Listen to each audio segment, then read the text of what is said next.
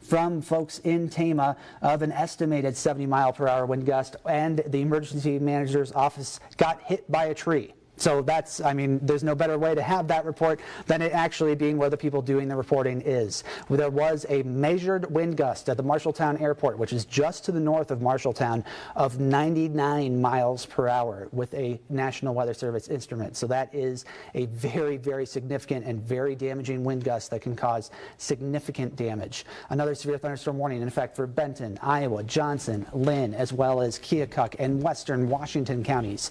This goes until 12:45 this afternoon. That's for the same line of storms. And again, the threat is for winds that could reach 80 to 90 miles per hour with these storms. In fact, from the Des Moines Weather Service in Chelsea, which is in Tama County, right near Highway 30 there, 80 to 90 mile per hour winds from a train spotter. He also said he's already lost a lot of trees. So there has been widespread damage with these storms in central Iowa, and they continue moving to the east at 70 miles per hour. So the thing we're going to do is now put a storm track on these storms and see where they're headed next. And the leading edge is where this most dangerous part of these storms are, with the strongest winds. And so Belle Plaine, it is there. If you're not feeling the winds already, you will be momentarily. 12:04 p.m. in Belle Plaine. Marengo at 12:12. Williamsburg 12:15. Newhall at 12:19. Cedar Rapids and Iowa City and North Liberty, that corridor along Interstate 380, still on track for just near or after 12:30 this afternoon, when those intense winds will arrive. Lisbon just beyond at 12:43. Tipton not currently in a severe thunderstorm warning, but it will be approaching your area inevitably. Warnings will be issued for that part of the viewing area too. That will arrive near 12:54. Now these storms, again, very, very intense. I want you to treat these like a tornado warning, even though they are not under a tornado warning. They could cause significant damage in a way that we haven't seen in eastern Iowa for a while. And I hate to sound a little bit alarmist, but they already have. So it's kind of not hard to overstate it, just because of the reports we've seen from central Iowa. So if you are caught out in this storm, go to a sturdy building immediately. Do not get under an underpass. Watch out for flying debris, and do use objects or your arms to protect your head and neck. The best bet otherwise is to seek shelter inside the lowest floor of your home, away from windows, away from exterior walls. That will keep you safest as these storms approach. Meteorologist Joe Winters is here with us as well. We are tracking these storms, some non-severe ones there in north central Iowa, but again, the main thrust of them approaching the Cedar Rapids and Iowa City area in the next half hour. You do me a favor, Corey, give me a wide picture on Max 1 of the radar, and we'll get rid of the warning as far. There you go. That's perfect. Just leave it right there. Daniel, a couple of instructions in the control room. Anytime I'm talking, it's going to be Max 1, Max 2. Corey will move over to Max 2. He's going to pull up some city cams right now as well. I would like to go to the wall if we can, Daniel. Give me a thumbs up that the wall is ready, just to kind of point out a couple things as these storms roll through, a couple things we always look for. Again, the showers and storms from Highway 20 and north right now, non-severe. They've had some heavier rains in some areas. The area we're watching, Corey was pointing out throughout the show, and very, very perfectly, notice that curl in the radar. That's what we're always looking for that curl in the radar to indicate some strong winds. And it developed way back off to the northwest earlier this morning, now has just begun to push into the TV9 viewing area, enter areas of Tama County. It is going to move through Benton County, Iowa County, farther down to south, those of you in Keokuk County. And the Weather Service doing a real good job, because this storm, as Corey has mentioned, what is it moving at 70? It's moving at 70 miles an hour. So what they are doing is warning a large area before that storm arrives. That gives you time to get your vehicles inside, gets you time to get inside, let those others know that are working inside to get inside before that storm arrives. Again, storm reports have had wind gusts of 89 to 99 miles per hour. There have been numerous storm reports, and we'll take a look throughout our coverage over the next, maybe hour and a half, I'm guessing, as they move across eastern Iowa at some of those other storm reports. We do have a new severe thunderstorm warning. This will be in effect for southern areas of Clayton County, maybe a small area in Alameda County, and then as we head toward Grant and Crawford County, that's another severe thunderstorm warning, 12:45. Strong winds too. Notice we're starting to see a little bit of a bow on the front edge of this line of storms as well. That will be moving into areas of of Grant County. So the next, again, 1245, we're at 1205. TV9 viewing area moving out fairly quickly, then heading into southwest areas of Wisconsin. But I would say that anyone along this line, all the way down across the TV9 viewing area, certainly will go under a severe thunderstorm warning at some time, and it continues to move off toward the east. Again, anywhere about 70 miles per hour. That strong movement alone indicates very, very powerful winds. Once this line moves through, there are some scattered showers back off to the west, but this is the severe part of the storm. Once it's through, we are going to end up once again seeing that storm move away, and as that storm continues to move away from us, we'll quiet things down, but we have to get this line through first. Does look like a new severe thunderstorm warning now posted for southern areas of Grundy County. Well, there's a couple of them actually. One now until 1 o'clock. This will include portions of Jefferson, Keokuk, Van Buren, and Washington counties. And again, you see right on the northern edge right here, there's the small portion of Washington County, but Washington, you're already under another severe thunderstorm warning from earlier from the large box that was issued up toward Lynn County, and then just extreme southern areas of Keokuk County. We go farther to the north right now. Was there an additional one just issued as well? I think that was the one that was already in effect for portions of Grundy, so that very far northern part. That's the same one that was. This will likely again get severe thunderstorm warnings along Highway 20 as well. So that's what we have in effect right now, and we'll continue to have in effect. If Corey can go over to Max 2 right now, give us a little bit of city cams, we'll kind of switch things up and get things going as we head through the next, again, hour and a half as these storms move through. Yeah, you're going to have to bear with us with the loading of these city cams, having in some locations maybe losing them at times if we lose power to these communities. It looks like our Sigourney city cam not wanting to pop in. So let's take a look at Vinton real quick, where we can just see gray skies. A report from the Tama-Toledo area. So again, that emergency manager that was in that area is reporting to the National Weather Service of winds they estimate in excess of 80 miles per hour, and it's still windy there. And the Des Moines Weather Service, their office received these storms too. They said the winds lasted 10, 15 minutes. So just really long duration, and that combined with the heavy rain, that can all add up to just do some serious tree damage with these storms. So what you're saying, it's not just the wind gust that hits you and it's over. It continues for a while, and that again, have you heard a lot of damage reports so far? I'm sure there are, but have you heard of a lot of them? Absolutely. Let's see if we can pull that up real quick on Pinpoint Doppler radar. We do have the ability to look at recent storm reports, and it just is going to show just a whole bunch across portions of eastern Iowa. It looks like I've got the wrong toolbar up here, but still, I'll pop them up here real quick. See all those icons on your screen to the west of that line of severe storms?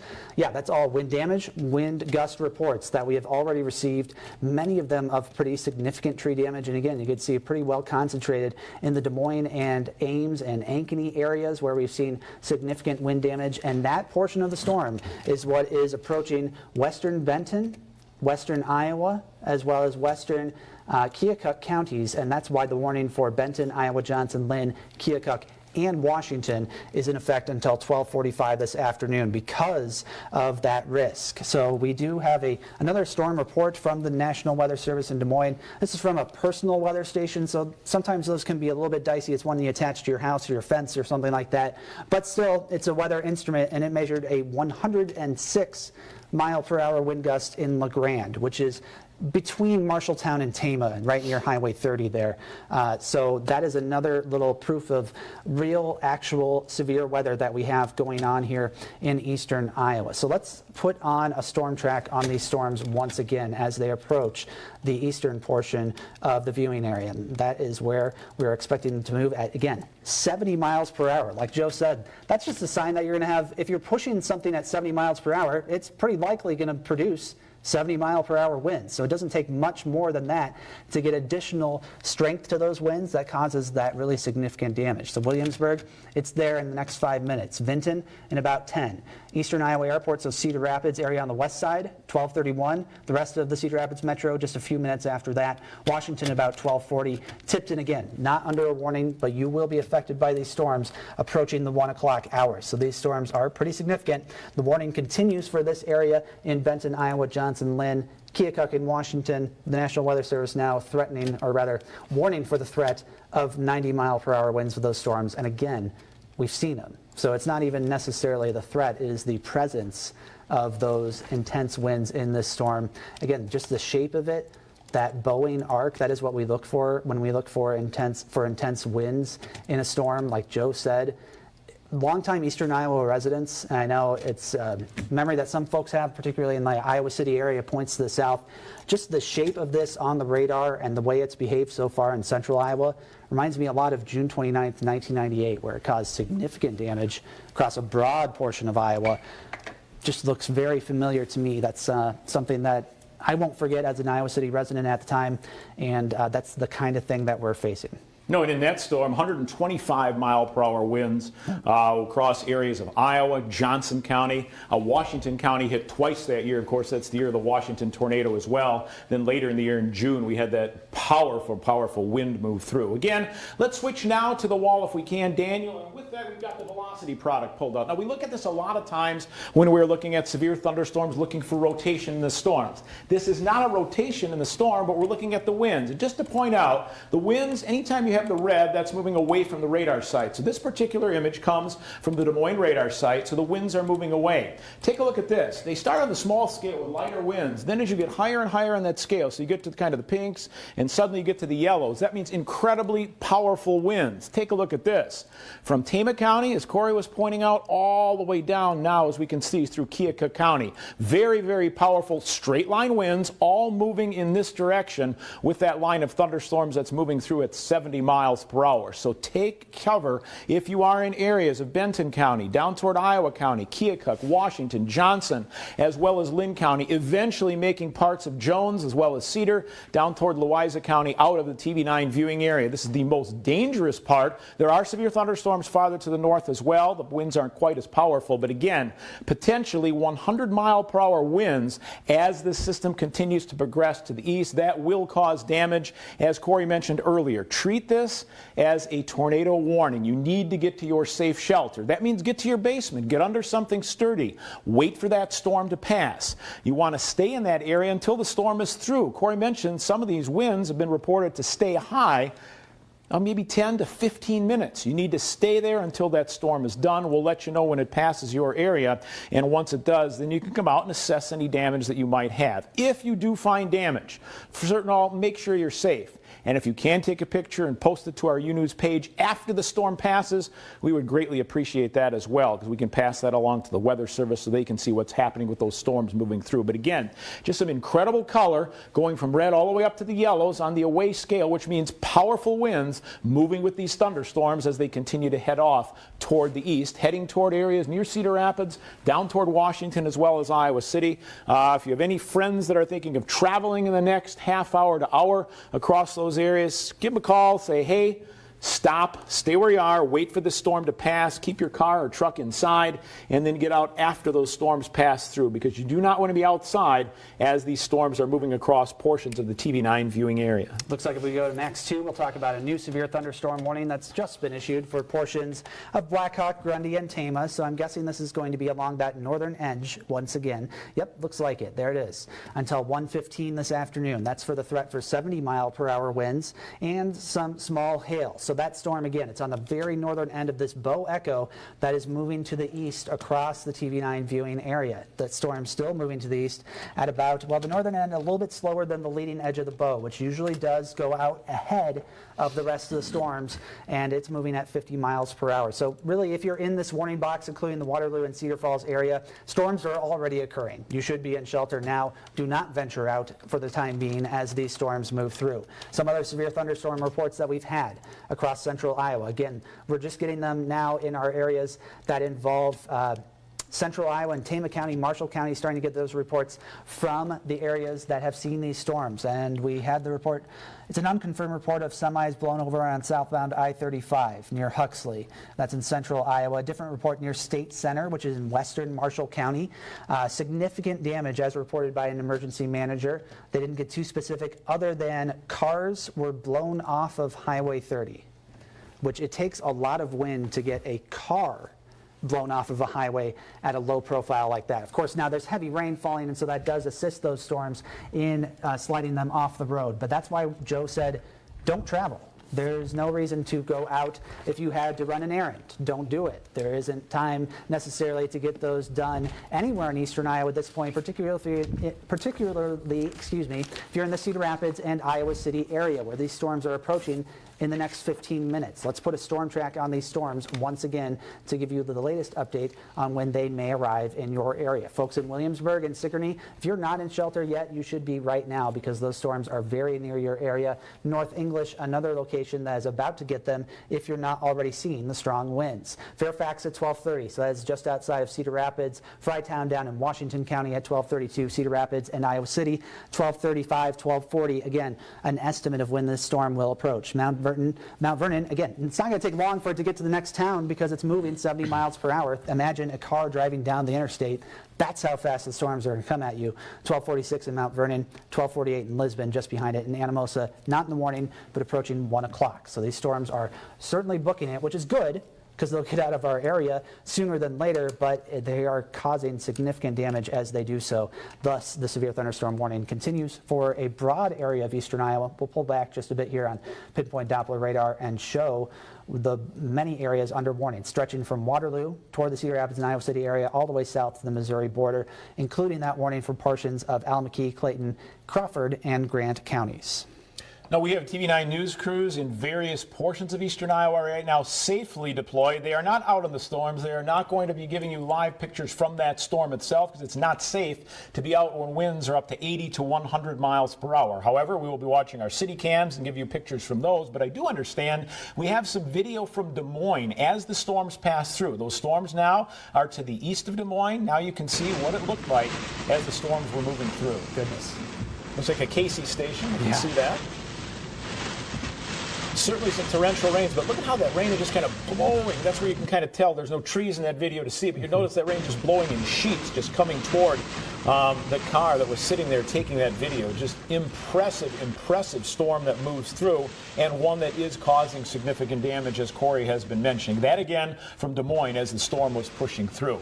Severe storm safety, we want to run through it for you because many times during severe thunderstorms, it's not something we do as we have mainly a hail event or a very quick moving event. This event lasts a period of time. So you want to get to the lowest level of your home. Grab your bike helmet. Get under something sturdy as that storm is moving in. Make sure you cover yourself with blankets or pillows and wait for that storm to pass. Now, if you can't get to a basement, small interior room, avoid windows, doors, and outside walls. We'll get back to that in a second. We have a new severe thunderstorm warning that has now been posted. This is north of the strongest area of wind. If you can check the wind speed on this, Corey, that'd be great. National Weather Service warning for 70 miles per hour. Okay, 70 for Benton, Buchanan, Delaware, and Northern Lynn. So that's northern Benton, north of Vinton, north of Center Point to Central City, and go north. Include Independence, include Manchester in that. 115 winds of 70 miles per hour are certainly possible. So keep that in mind as those storms move in. Sirens are sounding now in Lynn County. This is not for a tornado. I want to stress that. Had a lot of people hearing sirens sound in western Iowa, from Ames particular, that were texting saying, hey, guess what? Tornado warning. Well, no, it's not. The sirens are sounding in Lynn County and are sounding in other counties as well, or will, because of the strong winds. Anytime those winds get up to 70, 80 miles per hour, many counties will sound those sirens to say, hey, this is a dangerous situation. You cannot be outside. Anytime you hear those sirens sound, remember they are not an indoor warning system.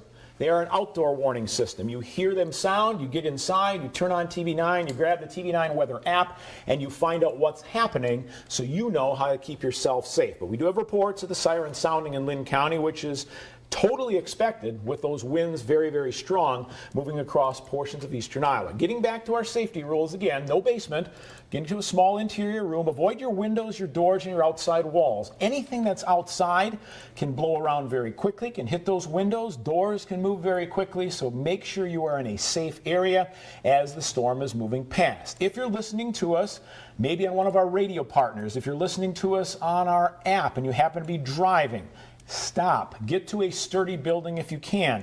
Make sure you don't park under an overpass or bridges. You're safer in a low, flat area. Watch out for flying debris, as we mentioned. Anything outside become a flying missile very quickly with winds this strong.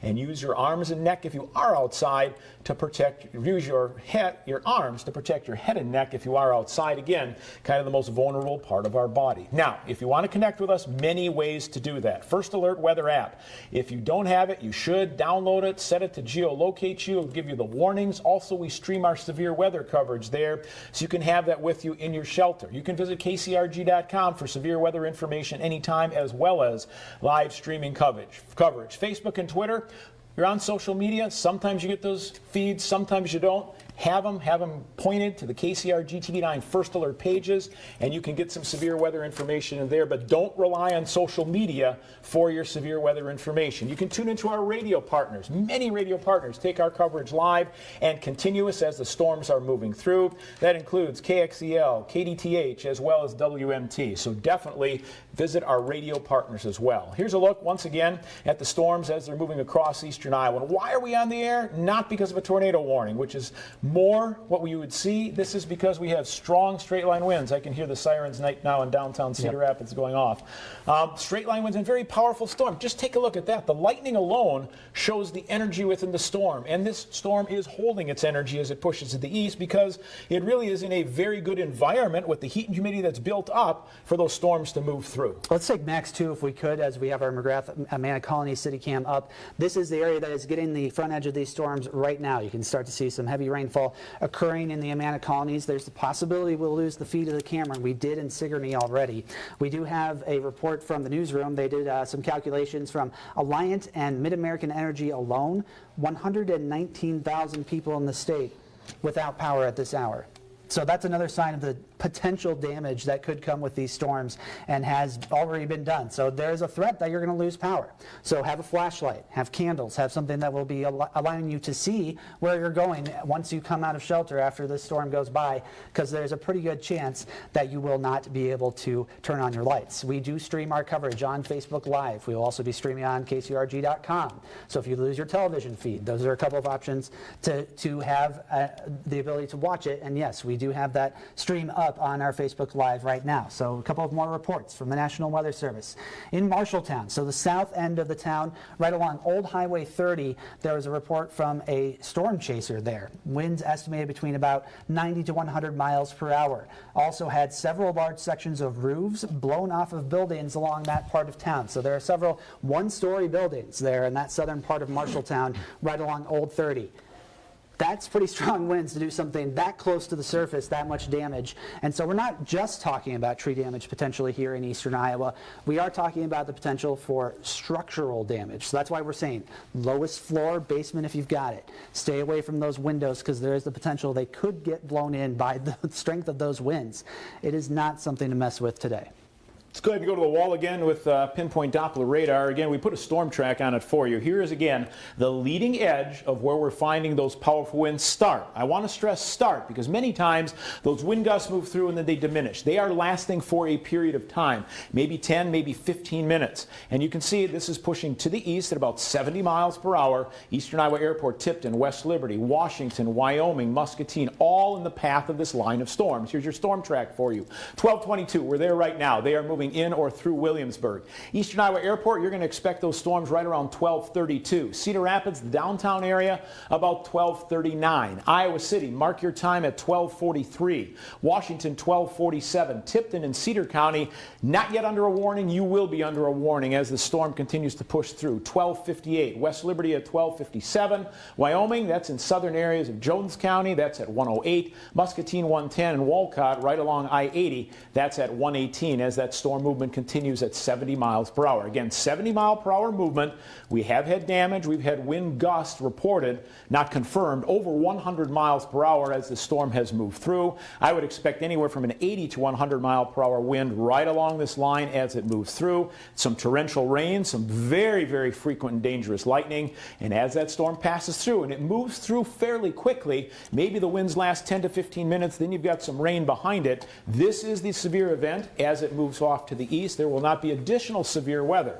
Likely out of the entire TV9 viewing area, possibly by about 1:30 or 2 o'clock. And after that, we'll just watch some cooler and drier air move in and much quieter weather as well as we head toward the mid part of the week. But it's right now we're concerned with, and that's why Corey's been stressing, we've been stressing, get to your safe place right now. ahead of that line because, again, it will cause damage as it continues to move off toward the east. Let's take a look at Max 2, our McGrath, Iowa City cam showing the leading edge of those storms approaching. Like Joe said, you've got another 10 to 15 minutes before the real brunt of those storms approaches the Iowa City area, a couple minutes earlier than that toward the west side and Coralville. But we can see that leading edge. Don't go outside to gawk at it. We'll keep an eye on it with our city cams. We'll show you here on TV9, and we'll present the time lapses and all that good stuff later to be able to review later. Right now, the important thing to do is, like Joe said, get into shelter with these storms approaching because they still do mean business. It's a little difficult to get some of these views. We'll take a look at Vinton real quick. We do have some low clouds out ahead of these storms, which is making it a little difficult to see the leading edge of them. But our Vinton city cam also showing some dark skies off to the west. The storms approaching Vinton very, very soon. You should be in your safe spot. You're sort of in a little dry corner at the top of this bow echo, so you may be spared the very, very worst winds, but it doesn't mean you're not going to see damaging winds from this storm, just because you're not on the very leading edge, the apex, as they call it, of the bow echo, where usually the most intense winds occur. Take a look at our North Liberty City cam, take a little bit of a tour. Very, very dark off to the west, and that is usually a good sign there's a ton of precipitation in these storms, and that is definitely the case as we have very strong radar returns with these storms, and that is a sign of very heavy rainfall. Even though they're moving at 70 miles per hour, you could get a quick half inch, maybe more. Just depends on where you get perfectly in line in these storms. Marion City cam, traffic moving down about, I'd say move to where you're going and stay there if you can. Yeah, exactly. Our Hiawatha City cam showing a similar picture there. We'll take a quick look at Coralville. Dark skies again. We'll have to reorient that one a bit to point it a little more up toward the sky, but yeah, definitely some very, very significant storms approaching. As we take another look at pinpoint Doppler radars, where we have several severe thunderstorm warnings in effect as these storms move off to the east at about 70 miles per hour. Let's toss it back over to Max 1 with Joe, and he will take a rundown of them. Yeah, we'll look at all the warnings. Did want to give you an update. I don't know if you heard that, Corey, but now 154,000 estimated without power across Iowa. And there will be more power outages, certainly, because this line of storms is not yet through. I want to stress that it is not yet through the area. We'll run down all the warnings that we have in effect, and they do stretch from north to south across the TV9 viewing area. We're really looking at a small portion of Allamakee into Clayton County. Allamakee County just near Harper's Ferry, and then we head into Clayton County, basically stretching from Elkader to Guttenberg to Bagley. Really, I think the strongest storms down toward Guttenberg, and then moving into areas of Wisconsin, southern areas of Grant County, into northern or southern areas of Crawford, western areas of Grant County. Till 12:45, you can expect some strong winds as well as some heavy areas of rain. Another severe thunderstorm warning, this in effect for all of Buchanan County. You can see the western half of Delaware County, northern areas of Lynn, northern areas of Benton County. 70-mile-per-hour winds, frequent lightning, and very heavy rains possible as those storms move through. Been looking at the Independence City cam.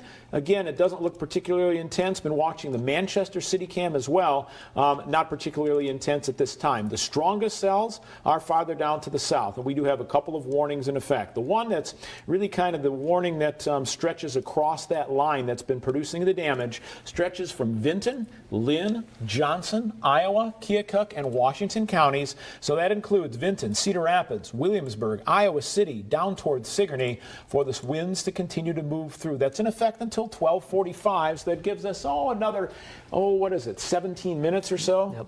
Yeah, about 17 minutes or so in that warning. So until 12:45, I would expect a warning to be put out farther to the east, which is going to include other portions of the TV9 viewing area in Jones as well as Cedar County. Could also include the remainder of Johnson as well as Washington County. So again, keep that in mind. That severe thunderstorm warning is in effect until 12:45 for winds between 80 and 100 miles per hour. And I guess extending a small warning until 1 p.m. now for portions of Mahaska, Poweshiek, and Tama County. That's on the backside of the storm, which is interesting because it indicates that those storms are continuing to keep those winds up as they push through. It's not just the front edge of the storm or that bow echo that we're seeing. It's throughout that entire region that we're seeing the strong storms. And as a result, that warning is in effect until 1 o'clock. Easily that warning to the east could also be increased as well in time as we move these storms through. There's how they've moved very rapidly off to the east. generally almost due east, and we'll widen that picture out for you as well. Those of you along Highway 20 and points to the north. Haven't mentioned Dubuque County yet.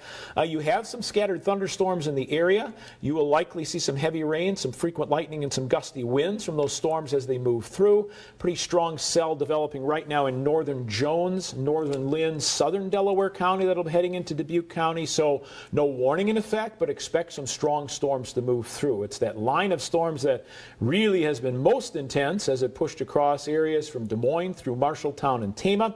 Now moving off toward the east at about 70 miles per hour. That's produced the winds, as well as that potential for some a lot of damage across the area. Tree and building damage has already been reported. We've had reports of some cars that have been pushed off roadways on Interstate 35 with that north-south roads right now in front of that storm would not be the place to be at all, as that wind is incredibly intense. Showed you that video earlier of the sheets of rain moving in that strong wind from Des Moines as the storms push through. Absolutely. Like Joe said, with that warning being issued for portions of Marshall and Tama and Poweshiek, or rather Mahaska, excuse me, got my M's mixed up there.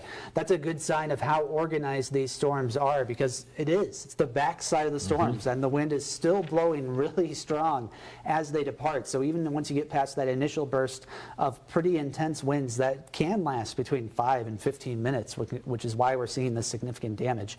That's why that extra warning was issued. Now, they said they may also cancel it a bit early if they can, just because when those storms get out, they just need to see when those winds actually start to die down in those areas. If we go to Max 2 real quick, Manchester City Cam looking ominous there, but here's the spread of those storm reports we've had so far this morning. As the storms developed in south central South Dakota, we tracked them on the TV9 Morning News this morning, watched them come across into Nebraska and western Iowa, now moving due east across the southern two-thirds of the state of Iowa, and just numerous reports of severe wind damage and severe wind gusts as much as 100 miles per hour or more at times. That's why the Storm Prediction Center doesn't usually use this warning in their severe thunderstorm watches, but they called today a particularly dangerous situation. And that's what we're seeing. It's bearing out in eastern Iowa and central Iowa, where we've seen numerous reports of significant wind damage. The National Weather Service in Quad Cities wanting to point out that we've had reports of winds of 90 miles per hour or greater, numerous such in Benton County, and reports of damage. They haven't necessarily processed all those reports in exact locations yet, but they're taking them in. They will get them out to us as soon as possible. And yes, it is approaching the Cedar Rapids area very soon. There's an estimated 90 mile per hour wind gust in Atkins. That's one of the reports that the Weather Service is talking about. So let's take a closer look here on pinpoint Doppler radar, as these storms are very near the Cedar Rapids metro area. In fact, probably moving in to the eastern part of the viewing area there. We'll take a little bit of a closer look here in just a second with those storms. If we could go over to our Cedar Rapids City Cam, that would be a good look as these storms approach. Oh boy, it is awfully dark out there as we look in our City Cam on Cedar Rapids. Those storms approaching in the next 5 minutes. If you were watching at 10 o'clock, it was sunny outside, there were no problems at all, and they were just watching it move in, and now darkness has certainly moved in. Yes, it certainly has, and it's about to get very windy in Cedar Rapids. It's about to get very rainy too. So we get the leading edge of that storm, sort of get a little bit of that light from outside the storm, compare it and contrast it to the dark that we see off to the west. Vinton, another area that is likely seeing some rain at this point. A little tough to discern very much strong wind there again, but like we said, Vinton just a bit on the north edge of these storms, and so they may be spared the worst of it, but it's areas to the south, like Marion, where dark skies approach from the west. Again, it's going to be tough to pick out that shelf cloud, just because I think the storm is kind of outrunning the ability to display a really well-defined one that we see at times. Iowa City City Cam showing that same activity with some significant storms moving in the area as well. You can see that severe thunderstorm warning in the southern part of the viewing area continuing, and we also have one for Benton, Iowa, Johnson, and Lynn. Just had a report of a 68-mile-an-hour gust at the Eastern Iowa Airport. Have sustained winds right now at the Eastern Iowa Airport as these storms are moving through of 44 miles per hour. So again, those strong winds are now reaching the Cedar Rapids area, continuing to move to the east across our viewing area. Severe thunderstorm watch does continue across the area for the foreseeable future as these storms move through. Again, it's not going to be a long-lasting event. Once it moves through, probably by about 2 o'clock, if not sooner, we will see these storms out of the TV9 viewing area. Could even be by 1 or 1:30 as those storms continue to move through. So keep that in mind. Again, not a long-lasting event for us once it moves through, but as the storms push in, expect about a 15 to 20-minute window where you're seeing very strong winds. Lights just flickering in the TV9 studios right now. We have generator power. Trust us, if something happens and we do lose power here in the downtown area, our generators will be kicking on and we will be back with you as the storms move through. I understand we did lose power, and we now are. That might have been the lights blinking saying, hey, guess what? We are on generator power. I think so. We do have a new severe thunderstorm warning, and as expected, Corey, they have now extended the warning, which is now from areas of Lynn, Johnson County, all the way to the Mississippi River. So this will include the remainder of the TV9 viewing area in Jones, as well as Cedar County, and then as we head toward the Mississippi as well, it's a severe thunderstorm warning in effect until 1 o'clock. Again, severe thunderstorm warning in effect until 1 o'clock. Actually, 1:30 on that. Oh, 1:30, sorry. Yep. 1:30, the zeros are getting all mixed up. I understand. 70 mile per hour movement, 80 mile per hour winds expected as that storm moves through. These storms, as we said, history of 70 to 90 unconfirmed 100 mile an hour winds. We did have a confirmed 99 though at the Marshalltown Airport, right? Yep, that was that a one measured is guess. confirmed, so we Yep. definitely are at 99, not quite 100 confirmed, but have some weather stations out there that do show that as well. But that severe thunderstorm warning will continue once again until 1:30, and that'll extend all the way to the Mississippi River. So we'll take you and stay live with these storms as they continue to move across eastern Iowa. Once they move out of the TV9 viewing area, we'll leave you to your afternoon coverage, but trust our news crews will be out gathering information, finding out what storm damage we've seen and how extensive the power outages are. We do understand all of downtown Cedar Rapids has lost power. Again, we're under generator power right now here at TV9. And the Weather Lab and studio, two of those places that are fully powered. So we are good to go as the storm continues to push across eastern Iowa. And I think as the storm is moving through, we actually hear a little bit of the wind from inside the building. Unless somebody was moving around and moving some desks up on the second floor in this building. I think that's what we heard. And yeah, it's already caused power outages. Our lights continue to flicker a bit, but our generator holds strong at this point. In Iowa City, if you are not in shelter, you need to be there right now because that storm is on your doorstep. It's possible we've already lost the city cam there as well. We have lost the feed to the one in the Amanas, to the one in Cedar Rapids, as areas continue to lose power. Looks like widespread power outages are a likelihood with this storm system. And yeah, not getting a feed from Iowa City. Corville, oh boy, that is rocking and rolling. Let's pull that up again. Yeah, oh, there you go. So My again, goodness. you can see it mounted right near Interstate 80. That's the McDonald's in that intersection in that area, and it is on top of a building, on top of about a 6-foot pole. And it is blowing around as those winds move in. We said at the Eastern Iowa Airport, we've had at least close to 70 mile an hour gusts already. Sustained winds close to 45 miles per hour. Stronger winds, of course, moving through, causing power outages. We've had downtown Cedar Rapids lose power in the latest estimate, and this is going to go higher, 154,000 without power across Iowa. I understand that the newsroom has gathered some video of the storm as it entered downtown Cedar Rapids. Let's take a look just from out the front of our building. Yeah, that's not a scene that you see very often in eastern Iowa. Very intense winds blowing that rain. Wow, yeah, that is very strong wind gusts with those storms. Man, yeah, I mean, just look at that. We're having trouble keeping the video steady, but yeah, that is very intense. It looks more like blowing snow than That's blowing rain. exactly what I was just thinking. It looks more like what we'll show outside the door when we have blowing snow in the area, but no, that's all blowing rain. Some people still out there. Got to tell you, if you don't have to be out, please get to a safe place, park your vehicle, wait about 15 to 20 minutes for that storm to pass through, and once the heavy rains have stopped in your area, you want to make sure that you are again in a safe area until that storm stops. So again, no reason to go out and about if you are in areas of Cedar Rapids down to Iowa City, along Interstate 80, all the way to the Quad Cities, because this storm is moving at 70 miles per hour.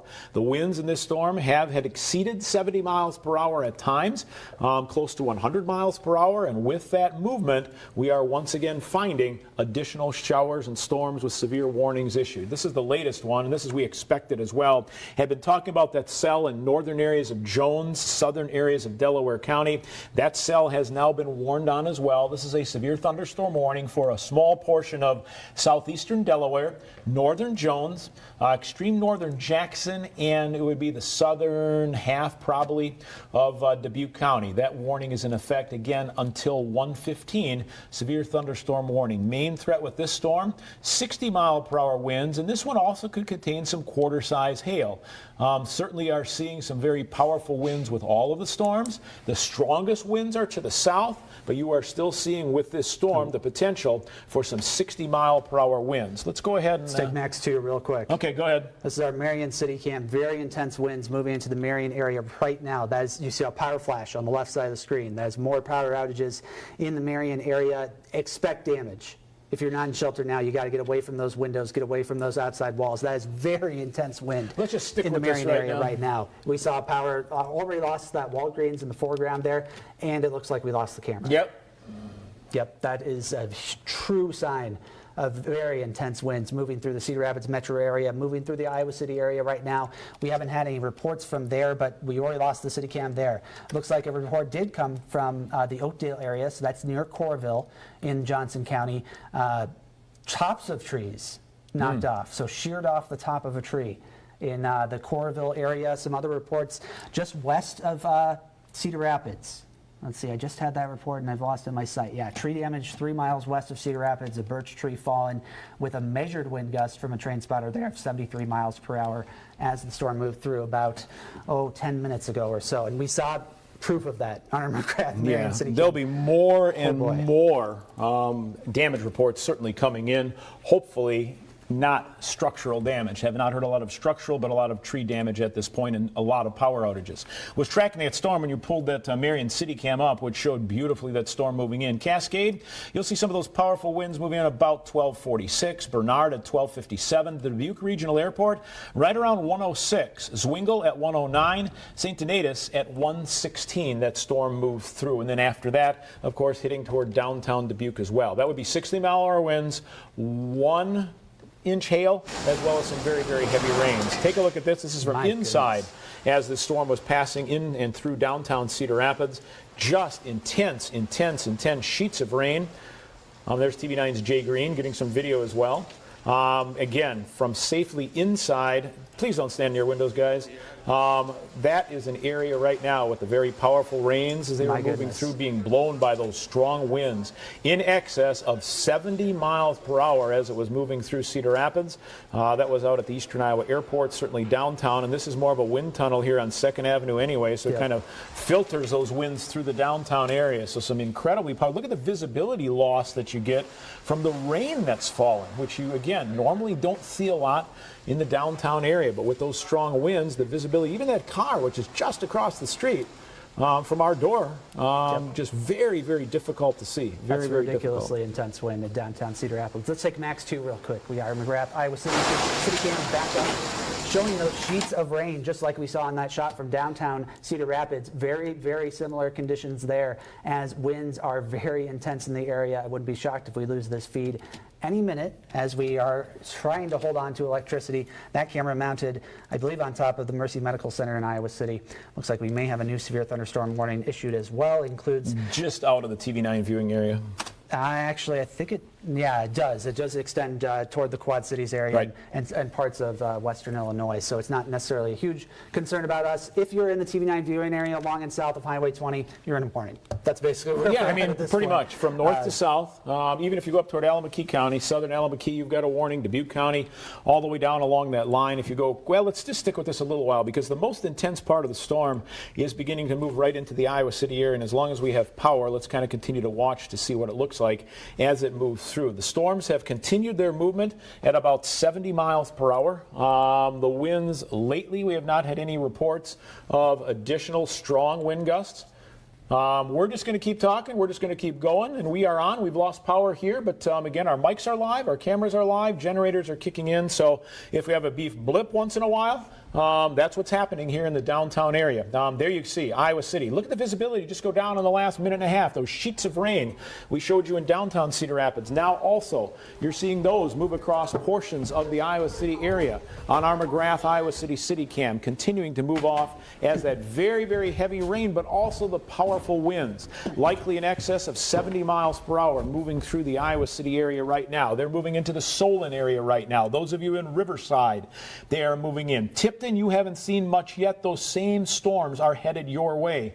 They are not far off. We'll track that storm in a little while, but kind of wanted to watch this as long as we have some power on our city cam. Do have reports that rural Lynn County now has also lost power in some areas. So there will be numerous crews out taking a look at When to restore power, of course, remember those crews are out. They are trying to get their best done, and they will restore your power as soon as they can.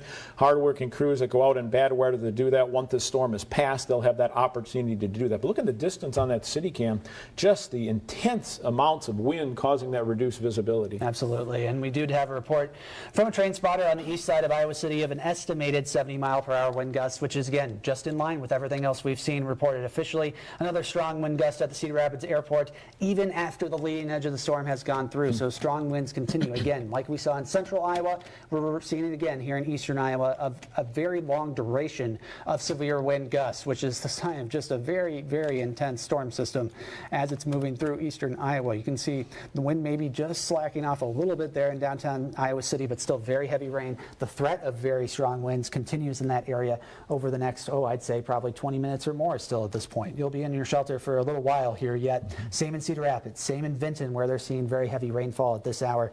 Yeah, be curious what the Vinton City Cam is. Do they have power there? Let's take a look. At the high school to see. We'll take a look and try. They did earlier. We hadn't lost it yet, but of course that doesn't mean anything at this point. Give it a second. Sometimes it takes a little bit to pop in. Not looking great.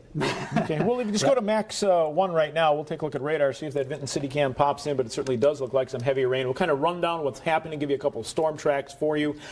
The strongest part of the storms, or where we've been seeing the strongest winds, now moving through southern areas of Lynn, through Johnson, into areas of Washington County. That's where we've had winds anywhere from 70 to almost 100 miles per hour confirmed as those storms developed way back across northwestern Iowa this morning and continue to push off toward the east. Let's go ahead and stop our loop and get to the current picture. So again, you see the front edge of the storm. That's kind of when it starts. That's not when it ends. That's when it starts. And we're going to storm track this for you. We're going to take it from east of Cedar Rapids and back down toward Washington and take it across southern Jones and areas of Cedar County for you. Lisbon about 12:47, so we're about 30 seconds away. West Branch at 12:51, Mechanicsville at 12:53, West Liberty at 12:56. Tipton right around 12:59. We'll be pulling our Tipton City Cam up to see what it looks like as well off toward the west. Clarence 101, Muscatine it arrives at 109, Durant at 111, Calamus at 115. That again the storm track on the most severe portion of these storms. But as Corey mentioned, if you're anywhere along and south of Highway 20, anywhere from Waterloo down through Benton County into areas of Johnson County, you are under a warning of some sort. We have warnings that continue along Highway 20. Numerous warnings, basically, let's take a look at the new one first.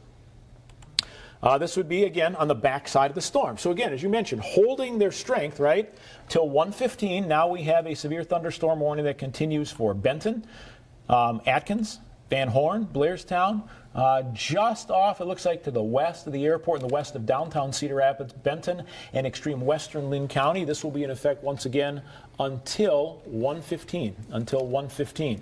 So this is the western portion of Lynn as well as areas of most of Benton County. In this, we're looking at winds that still continue about 70 miles per hour. Storms are now moving slightly slower on the backside of the system at about 50 miles per hour. So again, 70 mile per hour winds possible in this area. That stretches from Van Horn all the way to Cedar Rapids, up to Center Point, over to Vinton. So a large area still seeing some very, very powerful winds, and we'll likely see that continue as we work our way through the next half hour or so. That warning goes until 1:15. Farther to the north, again, right along Highway 20, you do see intense thunderstorm cells, numerous warnings in effect across areas of Buchanan County, back across Delaware County, northern Jones County, southern areas of Dubuque County. Officially, the city of Dubuque, you are not under any warnings at this time, but the Dubuque Regional Airport, very close to a warning. You know how close you are, just miles away. Bernard, Cascade, Epworth, Worthington, Monticello, seeing some very, very, very, very heavy rains as well. Let's take Max 2 again as winds have picked up once again in downtown Iowa City. A live view from our McGrath City Cam there. Very, very intense winds coupled with very intense rainfall in downtown Iowa City. And you see it ebbs and flows just a little bit. And that is what you can expect over the next 15, 20 minutes still in the Iowa City area. You know, we just had that warning issued for the backside again, and it was for the threat of 70 mile per hour winds, excuse me. And that's why we have the threat of just continued damage. If you haven't seen any yet, you may still see some yet in these areas. And that's why we've had a measured wind gust at the Iowa City Airport at 69 miles per hour as that line of storms moved in. Wouldn't be surprised based on what we're seeing on the camera here if similar wind gusts are being found right now in Iowa City. Fairfax, winds estimated in excess of 80 miles per hour, large limbs down there. Similar reports that we've seen in other parts of the area. Multiple trees and branches down on the west side of Cedar Rapids from a train spotter. Again, not a specific location in terms of streets or a particular side of town, but yeah, that's where we are seeing those reports. Just got a report from the newsroom of trees down on Edgewood Road. Some have landed on cars. That's a very interesting report from the newsroom. The metal trash cans, which are sturdy and heavy and mounted well to the downtown streets of Cedar Rapids, have actually blown around as well. So that's another good indication of how strong these winds are. And you're seeing them right now live on our Iowa City cam from west to east. This is where these winds are blowing. Now, if you've lost power, one thing that we're going to have to look at here going forward, it's probably going to take some time to get it back. With the amount of people that are without power right now, absolutely. Yes, and I made that reference earlier to June 29th, 1998, which was that major windstorm, Derecho as it's called, that occurred that year. Took 4.5 days for me and my house to get power back. Hopefully we do not face that. Not sure about the infrastructure damage we've seen yet. We'll get more reports about that from our news crews going forward, but just you have to remember to stay tight. And you may be without power for a little while. And a reminder, don't open your refrigerator or your freezer. Keep them closed. Food can stay safe for a period of time, but anytime you open that door, you're going to release some of the cold air that's in there. So the best and way you can keep your food preserved for the longest period of time is to not open your refrigerator or your freezer. So kind of keep that in mind if your power happens to be out in your area. Just heard from meteorologist Kaylee Pluchel, who has been doing our social. Her power is out. In fact, can't get to any internet services at all right now. So Kaylee, stay safe.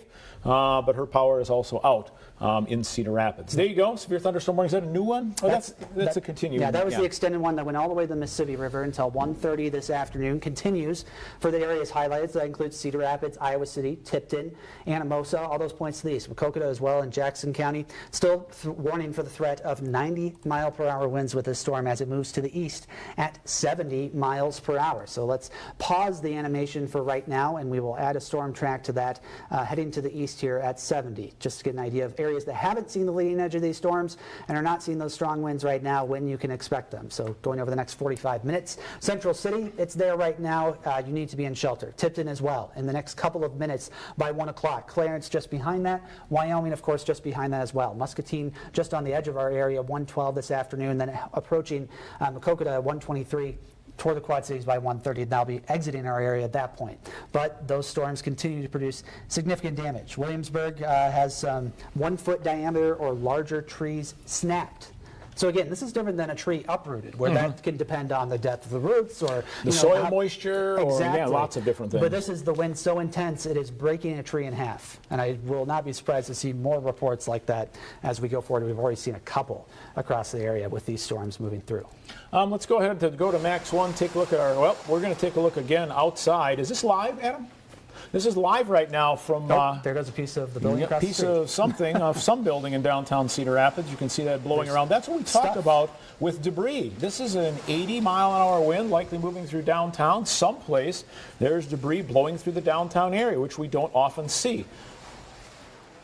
Okay, there's a lamppost down across the street. We can't see it in this particular shot, but I'm informed of that. You see the intense lightning. You're also seeing the very, very heavy or sheets of rain moving through. This is right now. Notice more debris flying by our window. That's why we tell you don't be by the windows as the storm is moving through, because if that should hit at the wrong time, that can shatter a window very easily, and you don't want to be there when that window is shattered. Still some traffic that looks like one of Cedar Rapids police taking a look to see how things are in the downtown area. And again, just heavy, heavy wind, along with the rain being blown around right in the downtown area, filtered down 2nd Avenue, right in front of the TV9 studios. And again, the storm moved in 20 minutes ago, and this is still going on. This is exceptionally strong winds for an exceptionally long amount of time. Again, don't be driving around right now because of that potential for flying debris. The winds are strong enough that it could be lofting those debris pieces in parts of eastern Iowa. The last total we had for power outages in the state, again, this is the entire state, Mid-American, Alliant Energy, over 200,000 now. Yep, and not unexpected. We started with the first report at about 100,000, and then it just went up from there and doubled with those strong winds that just continue. Look at that. I have never seen that in almost 30 years here at TV9 of debris in the downtown area flying like that right toward our entrance here at TV9. Yeah, again, these are not tornadoes. This is just straight line winds, and straight line winds can do serious damage, and we're seeing that right now. I mean, you can see the street sign is laying on the street there, just to the left of the door there on the right side of your screen. It's just kind of hanging out there because we've had such intense winds, and it still continues. That is a very intense wind gust right now in downtown Cedar Rapids. Peeled off another small piece of that awning of the building across the street here. There goes Even another more. piece of it. Could be shingles or roof coverings in downtown. In some ways, you're experiencing what a hurricane would be like. Yep. Because you're seeing those winds start and stay very intense for a longer period of time, along with some very, very heavy rains. And again, just keep watching. You'll notice more and more. All of a sudden, some debris from one of the buildings in the area will blow and move very close to our windows as the wind is taking it right toward the TV9 studios. Not just a hurricane either. This would be the equivalent of a Category 2 Right. hurricane. Yeah, you're right. So now You're we're not talking absolutely right. about minimal storms here. Nope. So, you know, if you ever wanted to experience one, I guess today was your unlucky day because we do have significant damage associated with this storm as well. Yeah, so that's just reports of trees down across the area. Not great. Just a lot of measured wind gusts. This was back toward central Iowa, about 85 miles per hour. One of the roadway sensors that we have along highways in Iowa, Marshalltown again, so this is a little bit ago at 11:43 in the morning, but 91 miles per hour. Wow. Measured again. So that is an actual sensor, reliable, maintained by the Iowa DOT. And there's another strong wind gust in downtown Cedar Rapids. And I've never heard as much noise outside our No. building as we're sitting in the studio as things are moving through. We are in a not insignificant building in downtown Cedar Right. Rapids. There's a well-built brick structure, and we can hear the winds from inside the studio, which is also... We are several walls inside. The studio's meant to be from where soundproof, you're right? looking at right there. And we were listening to semi-blocking traffic on 380 South near Wilson Avenue.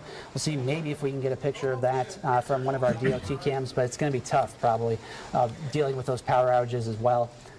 We will try to take a look at that if we can. I'll try to pull it up here. If we go to Max 1, Joe will give you a radar tour. Yeah, real let's quick. take a look and kind of let you know. And I've had some people asking how long, because they can't see radar, they maybe can't get any information. Let's kind of give you a full radar tour across the TV9 viewing. We'll begin with the most intense areas, and I'm going to take the warnings off for right now because basically you're under a warning. You know the winds are strong. You know that you can see winds upwards of 70 miles per hour or higher as these storms move through. So Washington County right now, it's kind of pinpointed for you.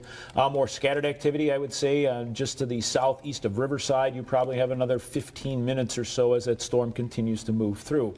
Highest winds have just arrived in Anamosa. They're very close to Tipton right now. We've been watching those on our McGrath City Cam. Iowa City, Solon, you probably have another at least 10 to 15 minutes of storm to move through. Cedar Rapids, the storm itself, as you can see, extends farther to the north right now. So we're looking, let's take a little look at how long. Let's see. Before an hour or so, northern areas of Lynn County into areas of northern Jones County. And then as you see, as you travel along Highway 20, get rid of that. As you travel along Highway 20, you notice it'll be a period of time because they stretch from Brandon all the way to Dubuque. And movement on those are off to the east again at about 50 miles per hour. Some intense winds likely just move through the Alburnett area, heading for the Coggin area. Also heading up toward Monticello, moving into Anamosa right now, as we mentioned. This will again affect southern Delaware, southern areas of Buchanan County, as well as areas of Dubuque County. That storm will continue to move through Dubuque. You still have a ways to go before the storm is out of your area. You're just starting to experiencing some of the most intense parts of the storm. Strongest winds approaching Anamosa, approaching Tipton right now. In fact, I'm going to grab and take a look at our Tipton City Cam. Right now, we'll see if our Tipton City Cam still has some power. Showed a nice shelf cloud earlier. We're just going to kind of look at it just briefly to see if we can notice some of the strong winds, but it almost just froze on us right there. Power could become an issue very, very quickly. Understand now we have an update, 260,000 people across Iowa without power. So again, if you are without power, you're listening to us on a battery-operated radio, maybe on our live stream on your mobile device. We certainly appreciate you joining us and trusting us with your severe weather weather information. But if you are without power, there are about 260,000 other people also without power. And that means it's going to be a while. You mentioned that, Corey. It's going to be a while before we do find that power coming back on. Yeah, chances are there's going to be some pretty decent infrastructure damage. It looks like we lost the feed from our Tipton City Cam. So if we could switch to Max 2, we'll take a look at a live picture from our McGrath Iowa City Cam. So the newsroom, I can't get the feed from the DOT cameras up on Max. Looks like we're having a little connection issue. So if there's some way to pull it up on another computer, that would be great. Because I can see the semi. It is overturned just near the Wilson Avenue exit on I-380. So shouldn't be traveling anyway, but certainly avoid that area. Don't head on the roads anyways. A lot of roads will probably have damage. Other vehicles may have been flipped in other locations in eastern Iowa. Still some pretty intense winds in the Iowa City area as well. Our North Liberty camera was holding tough earlier too. Still shaky in the wind. You can see those small trees on the campus of the Green State Credit Union building there in North Liberty. Blowing in the wind, they're obviously going to be more resilient to the strong winds, being relatively immature at this point, but still some very significant winds there. Pinpoint Doppler radar tracking these storms moving through. That warning continues for 1:30 until 1:30 this afternoon, to the Mississippi River. So again, if you live south of Highway 20 in eastern Iowa, you should be in a safe place right now. Again, like Joe mentioned, he's been here for 30 years. I've been here for near 2, and other times in the past, just in downtown Cedar Rapids. The intensity of these winds in the major metro areas of eastern Iowa, almost unmatched. This is going to be a historic storm. I think we can say that pretty safely at this point, just based on the reports we've seen. Schellsburg, emergency manager estimated wind gusts over 100 miles per hour in Lynn County, with campers blown over. Shelter roof at a park, so it sounds like maybe this was at a campground near Schellsburg. Train spotters, widespread tree damage in Cedar Rapids as well, with high winds, which again we've seen live here on TV9 this afternoon, and just numerous reports.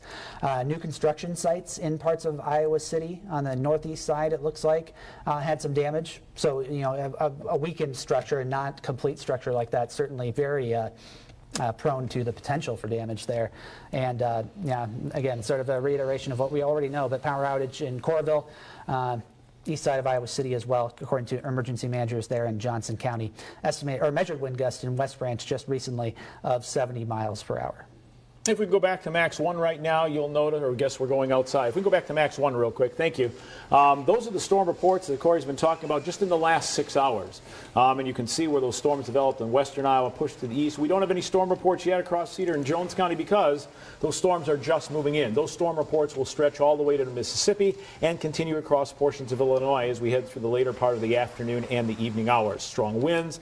And again, news crews are out. They will be getting information to you as these storms continue to push across eastern Iowa. They are gathering damage reports and finding out, but they need to stay safe as well. That's why we use our city cams to show you these storms as they're moving across eastern Iowa. Also, radar. Best tool to be able to look at the storms as they continue to push through the area. Take a look right now. We're going to kind of give you a little better picture then of the strongest parts of the storms that are moving through, and they are beginning to move through areas of east central Iowa heading toward the Mississippi. Strongest area of storms that has caused the most damage now moving through Lynn County, heading across portions of southern Jones into Cedar County. That's the next 2 areas in the TV9 viewing area, Jones and Cedar. You want to be on the lookout and be in your safe place as the storms move through. Washington, city of, still some intense rains, but it looks like the heaviest cells have moved to your north and northeast. Still some strong areas of wind moving through the West Branch area. Certainly does look like the storms have moved through the strongest part, through the Iowa City area now, which is good news. Again, good news that they move through. Now we can kind of assess and see what we're seeing as those storms continue to push across other portions of eastern Iowa. Go ahead and get rid of the warnings for you. As we move farther north, Solon, it looks like you are pretty much clear of the storms. Tipton, you're just seeing those storms move in, as well as Anamosa. Lisbon, you're still in the midst of it. Cedar Rapids, looking in the downtown area just outside the window, still very, very dark. Not seeing anything much as far in the way of strong winds in the Cedar Rapids area at this time like they were. Let's take a look outside. I guess stand corrected, there's still out some pretty strong winds from the remote that we're seeing. The radar would indicate that some of the strongest winds are still moving to the north. And we have reports now of a lot of debris, and you can continue to see it blowing off the buildings on our city cam. That's our live cam, just remote cam right at looking outside our front windows. Reports of a lot of debris in the downtown area, which I have not seen as storms have moved through the area. Again, lots of debris reported in the downtown area. Then the strong winds continue, and some powerful winds up to 70 miles per hour in Anamosa, in Central City, in Center Point, up toward Walker. Vinton, it looks like you're on the back edge. Van Horn, it looks like you're on the back edge of the storms as well. That would be, again, as those storms continue to move off toward the east. Let's put this into motion for you. You'll see it moving out. And again, it's going to be moving probably the next 15 minutes or so through the Cedar Rapids area. There's still some rain behind this system, but that would be the strongest winds. Center Point, you probably have another 10 minutes left. Walker, you probably have about another 10 to 15 minutes left. Then we head farther to the north. And we've not talked much about our northeast zone because honestly your storms have been isolated and have not been as intense as they've moved through. We had some warnings earlier for southern, small portion of Allamakee and much of Clayton County. Have not had some wind reports up there. Now that activity is in Grant County, but there's still some activity from Buchanan, Delaware, and Dubuque County that we have to watch work its way through the TV9 viewing area. Those winds could be at about 70 miles per hour with storm motion at about 50 miles per hour. How's the lightning in these storms? We always look at lightning for the intensity. Take a look. Staying very intense across southern areas of Wisconsin, right along Highway 20, those storms stretching from Dubuque back to Independence. Then we look farther off to the south. Very intense lightning across Lynn County, with the strongest part of the storm heading across areas of Jones as well as Cedar County. Moving through Johnson County right now, extreme northern areas of Washington County continue to move off toward the east, heading toward the Quad Cities, heading toward areas of Illinois. These storms will hold their strength and continue to produce more and more damage. You've been looking through some feeds, Corey, and trying to take a look. We'll just leave radar up right now on a loop. What kind of things have you been finding as far as damage? Just as far as reports, we've just seen some things on social media that we don't have cleared to air yet, but we do have trees down in various places. It looks like part of from our reporter Ethan Steiner, investigative reporter, Northwestern Mutual Building in Cedar Rapids. I'm not familiar with exactly where that's located, but pretty significant damage to that structure. We're going to get that to air if we can as soon as possible. Looks like some pretty significant roof damage, maybe a roof collapse there in parts of Cedar Rapids. We're just looking at it off air, but I'm going to effort to get it on air here. Otherwise, yeah, just again, widespread damage reports, and they will continue to come in and probably get worse as we go through the next few hours, as people are able to exit their shelter as the storm moves through and finally gets through, because we just still have intense winds experienced in a broad part of eastern Iowa. Looks like most of you in the western portion of Benton County, you're clear of the storms. Blackhawk County, you're clear of the storms right now. Any portion, if you go from western Benton through Blackhawk, points toward the west, draw a straight line north and south, you're clear of the strongest storms. You're not clear of the rain. There's still some rain out there. Could be some lightning as well. But as far as the strongest or most intense parts of the storm, you are certainly clear of that area. The strongest parts remain across our central and far, far southern portions of our northeastern zone, extending right along Highway 20, stretching from Independence through Manchester to Dubuque, and then south into areas of Jones as well as Cedar County right now. We're going to try to take a look at our city cam and see what it looks like in Manchester right now, as well as Independence. Let's take a look at Independence first. If it does come up, yeah, you can see again the visibilities are not down, the rain not incredibly strong. You're coming on the backside of that system. Take a look at our Manchester city cam as more intense rains start to move up across areas of Delaware County. And again, potential power outage here. We'll wait just a second to see if it's going to come up, and indeed it does not look like it will. Once again, with the power outages all across eastern. What was the last estimate, 260,000? That was our last number. I'm sure it's probably already gone higher by now. Oh yeah, no, I would totally have expected that. So there's what you have left of these storms as they move through, and still very intense across Jones and Cedar County. If you are in Jones and Cedar County, you certainly should be in your safe area. You can expect winds in excess of 70 miles per hour as the storms move through. That warning goes all the way to the Mississippi and continues until 1:30. We're just past 1:08 right now in the afternoon, so still continuing to do can do some things. Looks like some tree damage also across areas near Palo. Lots of big trees are down in the areas. You're going to see this, I think, repeated across much of eastern Iowa. Have reports from the Stony Point area, picture as well. Tree down, flagpole taken down as well. As the storm, the tree was just kind of sheared off. That right along E Avenue and Stony Point have some reports and some pictures as well. And it looks like other trees down across many portions of eastern Iowa. So something that, again, as winds get upwards of 80 to 100 miles per hour, that's not something trees can withstand. And indeed, that's what we're seeing right now across all of eastern Iowa. Wide view again, picture of radar, giving an indication of what is happening as the storms continue to move through. And again, those of you in Jones and Cedar County, still some very, very powerful winds. Looks like most of Johnson County just about out of the very strong winds. Those of you in southern areas and eastern areas of Buchanan County, across Delaware County and Dubuque County, strong winds up to 70 miles per hour still possible across your area as well. So certainly damage felt everywhere across eastern Iowa. People are not alone with the damage that we're seeing. Yes, and a fresh report from the National Weather Service in the Quad Cities. This is from an emergency manager in Lynn County located near Midway, which is an unincorporated town. That's near Toddville, though, so just east of Toddville, it looks like the report.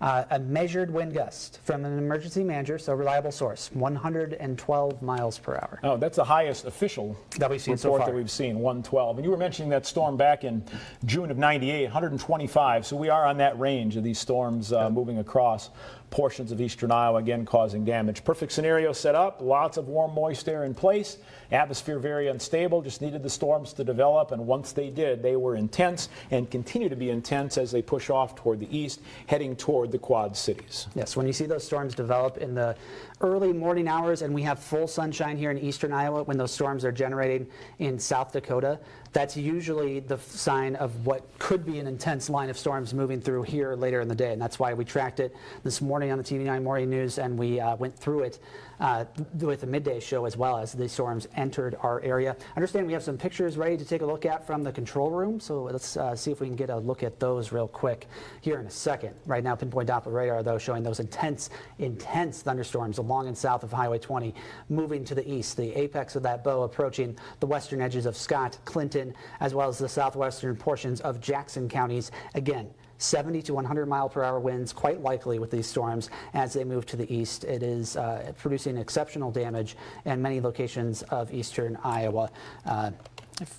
Yeah, I mean, it just has and it will continue to do so. It sounds like we're repeating ourselves a lot, but it just bears repeating. Well, and it has been exactly the same as they've entered the TV9 viewing area, just in different areas as those storms continue to move through. So again, numerous reports of tree damage. Let's take a look at this and see if we can get a little close. That looks like, okay, northwest Cedar Rapids by Harrison Elementary. You're looking at from a deck, perhaps. You're looking out at some damage, certainly some structural damage. Looks like some, what do you think? Is it tarps of some sort? Yeah, a pool? Possibly an outdoor pool that got collapsed. Say. Some other damage, just various debris, it looks like. Yeah, there's lots of debris around in the area. Again, strong winds can do that. There you see a tree branch down on some cars. Same area as well. Oh boy, we'll get to this picture at some point. Yeah, very much same area. Yep, same area. So again, more tree damage. You're going to see this picture repeated across many portions of eastern Iowa, south of Highway 20, as the storms continue to move through. Same neighborhood, another tree down. You can see numerous trees down. If you look in the distance between the two houses, a couple of trees down. Also right on top of that car in the neighborhood, coming out of the front yard of that home. Yep, another big piece of tree, if not a whole tree at that point. Goodness, yeah, an image that's going to be repeated across eastern Iowa today many times. I have a friend that's posted that downtown has never looked like they've seen it before, with all the damage in the downtown area, debris in the downtown area of Cedar Rapids we're talking about. So again, not just confined. People always say, boy, downtown areas, city areas don't get hit. No, they do. That is evidenced many times across eastern Iowa and other storms as they move through different areas. So certainly, I don't think many people not affected by the storms as they continue to push through the area. Thank you for getting us pictures. Thank you for posting pictures. We appreciate that. Make sure you're doing it safely. Know you're not alone in the damage that has been. Hopefully, structural damage is minimal in your area, and that can be fixed up in a very short period of time. Power outages still continue. We have more than 250,000 without power at last count across eastern Iowa. And we've showed you numerous pictures as well. I don't know if we have that live shot outside the TV9 studios again. We can just take a look through our front door just to take a look at what it's like in downtown Cedar Rapids right now, see if it's as intense as it was. Do we have that? Apparently we don't have that to take a look at. Instead of wireless. Oh, there we do have it to take a look at. So again, we'll cut the audio with that. That would be great. But you can see that things have improved in the downtown area. There's TV9's morning anchor Jay Green in the shot. There's news director Adam Karros right now. Apparently they're moving the shot around a little bit. You can see if you look to the left of the picture through the door, appears that there's some debris also out there. Notice the sheets of wind are not moving as great as they were earlier. We are looking through downtown Cedar Rapids. If anybody's listening out in the, Jay, if you're listening, I don't know if you have your IFB in, let's go away from that. Obviously they are moving the camera right now. So we cannot take a look outside. Yeah, let's go to Max 1. There, thank you. There you go, the line of storms continuing to push through. We went on the air with you at noon for continuous coverage. Corey was tracking these live since early this morning. That's the thing that's most impressive about the storm system. Do we have a new severe thunderstorm warning? It does look like we do, and I think it's going to probably be the eastern fringes of our area. Okay. Yep. Jackson, Clinton, Scott counties, just the very far eastern parts of Jones and Cedar too. Yeah, so Jones and Cedar, the only TV9 counties affected by this warning. This is a severe thunderstorm warning in effect until 2:15. That would take it through the far eastern portion of Cedar County and the far eastern and southeastern portion of Jones County. So Jones and Cedar, you're under warnings right now as these storms continue to move through the area. Certainly keep that in mind as those storms continue to push through at about 70 miles per hour. They've held their strength, which is very common as these storm complexes get going, that Bo Echo just moves for a period of time across the state and continues to push through the area with those very intense winds. Elsewhere across areas of Iowa, there are still some rain showers, as we can see. Scattered activity. Live picture outside of downtown Cedar Rapids again. Light poles down, it looks like. Yep, that's as described by our news room earlier. We do have that street light knocked down there in downtown Cedar Rapids. Might not be an uncommon scene in other parts of eastern Iowa. Of course, we'll get a better picture of that going forward, but street signs also down. So if you are in areas that have been affected by the storm, of course, be courteous to your other drivers. If you have to be out, we'd still say wait at this point. But if you are out, four-way stops, alternate, take some time, don't rush. No reason to compound the damage that we've already seen to infrastructure and trees and all the like with additional damage to vehicles. That would be an unfortunate situation. Also, let's make sure that we tell you this. There's damage across all of eastern Iowa. Once the storm has passed, later this afternoon, this evening, do not go out and do not try to gawk and see the storm and see the storm damage that's out there. You're going to see plenty of it on the news. We're going to show it to you. We've been showing it to you already. And people need to make sure, number one, the power lines aren't down. Number two, that they get their way to get through and get things cleared off. So stay away from areas that have storm damage. Watch the news. Take a look at the posts that are out there. There are plenty of places for you to see and take a look at, once again, the storm that moved through. Let's go to the wall right now because I want to show Max 1 on the radar. And if we can get to the wall, I'll take a look at these storms from when Corey joined you earlier this morning. Take a look at pinpoint Doppler radar. Where did it go? My echoes were there. Yeah, we lost the radar picture. There we go. There it is. Take a look at this. I've got to go over here. My monitor's out. If we've got Sean, if Sean can come fix this monitor, that would be fantastic. Let's take a look. Okay. Jay outside. Jay, I guess we're going to you. Let's take a look outside in downtown Cedar Rapids. There's our picture station again. On 2nd Avenue Southeast here in downtown Cedar Rapids. Don't know if you guys can hear me. I'm just going to keep talking. You can see that's still pretty windy down here. You can see some of the damage. We've got pieces of our roof off. We've got light poles down, signs. Still really windy out here. Not as bad, not as windy as it was earlier. That's not saying a whole lot, considering we can still really feel it. Check out this damage along 2nd Avenue Southeast. We're getting calls into our newsroom. Damage all around Lynn County, all around eastern Iowa. We're trying to be covering it as best as we can here. Again, we're out front of our station here at 2nd Avenue Southeast in downtown Cedar Rapids. You can see we've got some maintenance vehicles going by already, and you can see the water still flooding the streets right now. We've got down signs right now. We've got damage along here. We've got a sign that came down. So that's the extent of the damage we're seeing right now. And like I said, we're getting a lot of calls into our newsroom of people saying the same thing around Eastern Iowa. Guys, I'm going to send it back to you in the studio for right now. Talking about before, thanks for the report, Jay. We want to show you the storms as they developed early this morning. Is my mic on?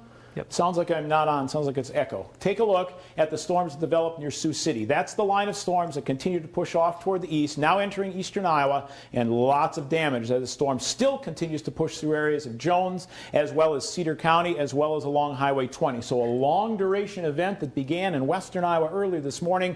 Corey has been tracking it throughout, and again, with the intense heat, the intense dew points that we had very, very high across the area, yeah, absolutely, those storms caused damage across all of eastern Iowa, across all of Iowa, quite honestly, for a period of time. If someone can bring Sean, our engineer, in, I need him to fix the monitor on the left side of the wall. If someone can get Sean, our engineer, in, I need him to fix the monitor on the left side of the wall. Thank you very much. I'm going to take Max 2 real quick. This is part of the very edge of our viewing area, Grant County.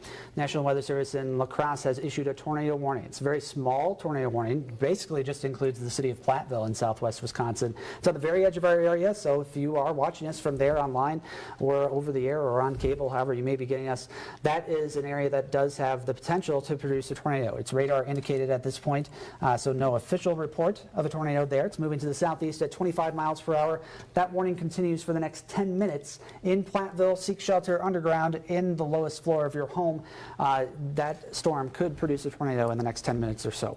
We do have other warnings in effect for eastern Iowa as well. Severe thunderstorm warnings for broad areas of the eastern part of the viewing area. Again, they still do technically continue for the areas of Cedar Rapids and Iowa City. That warning until 1:30 this afternoon. So about to expire, but we're still seeing wind gusts at times in those areas. Still heavy rainfall, particularly in the northern part of Lynn County. The rain has become much less intense in Iowa City and down toward Washington, but you could still be seeing those wind gusts.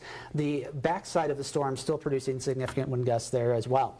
We see a new severe thunderstorm warning issued. I'm going to guess, again, it's probably for portions of the viewing area up toward Dubuque. Joe Davies County as well. So just the city of Dubuque and points to the south in southern Dubuque County, as well as those portions of Joe Davies County. Let's take a look and see what it is exactly until and for. It's until 2:15. Thank you. Goes through the southern half of Dubuque County, will include all of the city of Dubuque. Northern Jackson County, so just out of the TV9 viewing area, far northeastern areas of Jones County also included. This itself would once again be for some strong winds, probably up to about 70 miles per hour, and some intense rain as that storm continues to move through. We're noticing that out of Jones County right across into Jackson County right now, that storm beginning to enter the area. Some intense cells moving through Dubuque, the southern half of Dubuque County. So the city of Dubuque kind of bordering to the north, and then you head farther down to the south across northern areas of Jackson and northern areas of Jones County. That's where we once again find the strong storms. Then, of course, the last edge of the strongest cells that produced all the damage that we're seeing, this moving across portions of Jones County as well as Cedar County, back through Louisa, heading toward the Quad Cities. Just about the front edge is certainly out of the TV9 viewing area, but the back edge, which has stayed just as intense, still continues. So we are going to continue to follow these storms as we move through the next 15 to 20 minutes and get them through at least Dubuque County before we would leave coverage for you. Again, numerous reports of damage. We've seen pictures of damage. Many of you have been posting damage pictures. Lots of tree damage, certainly some structural damage as well. And we are gathering lots of information. Hopefully we can get some reports soon. If we have someone in the control room that is not in the control room right now, I would ask if we have any reports at all of any damage or any other pictures that we could show of the damage as it's moving across portions of eastern Iowa. I do have one from our investigative reporter, Ethan Stein, like I described earlier. This is in downtown Cedar Rapids. This was something that's very near the Northwestern Mutual office. That's not the Northwestern Mutual office in the picture. It is a building that can't identify exactly what's on it. It's near the corner of 4th Avenue Southeast Southeast and 1st Street Southeast. And you can see what appears to be at least a partial roof collapse on that building. So that is some pretty significant structural damage to that particular building in downtown Cedar Rapids. And like Joe said, it's been a long time, if ever, we've seen damage quite like this in the city center of Cedar Rapids. Significant damage there on that building's facility. Hopefully folks either weren't inside. It's not quite clear if there's an active business in that building at this point. But yeah, that's not a sign that we want to see for sure. Pretty significant damage there right here in the heart of Cedar Rapids. Have you heard of any other building damage from any of your communities right now so far? I know we've had a lot of tree damage. We've had some roof damage. I know we had some down, I forget exactly where we had roof damage reported, but certainly we've seen it in the downtown area, and I'm sure we'll see more of it. Any other reports kind of structural type damage? We did just get a report from an unconfirmed report, so we'll have to check into this with our newsroom crews, but the roof of the Best Buy on Lindale Mall was damaged. That was causing a little bit of water to leak into the building, so that may have come from an employee, not clear, or somebody that was nearby. But that's another location that has at least seen some roof damage, and that makes sense. Those broad structures, much like we saw in Central Iowa and Des Moines, they had damage to the roof of the hockey stadium there in Central Illinois. So, Central Iowa and Des Moines. So I mean, it makes sense. That's why we always say, if you're in a severe thunderstorm or tornado warning, not to get into those types of buildings, like a big grocery store or a mall. Not safe. It's not safe because of those pitched roofs. Just not a very secure structure to be in. So if you're in those areas, certainly seek a better shelter in the future if you have another one of these warnings move through. And again, there's a look at pinpoint Doppler radar. There are a couple of tornado warnings that have been issued across areas of Wisconsin out of the TV9 viewing area. Certainly, as our viewing area continues through Dubuque County, we do have a warning that continues. You see that right now, and we'll pinpoint it for you. It's a severe thunderstorm warning until 2:15. Now let's lose the severe thunderstorm warning itself and take a look at the cell. Looks like strong near Cascade. I wonder if our Cascade city cam, if it is showing up. If not, let's take a look. And then let's take a look at our Dubuque city cam as well, just to see what's happening as we look back toward the west and southwest. Pretty intense cells, winds of 70 miles per hour, certainly possible. Have had reports of some damage across areas with the storms along Highway 20, but the main damage has been south of Highway 20, Lynn County, and points to the south. That's where we've seen most of our damage across the area. Absolutely. We're going to take a look at Max 2 if we could. Our Cascade City Cam. Yeah, very, very heavy rainfall falling there. We do have some wind moving through that area as well. That's why the National Weather Service did issue that warning. We had winds starting to be reported in that area between 60 to 70 miles per hour again, and that's why we had that warning issued. So we have that warning in effect for southern Dubuque County as well as Joe Davis County, as well as anywhere pretty much along and east of Cedar Rapids to Iowa City and points to the east. So yeah, pretty intense rain and wind there in Cascade. Let's take another look at our North Liberty City Cam as we take a bit of a tour. Still seeing strong winds there. This is well behind the line of storms. They are not seeing intense wind at this point, but intense rain, but the wind is still very strong there on the west side of North Liberty near Interstate 380. That's where that camera is located. We'll see if we can move that one around a little bit and take a closer look at what's going on there. Will you do that, Corey? I'm going to take a talk to our reporter. Aaron Hossman is out and taking a look at some of the storm damage. Aaron joins us on Newsline 9. Aaron, where are you at? I'm currently at near the J Avenue exit of 380 in Cedar Rapids, northbound. Headed to interstate is one issue, let alone getting on. A lot of those exits are closed with cars, parked next to one another, trying to keep safe under the underpasses, on the on-ramps. I've easily seen at least 10 semis on their sides or overturned. We have some police department out on the interstates trying to help those individuals. I'm actually trying to make my way back to the TV9 station in downtown Cedar Rapids, but every road that I turn on, I'm seeing small, large trees down on every road that you turn, power lines. A lot of people are stuck on these side streets that appear to be getting, trying to go back to work or home, but again, a lot of these impassable throughout Cedar Rapids, even on these side roads and on the interstates. So it seems like a very dangerous situation. Seeing a lot of people drowned at every corner that they go. Standing water, again, power lines, trees. Seems to be a dangerous situation, but pretty interesting. I've never experienced something like this all my time in Iowa. Yeah, I don't think anybody has experienced it, especially in the communities that we've seen. A couple things. First of all, what we're looking at right now is live from our McGrath North Liberty City Cam. Basically, traffic stopped on southbound 380. Lots of semis showing up. Extremely slow on northbound 380. That near North Liberty. Now, you mentioned semis down. Is that in the downtown area on 380 that you saw the semis tipped over? The first ones that I saw were towards North Liberty, headed more towards Cedar Rapids, but the more I progressed at the 218, 380, where that meets there near Kirkwood College, there was a couple turned over there. And then right before you get to downtown Cedar Rapids, there was two on their sides southbound on 380. And then just past the J Avenue exit, heading again north on 380, another one turned over there. Police were there assisting that vehicle. Well, stay safe, Aaron. We appreciate your report. We look forward to seeing you here at TV9. But Aaron points out a good point, Corey. With all the trees down and all the now vehicles down and all the damage we're having reported, do not go out and try to see this damage. We are showing it to you. We'll continue to show it to you. You'll see it tonight on the news.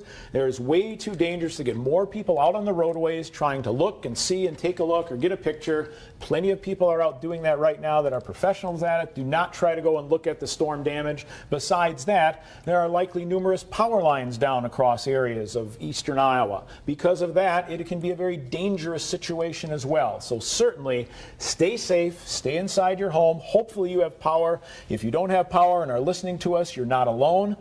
We have over 260,000 at the last report power outages in eastern Iowa or in Iowa. And again, I'm sure the power outage number will certainly be higher than that.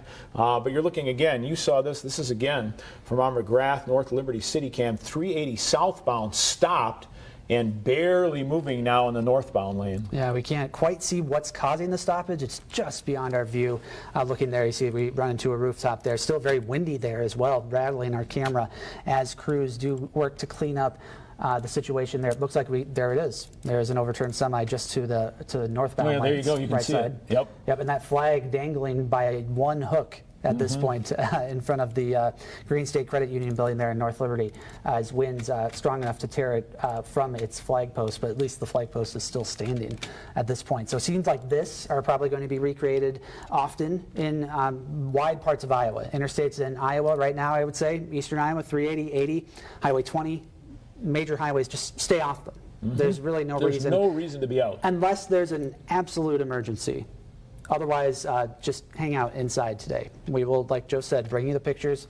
We'll show you the scenes as we get them. We're going to have extensive coverage of this storm system that moved through today. And it's because we really want to avoid more situations like this or making them worse in terms of clearing crash situations involving semis primarily on our interstates here in eastern Iowa. Let's take another look at pinpoint Doppler radar on Max 2, which is where we're at, and we can see very intense storms moving from west to east, and there they go. That severe thunderstorm warning continues for the very far eastern portion of our viewing area, but it also includes the southern portions of Dubuque County, where we're seeing some pretty intense wind and rain. We did take a look at the Cascade City Cam earlier. Let's maybe take a quick look at that again, see if we've still got it. Yeah, pretty heavy rain there. The wind's not looking quite as strong as we saw in some portions of our other city cams, in particular Cedar Rapids, Iowa City, Marion, where we just saw those sheets of rain. Of course, that is consistent with what we'd expect based on the alignment and orientation of the storm. The most intense winds are going to be a little bit to the south.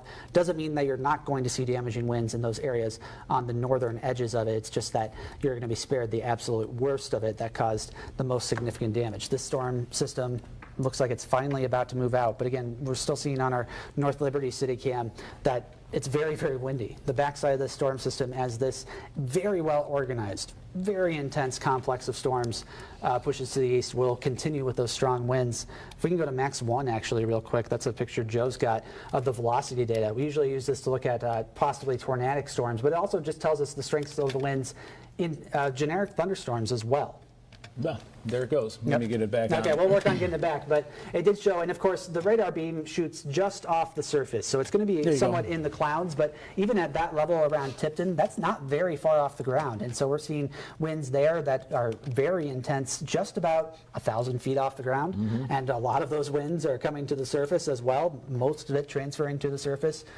Very consistent with what we saw in central Iowa too, near Des Moines, just pretty absurd readings on our Doppler radar views this afternoon. And the reason you're seeing the red go to green, we often talk about that, right? It's because it's passing the radar site at this point. So all those winds moving in the same direction, the green going toward the radar site, toward the Davenport site, the red moving away from the Davenport site. It's all straight line winds continuing to move through. And as Corey mentioned, even back across areas of Cedar County, yet still some pretty intense winds as those storms continue to move across portions of eastern Iowa.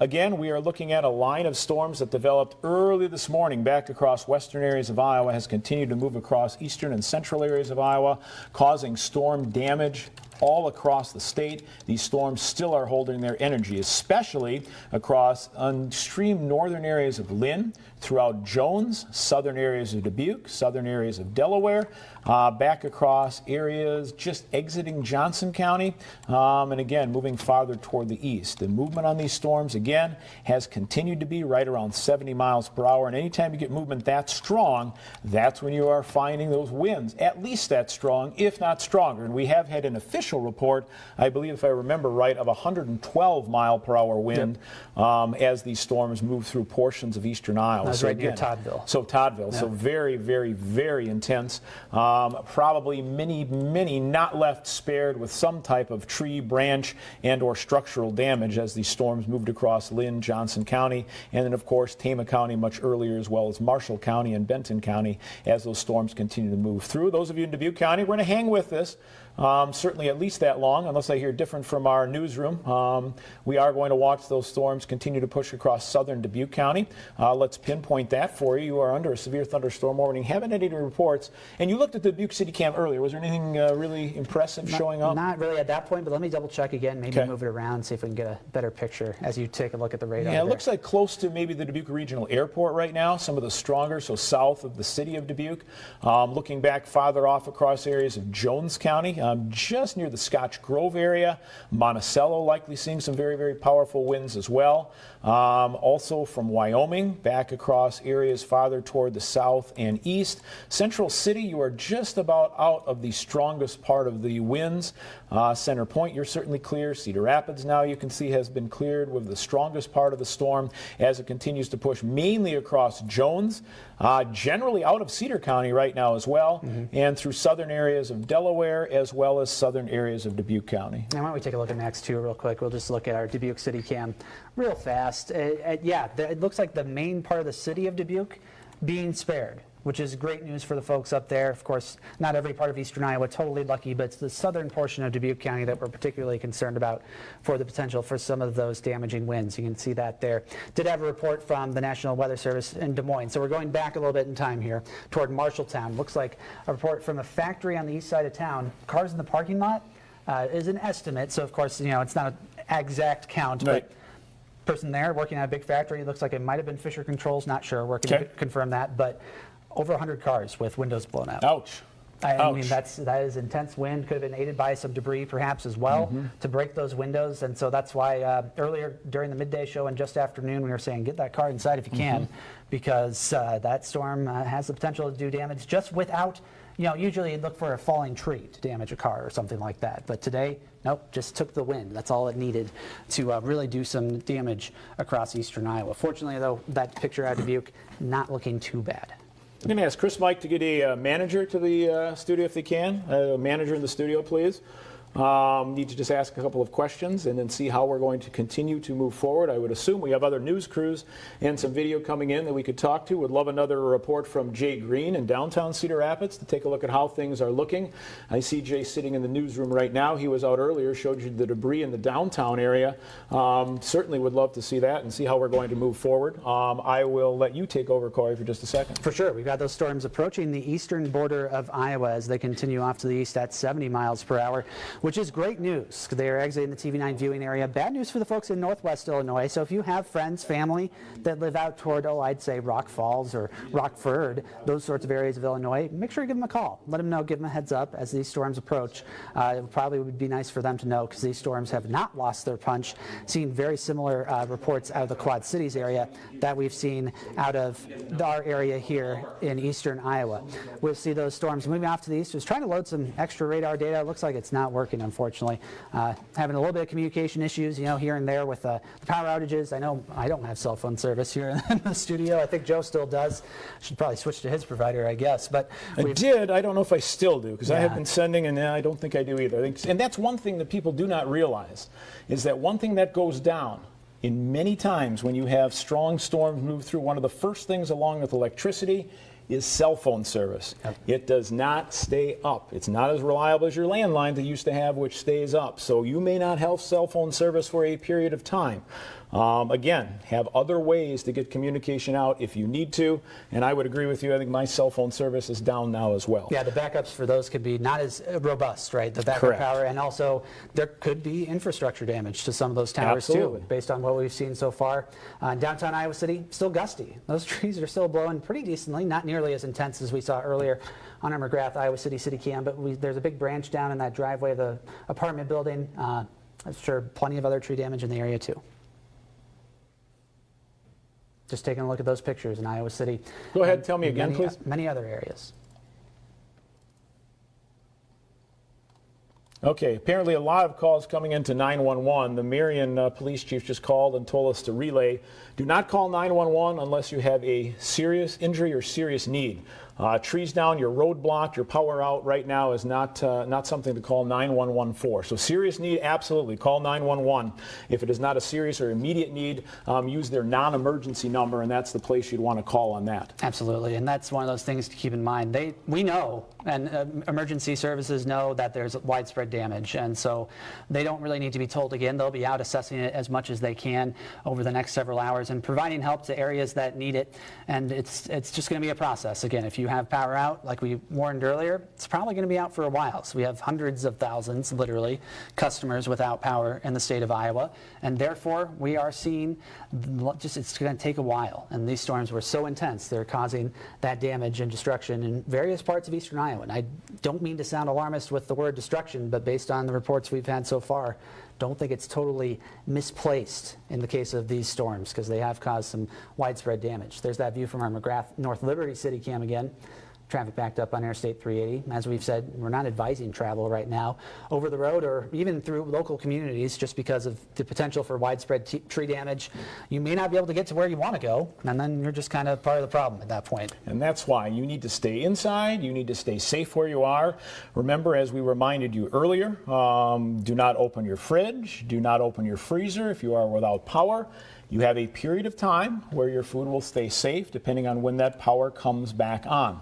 And that's what you want to do. Just let everything be as it is, and you will continue to, again, wait for that power to come on. Crews are certainly going out. They'll be assessing damage, and they'll be returning power as they can to areas they know you're without power. We had last estimate 260,000. I don't know, Chris, Mike, if you can get us a new estimate on power outages. Haven't had an estimate for quite some time on how much damage we've seen.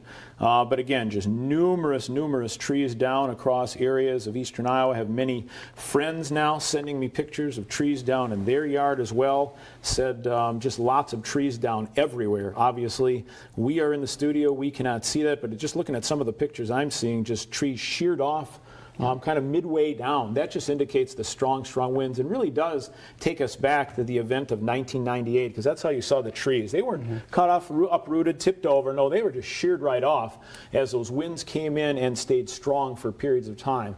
Trees that we grow here with all the leaves on them, branches filled with leaves, just aren't able to withstand what you'd see maybe from, let's say a palm tree down in southern Florida that can really take a lot of wind before something like that goes down. Here, you get an oak tree full of leaves, you get a silver maple full of leaves. They go down pretty rapidly as well when you get those intense winds for a period of time. Absolutely. That's a very good point, Joe. That's why those trees survive so well down there, and that's why they have them. Exactly. Because they can survive those intense hurricanes. Up here, we're not so lucky, but we are lucky that it doesn't happen quite as often as well. You can just tell, still very gusty winds there in North Liberty. We did have a report from Ely. We can go to Max 1, please.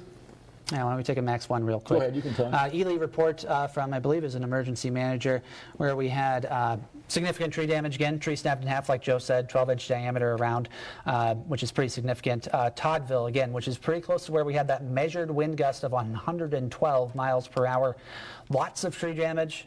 outbuilding tossed into a field, and as well as corn damage. And that's another thing that's going to be an effect of this storm system. Corn mature at this point, but heat stressed. May not be able to withstand the winds that we had. I don't know if in any condition if that corn would be able to withstand 90 to 100 mile per hour winds.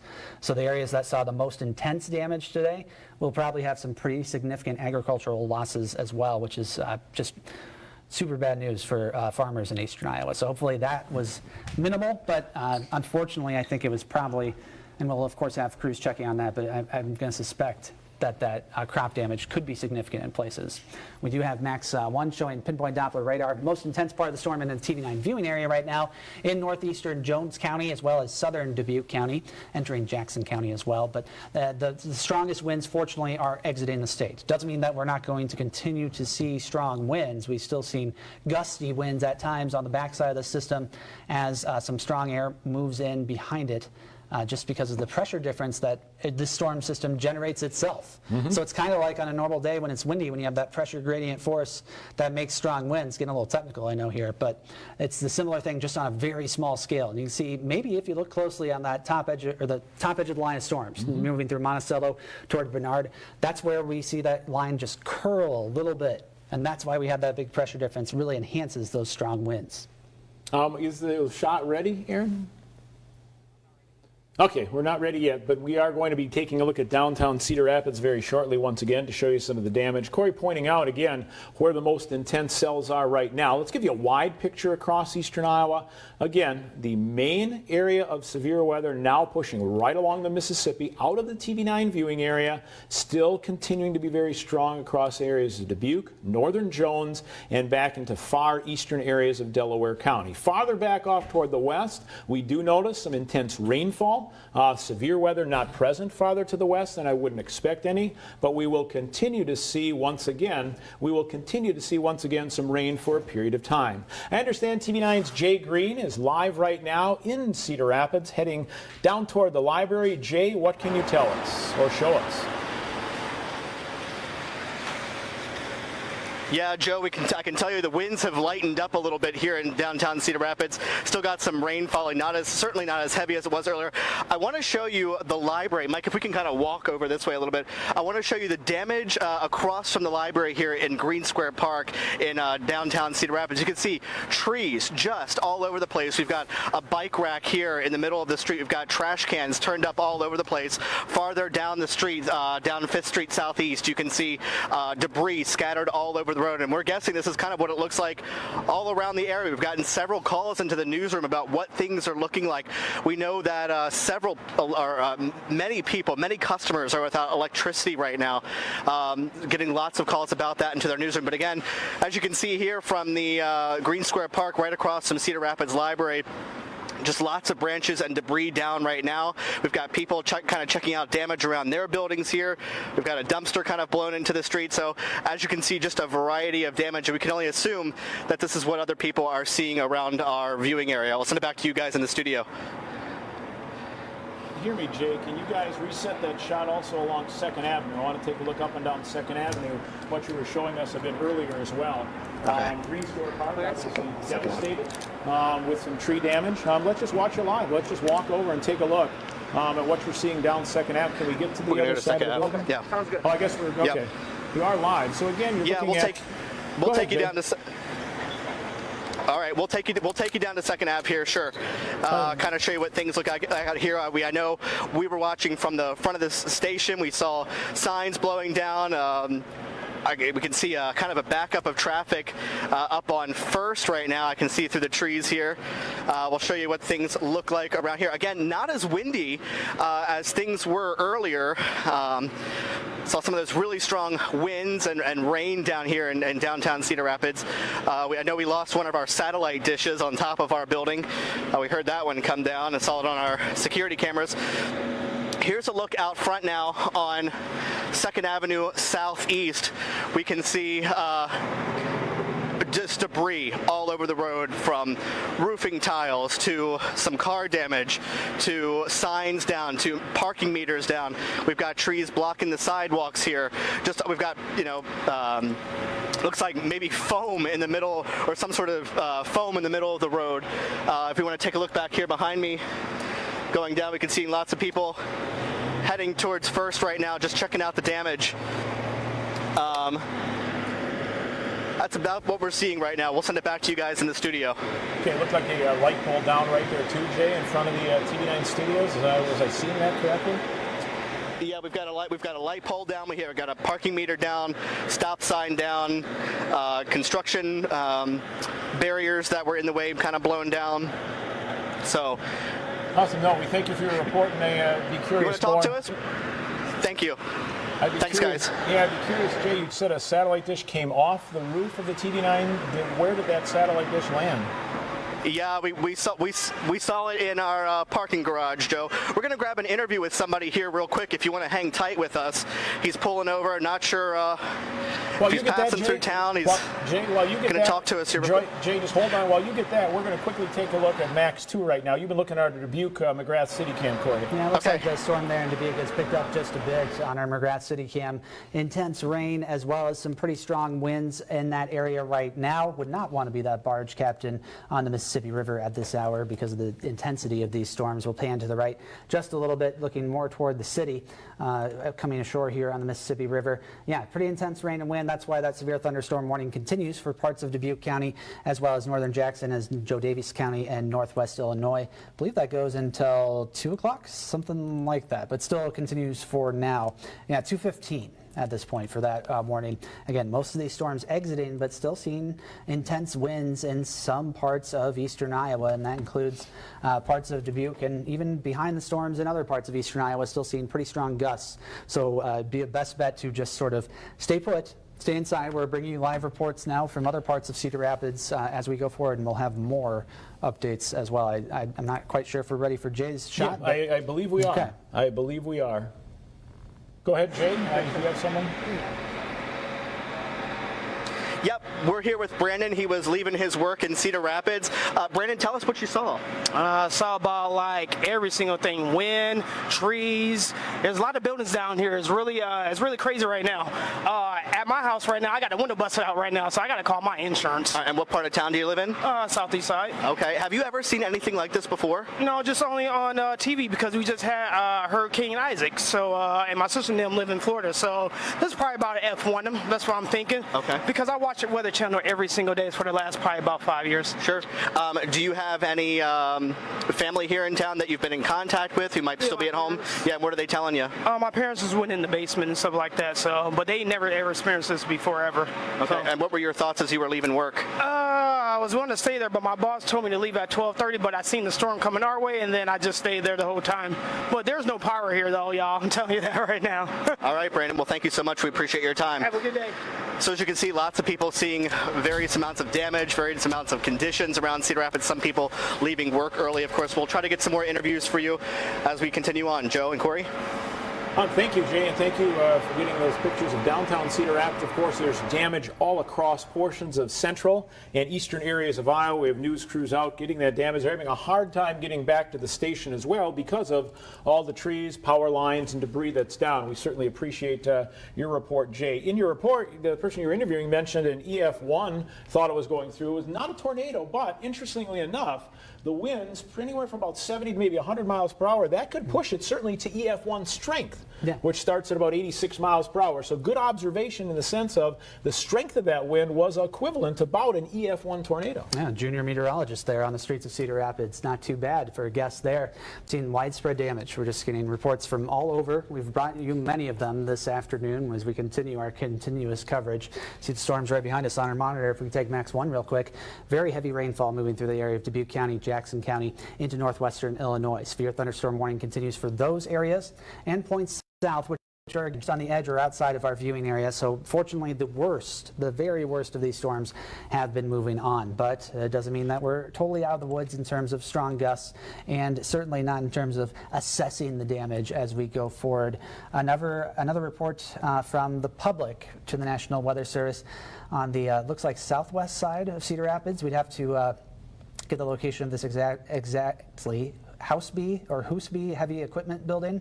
Heavy damage to that building. So there's another report of structural damage. You were, Joe, asking for those earlier, and it's just going to take some time to get those in and processed. Did get a text back from my neighborhood. Looks like a tree may have hit my house, so that's going to be a fun thing to go home to. I lost 2 trees. I you lost one evergreen and 1 tree on the east side of my house. Not near the house, thankfully.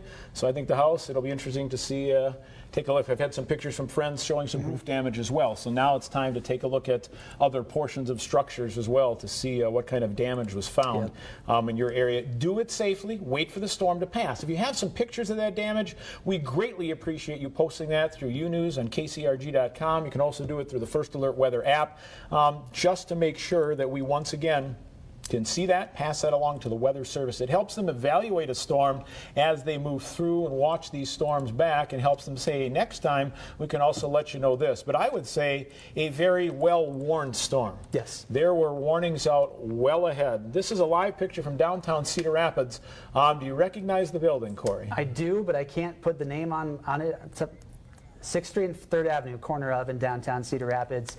It looks like probably debris got blown into a building, or perhaps some of it blown out as those windows got destroyed by the Here we go. intense Here's winds. a little wider view right now. Yeah. We can get even a little wider view of the picture, kind of give people an indication of where it's at and things like that.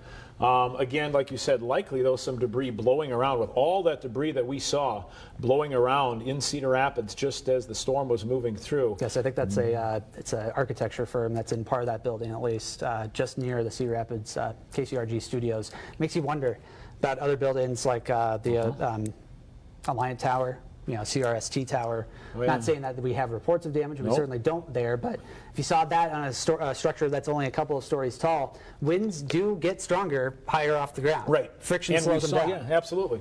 And so that just makes me a little curious about those types of areas in Cedar Rapids. Iowa City would be another spot that has some taller buildings, which maybe saw some damage too.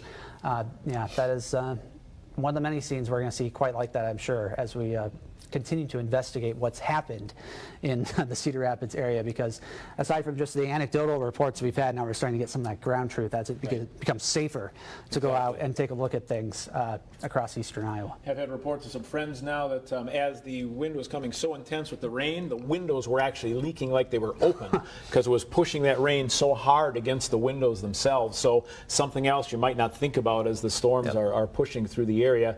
First of all, we all hope that you are safe. At this point in time, we haven't had any reports that I've seen or can remember of any type of injury, which is great. We do not. Now, so far, our newsroom also reporting no injuries yet, and that's the best. That's what we want to happen, right? Storms move through. We know they're going to move through, but if we can keep injuries down, that's the first step. Physical things can be replaced. Trees can be replanted. We can do that. Certainly, though, you have suffered a lot of damage. Many people have across eastern Iowa. We'll take a look a little later at all of the storm reports we've seen. We'll get through this. We get through this, as we need to. So certainly, kind of hold out some hope there with storm themselves are passing through. We'll look back at some quieter weather, really assess things as we head through the later afternoon and evening, and then move forward as we head through the coming days. And like you said, because of that community spirit that always comes out after disasters like this, the Vinton Derecho, right? Similar event, but very early in the morning, different time of day, like we've been talking about a couple times, June 29th, 1998, that affected the Iowa City area in particular and points to the south. Widespread damage, but again, the communities came together, they bounced back. It's just going to take time. And you have to be patient with folks to help clean up your trees. Tree services are obviously going to be scheduled out for a long time at this point. Power crews are going to be working overtime for the foreseeable future. And we just don't know the extent of that infrastructure damage yet. And that determines how long it takes to get that electricity back on. Like I said, it took 4.5 days for me in 1998 for my house in Iowa City on the south side. That's partially because power poles were just chopped in half on that part of town. So we haven't had reports of that yet, which is good news. Sure. It's good that we haven't heard it, but unfortunately, there may be some waits like that going forward. And if somebody in the newsroom can just look up, how long can you leave that refrigerator and freezer closed, and how long will stuff last? Just want to pass that along to you, because as long as you keep that fridge closed, keep that freezer closed, your food does last for a period of time. And we want to kind of give you some information. Somebody can look that up. Nicole has it. 4 hours. 4 hours for both? 4 hours for a refrigerator and 48 for a freezer if it's full.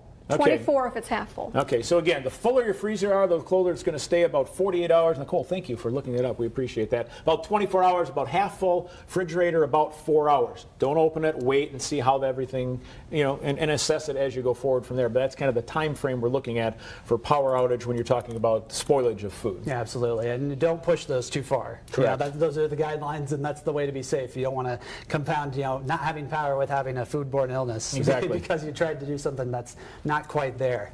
No, exactly. We had 260,000. That was an estimate, probably, I guess, an hour ago Oh, almost. it's been a while, yeah. Of power outages. Kind of waiting to get a new estimate on power outages as well across Iowa. Let's go ahead and take a look right now at Pinpoint Doppler radar on Max 1. We're watching the storms move through Dubuque. Still do have. And some pretty intense rainfall rates there. If we could get it on Max 1, There it is. that would be excellent. There we And go. it looks like the heaviest rainfall rates now moving across areas. Okay, we've got a phone. I'll let you take this. I Yeah, think sure. this might be a phoner coming in. Max 1 has very heavy rain displayed on Pinpoint Doppler radar approaching Hello. the Dubuque area, moving to the south toward Bellevue as well. And northwest Illinois also seeing those intense rainfall rates moving through. If we could take Max 2 really quick, we'll take a look at our McGrath Dubuque City cam. We'll have those intense rainfall rates displayed to you, live picture from Dubuque. Yeah, there we go. So that's the storms that we have in terms of the most intense storms for eastern Iowa right now, as well as, just other damage reports that we're going to see coming in over the next few hours. It's really just remarkable seeing the stuff that we're seeing across eastern Iowa. Looks like Dubuque hopefully not seeing as intensive winds across the area in Dubuque County, but we'll certainly have reports coming out there too, I'm sure. If we can switch back to Max 1, and I have on Newsline 9 right now, Aaron Hossman is joining us. Aaron gave us a report earlier as he was trying to get back toward the station of numerous semis down on Interstate 380, starting in North Liberty, heading back toward Cedar Rapids, also numerous trees down. Aaron, where are you right now, and what do you have for us? Sure. Right now I'm at the intersection of Prairie Drive Northeast and 29th Street Northeast, kind of near that Oakland Road Hy-Vee area. In these residential areas, I'm seeing a lot of damage. There's a Family Dollar over this way where the whole roof was ripped off, and then blocks away, if traveling through these neighborhoods, you see those pieces of that roof. So obviously it's debris and damage flying, making their way pretty far in these neighborhoods. But what I'm seeing right now is a lot of cars trying to get through these residential streets, and all of these people that are living in these homes are coming out from the streets. I've seen some people with chainsaws trying to make way for these down trees, for these cars to get through. So a lot of community members coming together right now, even as the rain, where I'm at right now, the rain is still coming down. Plenty of people helping direct traffic just right from their homes, clear these roadways. And so already some cleanup on in the works, but a lot of damage to be cleaned up still. It's going to be a while before some of these streets appear to be cleared. And where did you make it back to the station yet, Aaron, or not? No, you said I you have, were. and Okay. Yeah, every which way you go, there's a down tree or something. So I've been trying to kind of maneuver my way back towards the downtown area, but along the way, kind of getting in some different neighborhoods that I've never really seen before. But again, yeah, a lot of people out here trying to make way for cars. Now, we appreciate your report, and again, travel safely. That's TV9's Aaron Hossman making his way back toward the station, giving us reports of, in the Cedar Rapids area, of what we've seen across portions of the city, which we have had certainly some pictures as well as some video showing all that damage as well in many areas. Lots of area, no area really spared. There's something everywhere. Branch, tree, building, structural type damage is what we've seen. Nicole, you are with us here in the studio right now. We greatly appreciate it. Now, we were here, we could hear some of the storm going on, but you guys were out in the newsroom, and what did you guys do? How did you handle the storm as it moved through? I mean, it's terrifying. You want to look out the window because that's second nature to us, right? We want to see what's happening. Yet we know it's not safe to be close to the windows. But as you mentioned earlier in the broadcast, Joe, I mean, downtown's a wind tunnel, particularly 2nd Avenue, which is at our front door. And the wind, I mean, it looks like video of a hurricane that you would see, on the coast. Several of us went down to the basement. We are in a really strong brick structure here on 2nd and 5th in downtown, and we could feel the building moving. I don't believe we've got some water damage to part of the upper floors of our building, and we lost part of a satellite. I think Jay told you that earlier. We have security cameras that see the top of the ramp that's right next to our building, and you can see pieces of the satellite dish just laying across the top of the ramp. So as our reporters are getting out there, of course, we called everyone to make sure everyone who was out in the field is okay, and everyone's fine. As we get out and start to get a sense for the extent of the damage that's out there. And the phones are nonstop in the newsroom, and we understand, you know, everybody has a heartbreaking story. It breaks your heart to answer these phone calls because people have lost barns, they've lost corn cribs, they've lost pieces of their home, they've lost livestock, and the calls are just nonstop. And so we are doing our best to try to get out and cover this the best we can. We have a call in to Alliant to get an extent of the power outages right now, waiting on a phone call back from them. We are running on a generator right now in our building, so that's why we're able to still bring coverage to you today. But guys, this has just been an afternoon that's been really difficult for a lot of us. And the thing that really, you know, takes me by not surprise, but it's not just Cedar Rapids, it's not just Iowa City. This is a widespread area where this happened this afternoon. Yeah, that's the difference between the type of storm we saw today with what will likely be defined as a derecho, which is a technical definition of just a really intense windstorm, long-lasting, goes for hundreds of miles, produces wind gusts above 75 miles an hour. That's the definition, essentially. I do have an update quickly, happened. you guys, Yeah. of power outages. And I want to ask, Aaron, was this including all? Okay, so this is including Alliant, Mid-American, and REC's 410,000 customers without power in Iowa right now. So you can imagine that it's going to take a long time to restore all that power. Yeah, absolutely. And Alliant Energy alone, what about 230,000 without power? So That's nearly half their customers. as we've been talking about, the fact that it is going to take Yeah. a long period of time. Let's go to Max 2 if we can, so we can watch this move through Dubuque. I don't want to ignore the storm that's moving through Dubuque County as well. That's Max 2. If we go to Max 1, we can watch the storm move through Dubuque on radar.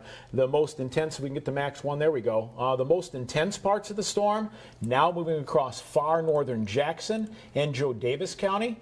There still is some heavier rains in the Dubuque County area, and then rain back farther off toward the west. That is the last of the storm as it moves through. Once it does push across areas of the Mississippi, we are going to remain fairly quiet as far as any severe threat. Some rain threat does continue then as we head through the next several hours as that storm system and cold front finally push across eastern Iowa. But again, you see the intense cells now moving across the Mississippi. In the TV9 viewing area is Dubuque County right now, still seeing some heavier areas of rain, some gustier winds, but the severe threat has greatly diminished across all of eastern Iowa and will within the next probably 15 minutes or so. The severe threat will be out of Dubuque County as well. And that's always a great picture that we see after storms pass. Let's take a look at Max 2, our McGrath, Iowa City cam. Yeah, the sun always comes out, right?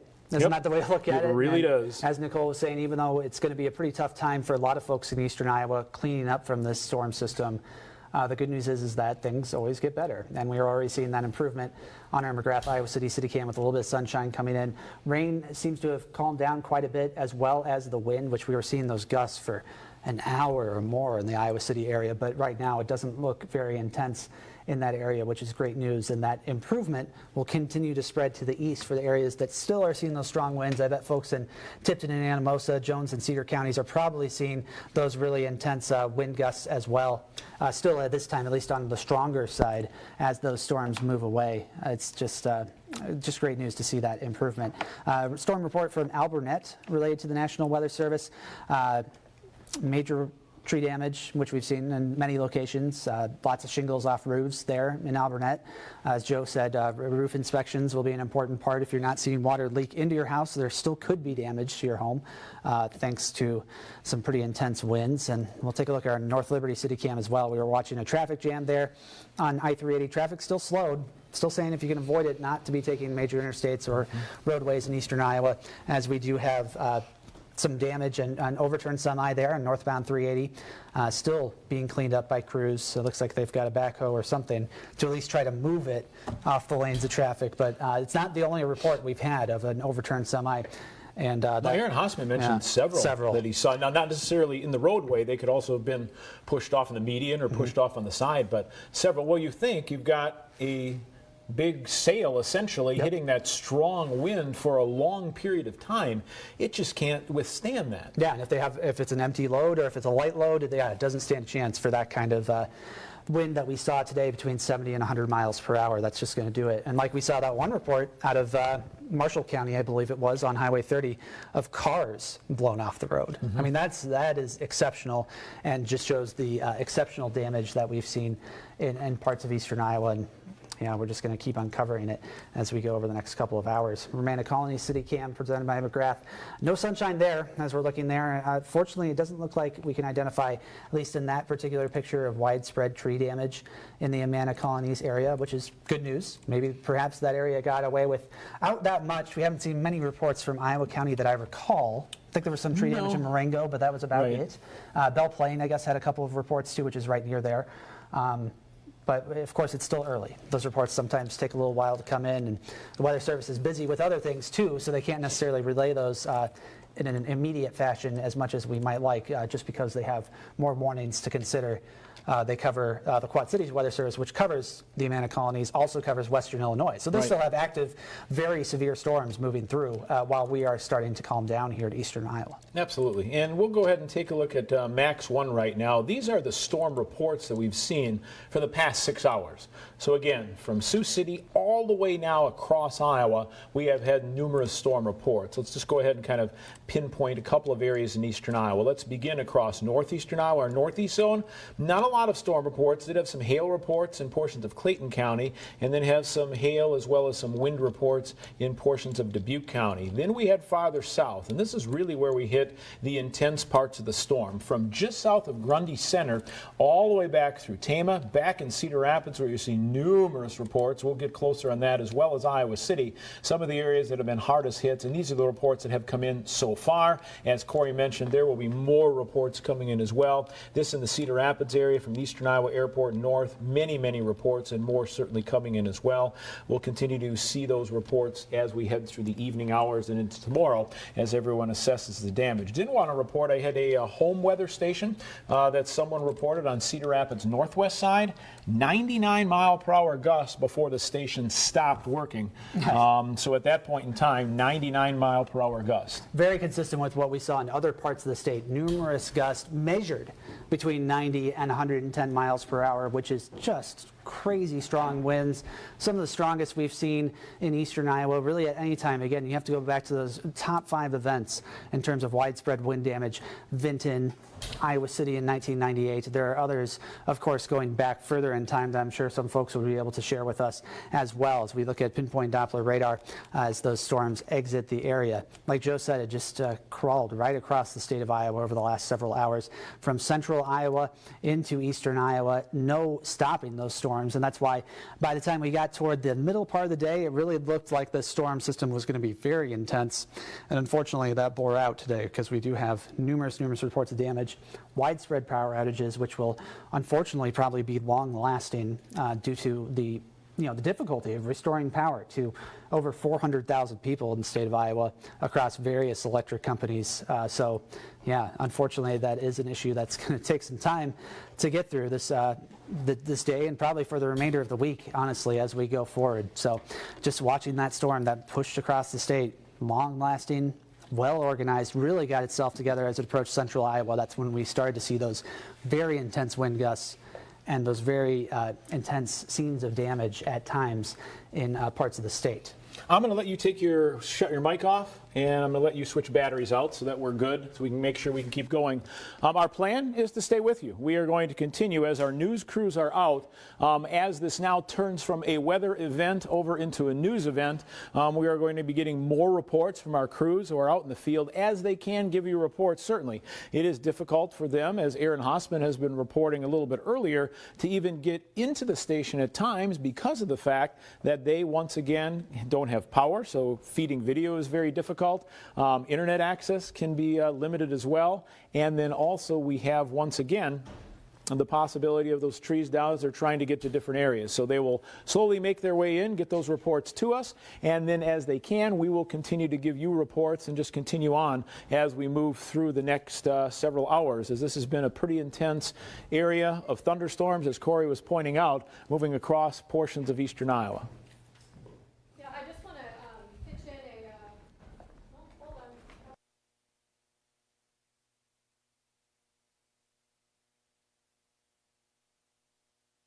There we go. Helps when you turn the microphone on after going in and out of the newsroom, trying to figure out what's going on here. Okay, we've got a couple of damage reports coming in to the newsroom now that people are able to get out and see what has been damaged. We got a report that the roof has been blown off of Tama Toledo Middle School with trees down everywhere. A report that several trailers, mobile homes are destroyed out at the Cedar Terrace Trailer Court. We took a report also out of Benton County with a barn and a corn crib, as well as some livestock gone. That, of course, would be out in Benton County. This was between Highway 30 and the Vinton area. We're also getting some businesses that have decided to close, not only for today, but for tomorrow as well. I just got a notice that my dentist appointment for tomorrow has been canceled. So I think a lot of businesses are anticipating that they're going to be dealing with some power outages for quite some time. Again, the latest report, 410,000 customers between Alliant, Mid-American, and RECs without power across the state of Iowa. Northwards of what, 250,000, Joe, Alliant customers alone? Yep, it was right around 230 or so Alliant customers. So certainly that's going to be the biggest thing we now have to watch, the crews getting out and certainly helping to restore power slowly as that storm has affected a large portion of Iowa. If we can come back either on dual box perhaps, or there we go, hey, that's a great idea. Then we can talk back and forth. That way they're going to be out certainly, and they know what they're doing, and they're going to get power restored as soon as they can. But as Corey was mentioned earlier, and Corey's out changing the battery in his microphone right now, sometimes it can take a while for that power to come on because of the fact that it has been such a large area or large amount of people affected by the power outage. By the trees that we've seen snapped off, it'll be very interesting to see if we've seen power lines snapped off as well. I haven't had any big reports of power lines down in areas, but I'm sure that is the case, and that's why you need to stay inside as well. Those power lines are very, very dangerous, and until the crews that know what they're doing with them can get out and deal with them, you want to stay away as well. And Nicole, we want to stress as well to people to stay inside. Don't go out. The rain's going to stop, right? We've got probably another, I don't know, couple of hours. We'll see some rain, and it's really not bad. Corey showed the Iowa City, McGrath City cam a little earlier with some sunshine, but guess what? That's not the time for you to go out and, hey, I didn't have damage, but I want to see what it looks like around the area. We don't want you to go out. That's not what you need to do, and we are having police departments, and other departments saying stay inside, and that's where you need to stay. Travel is not advised across most of the state right now. I mean, we all remember covering the windstorm in Vinton back in 2011, July 11th, 2011, is that correct? So I remember going out to Vinton after that was over, and it looked like a tornado had blown through. And from some of the pictures and video that we've seen come in, it's sort of like that. It looks like. No. I mean, you have wind gusts of what, 99 miles per hour coming through? Yeah, we had the highest one we had was 112, and that was an official report. Have other reports right around 90 to 100 in several locations. And yeah, Vinton took tons of trees down a little bit earlier in the morning, and then was with us. And again, this is just a very, very dangerous situation as well. I'm going to take this next severe thunderstorm warning real carefully. I'm guessing it is just out of the TV9 viewing area, and it is. So I'm going to give you one update, and then I'm going to let Nicole take that phoner because I think she could talk to Steve real well. There's what it looks like right now. The storm, oh, well, hey, we'll do this. Storm's moving through the area, and I understand we have on the cell phone right now. You're live with us. This is Lynn County Emergency Manager Steve O'Connick. What can you tell us, Steve? Hey, good afternoon. Just to let you guys know and the viewers know, we've had a major storm come through. Obviously, people know that by now, but we've got reports of a number of trees down, buildings damaged, power lines down, power outages, just general mayhem and destruction across the county. Fortunately, I don't have any reports of any serious injuries right now. Our crews, the fire departments are out surveying damage and making rescues and checking things out as they can. Our officers are out doing some damage assessment, kind of getting a better ground truth picture of what's going on. But yeah, that's the status as we know it right now. It's a very busy time for our first responders, firefighters, police officers. Now, Steve, this is Joe. What would you tell people that want to go out now as the storm has moved off and want to go see the damage? Yeah, it's generally not a good idea. There's a lot of damage out there. There's a lot of down power lines. There's a lot of charged down power lines, which are certainly a danger to anybody that happens to go around them. I think we'd just ask people, there'll be time to do that. It's not going to get cleaned up immediately. Let the emergency crews, our power employees, Alliant Energy, REC, get out there, let them do their work, and then go out maybe in the light of day tomorrow. We'd also ask people if they see something that has not been reported, please report it. Please report your power outages. Please report any unsafe or hazardous locations so our crews can get over there. And understand that if you call, our 911 centers are overwhelmed with phone calls right now. So you may not get an answer right away when you call, but please be patient. Please get that reported. And even if you think somebody else has already reported it, we want to make sure we've got that information. Okay, Steve, Nicole has a question for Steve, you. hi. Is there one particular part of Lynn County that took on more damage than others, or does it seem to be pretty evenly spread amongst the county? She asked if where the biggest damage you've had so far reported in Lynn County, is it kind of spread across the county, or is there any area that's been more affected than others? Yeah, right now it's a great question. What we're looking at is countywide damage from west to east, north to south. It hit each area, it came across from the west to the east, and it just damaged a lot of areas. I wouldn't say that I wouldn't say there's any one particular area of the county that's damaged worse than others. There's roofs off houses, there's buildings that are down, fences, trees, power lines down across the county from what we're seeing right now. And so that'll become clear in the next hour or two. What we have if a particular area got hit harder than others. We did have reports on a meter from a firefighter of 109 mile-an-hour winds. Dangerous. Did a lot of destruction, probably some hazards that we haven't even found yet. So please, if people go out, please be careful and stay away from areas that look interesting because they're probably dangerous. No, we appreciate your efforts, Steve. Good news, and thanks for checking in with us. That again, Lynn County Emergency Manager Steve O'Connick, just kind of letting us know what we've been telling you as well. Widespread damage across Lynn County, and it's not just confined to Lynn County. We're just talking to Steve there, but across a good portion of east central Iowa. And we are continuing to say, stay safe, stay where you are, stay safe. If you have power and you were not affected, fantastic. That's great. Don't go out and try to look at the storm. Steve mentioned charged power lines, other power lines down, very dangerous situations. This should report that. Even if you think somebody has reported it, make sure you report it as well so they can assess all the damage. And this would be true from all of our emergency managers across eastern Iowa and areas that were affected from Highway 20 and points to the south. Report your damage, stay inside, stay safe, wait for tomorrow, the next day. The news reports will come on today, tomorrow, the next days, and the coming days. Take a look at the social media posts. People have been posting all kinds of damage pictures so you can see what this storm actually did across portions of eastern Iowa. Right now, we're taking a look at pinpoint Doppler radar, where we do notice, once again, areas of showers and storms that developed early this morning back across western Iowa, intensified as we head towards central Iowa, and stayed incredibly strong as they moved across the TV9 viewing area. Wind gusts anywhere from about 70 in some of the storms along Highway 20 to about 112 miles per hour across central areas of the state. Steve reporting that one of the firefighters in Cedar Rapids did report 109 mile-an-hour gust. I've seen 99 mile-per-hour gusts from home weather stations. So certainly very, very powerful and intense winds. We talk about tornadic winds. They weren't spinning, but they were strong. If you compare this to the wind speed, it would be like an EF2 tornado as far as speed, just not the rotation in the storm. Now, as you look at pinpoint Doppler radar, the line of storms is pushing off along the Mississippi. As far as warnings in the TV9 viewing area, I believe we are clear of any warnings in the TV9 viewing area right now. Dubuque, you were kind of the last holdout as far as the showers and storms moving through. There still are some showers. Let's just take a look at the lightning. That gives you an indication of where the strongest cells are. Still some lightning in the Dubuque area, but you notice that activity now moving out of the TV9 viewing area. Scattered thunderstorms back still. Lynn County, Johnson, Iowa County right now, so you're not going to see severe weather, but certainly still that possibility is there, as we do have some showers and storms that still have to wrap up as this entire system moves out of eastern Iowa.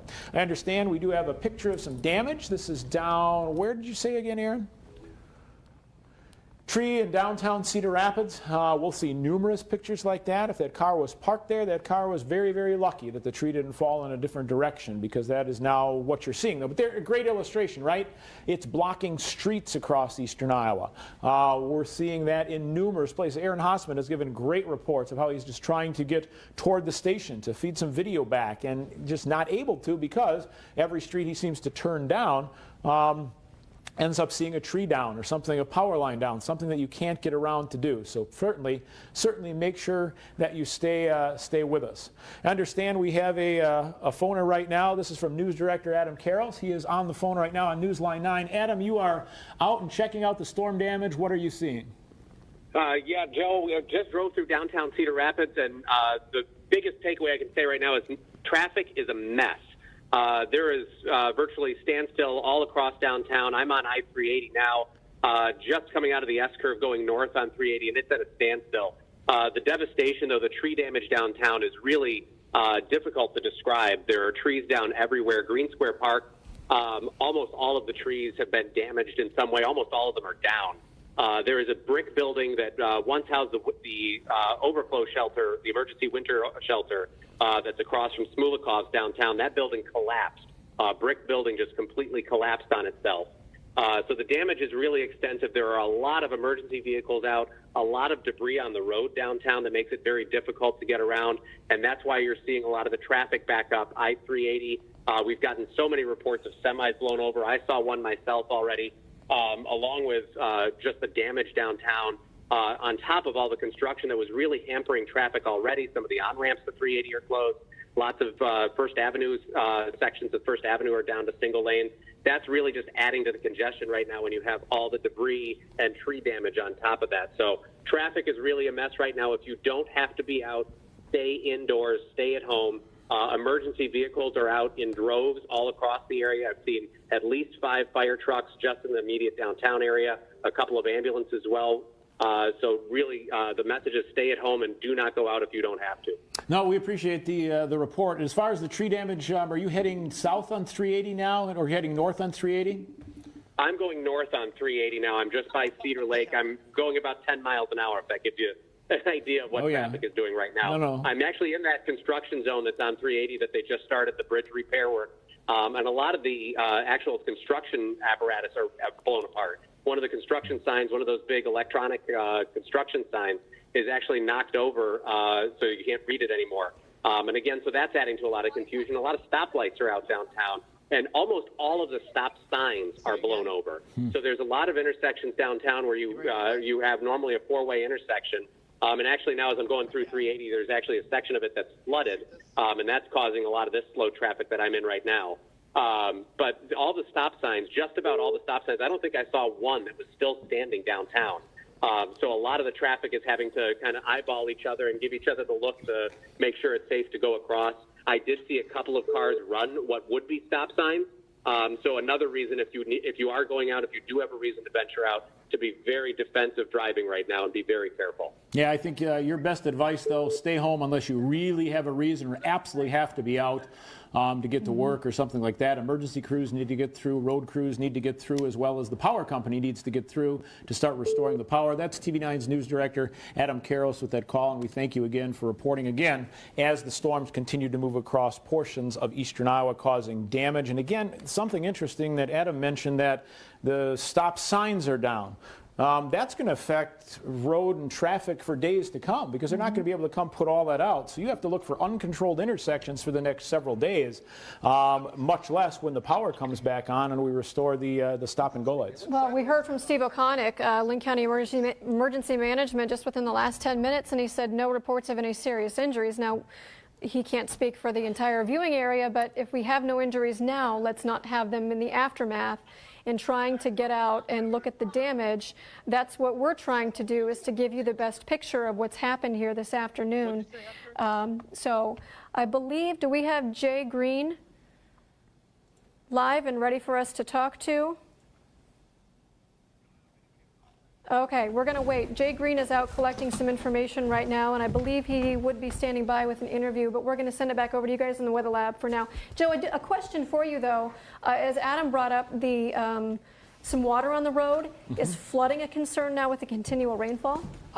Just maybe in some of the low-lying areas, the heaviest of rains are kind of pushing through. So if you see some heavy rain in the area, it shouldn't last long, certainly, unless there is some debris of some sort that happens to be blocking an area and causing that water to rise. That would be the one thing you certainly would want to watch for. I think Adam's best advice, though, just stay home. Meteorologist Corey Thompson has been following this since early this morning. He came in at 4 a.m. this morning, maybe even earlier than that, probably about 2 a.m., and started watching this development. Tracked it for you during the morning news, during the midday news, and then we joined you for live coverage, continual live coverage right around noon. And you've now been looking at some of our storm damage pictures that we've got into the First Alert Weather Lab. Yeah, let's take a look at Max 2 if we could. These photos sent to us. This photo sent to us through U News. Storm damage. This is from Steve Allrath. He says this is the exterior of the building, the Imon Ice Arena on the southwest side of Cedar Rapids. Some structural damage there. We're going to have to take a look at that and follow up on that because that looks like some pretty significant damage there to the ice arena. Another storm there. Another damage of wall missing on the side of the house on the southwest side of Cedar Rapids. This is Wycliffe Court near 33rd Avenue. I understand that we have Chris Earl on the phone. We do. TV9's Chris Earl joins us. Chris, we are here in the studio. Where are you at and what are you seeing? Hey, good afternoon, Joe. I'm here at Mount Vernon Road and East Post. It's been kind of weaving our way in here. I've had to start from the Kenwood area, and when I was out there, behind Kenwood Elementary, so you're looking northeast side of Cedar Rapids, between Oakland Road and First. So 32nd, 35th, it was like a corn maze trying to get out.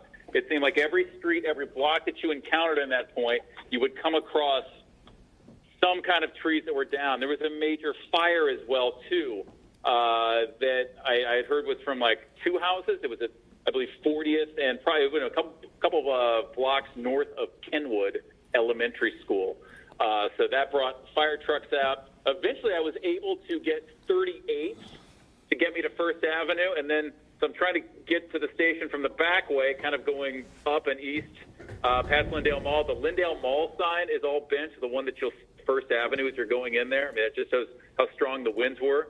But you've got a lot of trees throughout Marion that are down, and it's kind of this movement right now, Joe, of everybody trying to get to a major street or a highway away from neighborhoods with mature trees, 4-lane roads, and just try to be able to get there. But I mean, the damage is extensive. I mean, Joe, you and I have been doing this for a long time. I cannot recall a day where I've seen an entire section of a city with just trees down, some power lines down, traffic signals out, bent, misshaped, one of these days.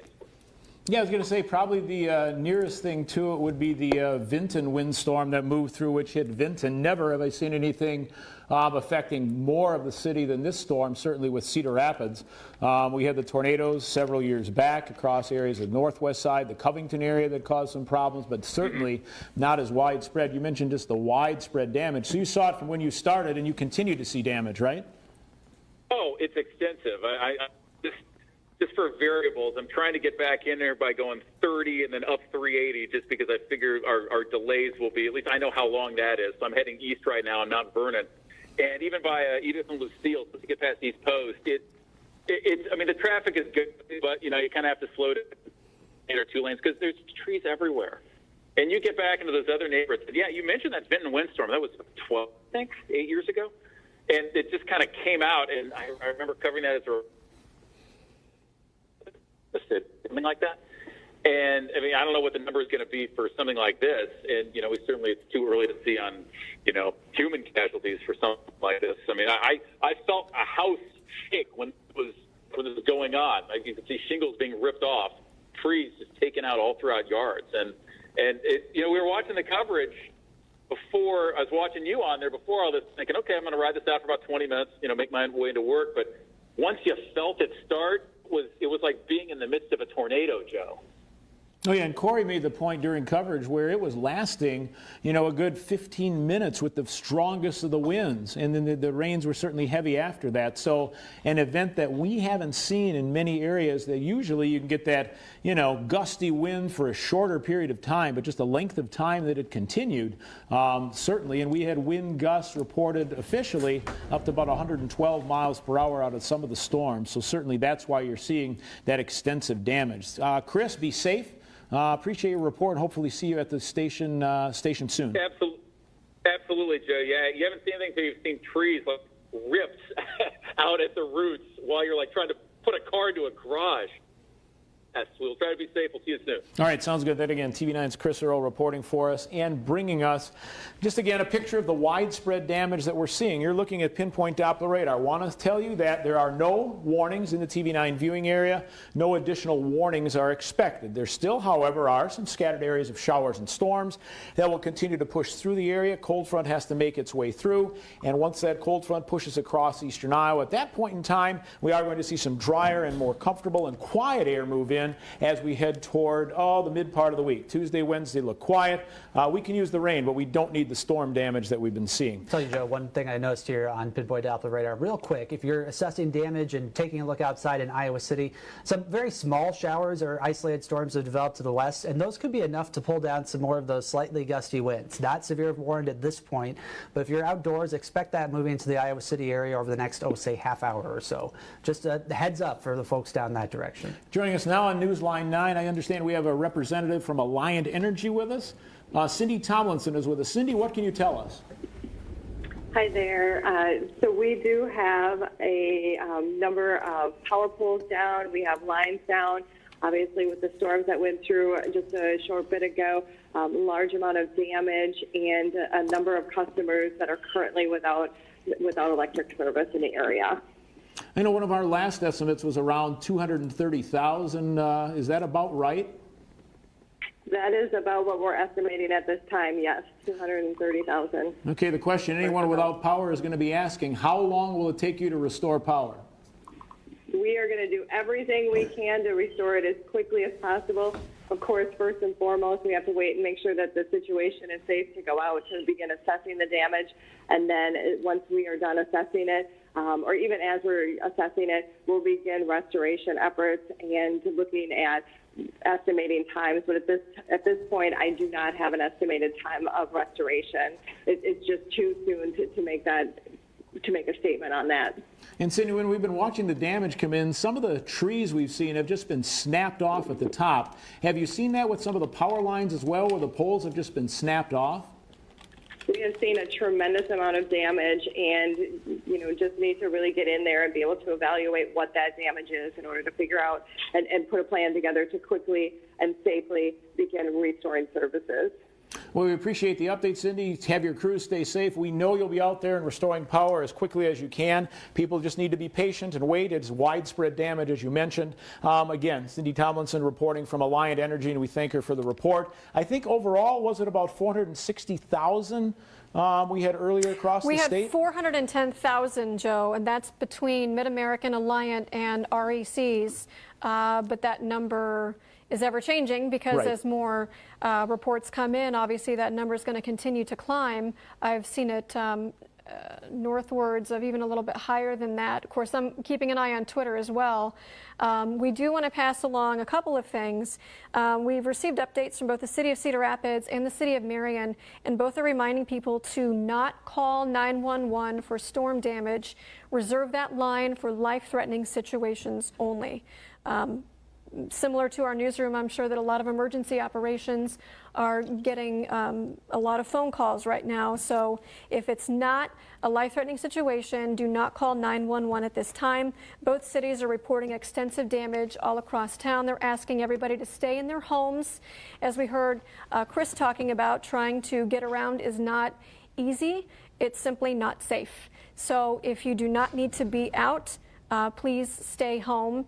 And, of course, examine any damage in your area and your property with caution. We also had a report on Twitter, the principal of Kennedy High School in Cedar Rapids, Jason Klein, reporting that widespread damage to the building at Kennedy, and they're going to be closed until further notice. An earlier report from Tama Toledo Middle School that the roof there was blown off. Again, just really widespread destruction here, Joe, and it's going to take a long time to even evaluate how much we're dealing with. And you see what we're seeing now, obviously, with that report just coming in from Kennedy High School, is that as the storm passes, people are getting outside. They're able to take a look and really see. You can look from a window, you can look from the inside, but you just can't see what's happening. And once you get out to sea, I think we'll see extensive structural damage, especially hearing reports of kind of major buildings being hard hit. We had the downtown Cedar Rapids with some of the window damage, likely from wind debris smashing some windows. We've had one of our satellite dishes came off the top of the roof. Now Kennedy High School, as you mentioned, in Tama as well. So we will see more and more of that. That's the one reason also that you don't want to go out right now. People have to get out. They have to assess their damage, because in some instances, maybe they have water leaking right now, and they need to stop that just to keep the structure where they're at right now so they can address the damage that's occurred. Sure. Well, I mean, we've got trees down, power lines down. Marion's also reporting multiple gas leaks have been reported. So this is a huge safety issue, to just stay where you are and protect what you can. And this isn't just isolated to eastern Iowa either, because we saw this storm first move through the Des Moines metro. The state emergency operations activated back in March for the pandemic, and now they're shifting to dual operations, as they're now going to be dealing with a lot of storm damage and storm recovery as well. And report out of the Des Moines area that everyone in the metro area is asked to not move around, similar to a lot of the towns here in eastern Iowa as well, just saying, you know what, just stay home, stay where you are, because it's not safe to be out and about. And you mentioned just the length of time that this storm took to move across Iowa. The radar loop right now on Max 1 shows that the storms that developed, and they developed even a little farther west than this, that's around 9 o'clock in the morning, started to move into Iowa and then pushed off to the east, anywhere from about 70 or 75 miles per hour at times. They're not done yet. Look at the numerous warnings from southern Wisconsin across northern areas of Illinois, basically stretching from Peoria, Illinois, all the way up to Milwaukee, Wisconsin. So there still are damage caused by this. This is very reminiscent of storms like this. That bow echo holds its shape. The atmosphere is in an area where it will move for hundreds of miles and continue to cause damage. And that's what we saw push across a good share of eastern Iowa and a large portion of the TV9 viewing area when you take a line from northern Benton, Lynn, as well as areas of Jones and Jackson County. Those counties and south receive the majority of the damage that we've been seeing. Reports of severe weather also along Highway 20. Those of you across the northern tier of Iowa, you have not had that much damage reported, as the storms that moved through certainly were not as intense that we saw push across portions of eastern Iowa. So again, just a wide area of damage across all of Iowa right now. That's why it's going to take a while for the crews to assess this damage. Okay, you're looking at Tama Middle School in Tama, a photo in for us where it lost part of its roof. I don't know if that's some of that roof on that we're seeing, some of the debris in front. Yeah, it looks like, it certainly looks like you can see that. It's just a little hard to tell through the window, but you can certainly see that that's damage that came off the roof. So you were reporting that a little bit earlier, Nicole. There's some structural damage as well.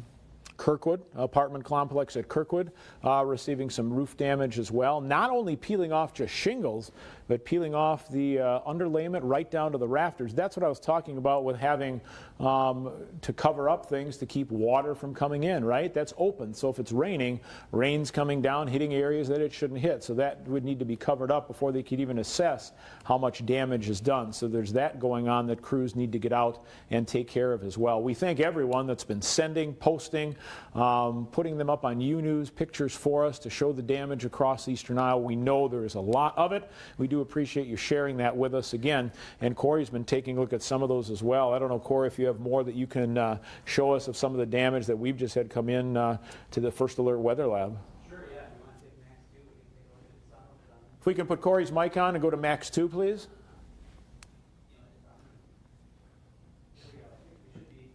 Now? Sorry about that.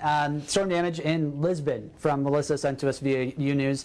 This was the new high school football press box in Lisbon. Unfortunately, they're going to have to start over because significant damage there to that structure. Obviously, those are pretty vulnerable structures in storm systems like this just because of the way that they are built. Another scene from Van Horn in Benton County. Jane Suter sent to us via U-News as well. That's looks like an external, like sort of carport area in a house has collapsed in that home, along with significant roof damage over it. Could be a garage, hard to totally make it out, but I'm suspecting it's a carport type situation. Very, very bad damage there at a home in Van Horn. So like Joe said, unfortunately, I think the scenes of structural damage will just begin to show themselves. I saw a photo we don't have cleared to air from Iowa Public Radio of damage at the Test Iowa site in Cedar Rapids. Of course, that's a temporary facility. It's just a tent, basically. Very not ready to sustain this kind of wind, or really any kind of wind, and so they'll be doing a lot of cleaning up there as well, unfortunately. Thanks, Corey, for that. We'll thank everyone again for posting those pictures. We do appreciate being able to show those to all of Eastern Iowa. Joining us now on Newsline 9 is Cedar Rapids Mayor Brad Hart. Mayor, obviously a lot of damage across Iowa, but across Lynn County and here in Cedar Rapids, very, very hard hit. What can you tell us? Yeah, I'm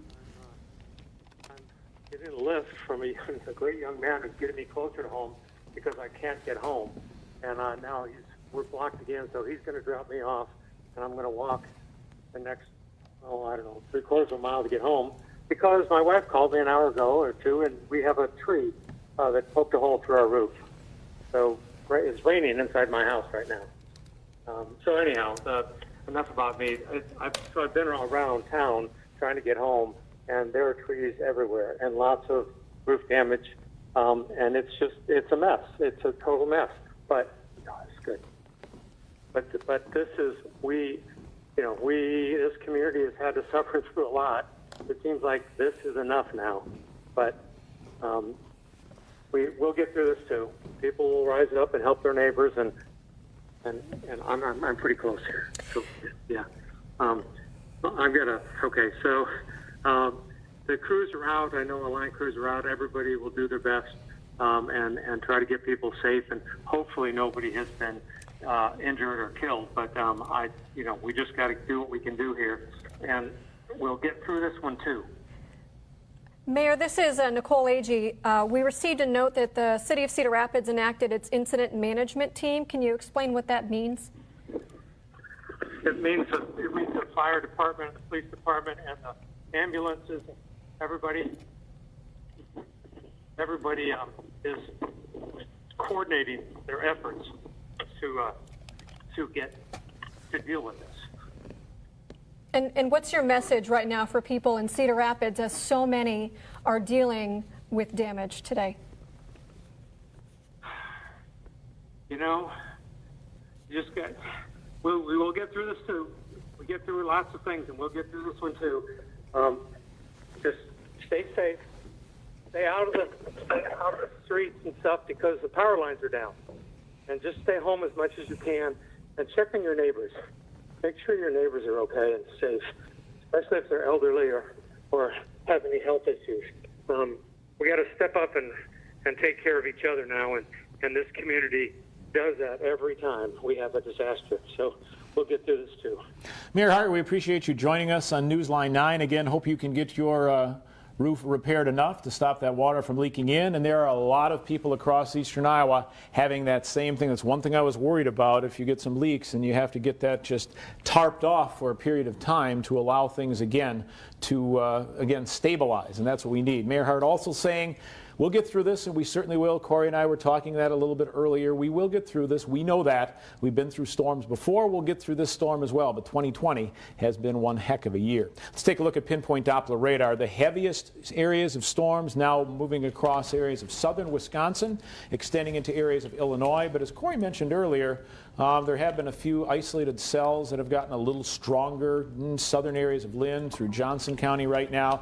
Certainly some lightning in the Solon area. Some gusty winds, brief heavy rain certainly possible as that system continues to move across eastern Iowa, the entire system moving off toward the east. Again, storms had been moving at about 70 miles per hour. We're still going to watch that back edge take a while before the entire threat of rain is done across eastern Iowa. There are more cells developing, as we can see, farther to the south as well. This would include areas down toward Poweshiek County, some cells. They're moving up toward the north and east. Could they potentially affect areas of Washington County? It's a possibility. possibility. Although, again, because the atmosphere has now had one round move through, the likelihood of severe weather not there, but the likelihood of strong storms still is certainly possible. So something that we do need to watch and do need to keep in mind. Let's just take a look at our temperature and dew points right now, see how things have changed. And there you go, our temperatures and dew points right now down in the 60s. In many areas have had rain-cooled air, but more importantly, what you're watching, those dew points down in the 60s as well. They were well into the mid-70s earlier today, so that shows some of that drier air starting to push in as well. Right now, our current winds across eastern Iowa, this is again still some very strong winds in the Iowa City area, at least that last report. I think that's probably a report that had been earlier in the day, about 52 miles per hour. They had winds up to 70 miles per hour as the storms moved through. And again, the most intense cells now moving across Illinois, southern areas of Wisconsin, moving off toward the east very rapidly at about 70 miles per hour. We're just trying to convey, Joe, because of power outages and damage to our building, we have limited service right now on cable providers. We are on over the air. Aaron, is that? We are not over the air. We are on iHeart radio stations. We are on Mediacom. I'm on Cedar Falls. We are not on Dish or Direct. Thank you to our producer for feeding me that information. You can find us on the mobile app as well as on Facebook and Roku and our website as well. So we're trying to stay on the air for you in any capacity we can to pass along this information. I'll send it back to you, Joe. Yeah, I did have a report. WMT was having some transmitter issues. 96.5 Kiss Country covering our continuous coverage as well. So certainly someplace you can do that. Jay Green has been with us, been kind of watching the storm from downtown Cedar Rapids, gave us a great perspective on the damage earlier, and understand Jay joins us now live again from downtown Cedar Rapids, right outside the TV9 studios. Jay? Yeah, Joe, since the last time I joined you, my photojournalist Mike Gerken and I, we've had a chance to kind of walk around Cedar Rapids and see the extent of the damage. And really what there is just a lot of down debris, a lot of construction barriers that have been moved. As you can see here, we've got a road sign down, we've got a power pole down, we've got damaged cars alongside the road. I want to step out of the way here, and Mike, if you can just kind of pan back and forth along 2nd Avenue Southeast here, walking by a lot of people who, are driving home, trying to get out of town. We've talked to some people who worked at one of the local restaurants here saying, you know what, they were okay, their restaurant is okay, and now they're just trying to get home to see if their home is okay, if they're where they live. I will tell you right now, a lot of what we've seen is heavy traffic here in Cedar Rapids. So if you're trying to get out of work or trying to get somewhere, you're going to have to wait a while because things are backed up, and I know they're trying to get things cleared out. That's the other thing I do want to mention. We already saw road crews out there clearing things out. So we know they're out there working. Just be mindful of people walking in places and road signs that are down. We walked by the library earlier, saw a lot of debris down there along 5th and 6th. 5th and 6th, we've seen a lot of damage as well. So basically, that's what we're seeing right now, Joe. All right, Jay, thank you for the picture from downtown Cedar Rapids. Joining us now live on Newsline 9 is TV9's Mary Green. Mary, where are you and what are you seeing? Well, Joe, I am on 1st Avenue downtown. I'm honestly probably about 4 or 5 blocks from the station right now. I do have a power cord if we need a power cord. But on my way downtown, I was driving through northwest Cedar Rapids, and I'll tell you, it is quite the wild scene there. Just driving along Edgewood Road northwest, there are portions of the road where, both lanes of traffic are trying to meander around each other and share a single lane because trees that are that large have just completely fallen across the other 3 lanes along Edgewood, and there are quite a few cars out as well. So a lot of traffic going down there. I've seen quite a few down power lines. I've seen some scary scenes where it looks like trees that are about to fall over are just tugging on these power lines. I'm from Florida. I worked in Georgia before I came here. The only time I've seen damage like this is after hurricanes and other straight line wind events. So it's definitely a little eerie to see this here in Iowa. And then as I was driving along 1st Avenue, it looks like part of the Vets Memorial Building downtown, part of the roof structure, I don't know if it's the air unit or some sort of mechanical structure. I'm no expert enough. Look at it falling partially down on the lower portion of the Vets Memorial roof. So just a lot of damage. Parts of Jackson as well. in Johnson Avenue Northwest, where a lot of power lines are down, cars trying to meander under power lines, so a little bit of a scary scene for drivers out here.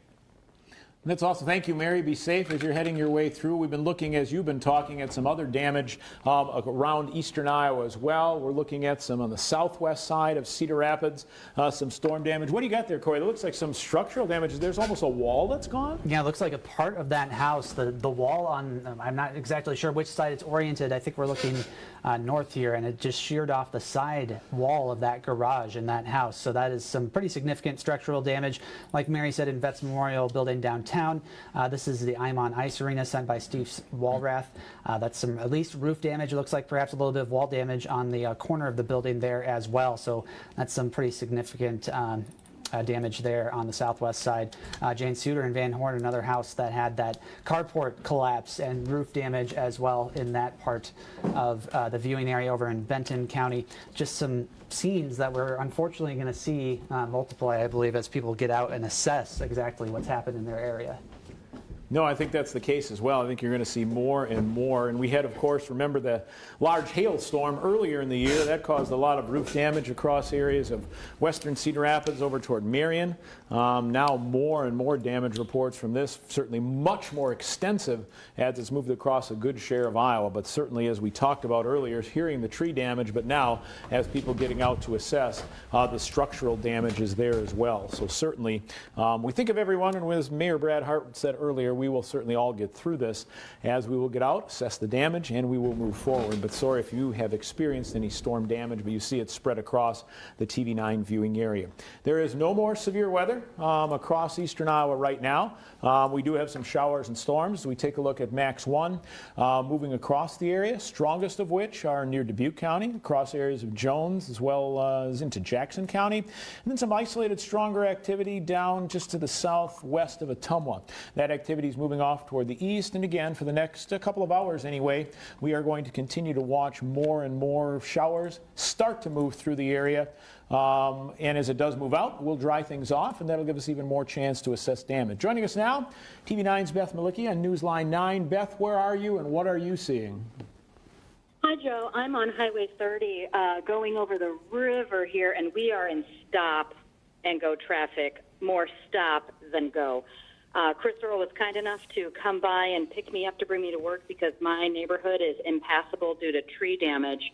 But boy, we've been on 30 now for at least 15 minutes, barely moving. And obviously, unless you have to be out, it'd probably be best to hunker down and obviously stay safe. I encountered a man as I was walking from my neighborhood on East Post Road, southeast in Cedar Rapids to Mount Vernon, a family who had what they believe was a gas line break right in front of their home. So they grabbed their dog and sprinted. So it is not safe out there. There are a lot of power lines down, but of course, if you smell gas, get out. How about the tree damage? Pretty extensive wherever you've been?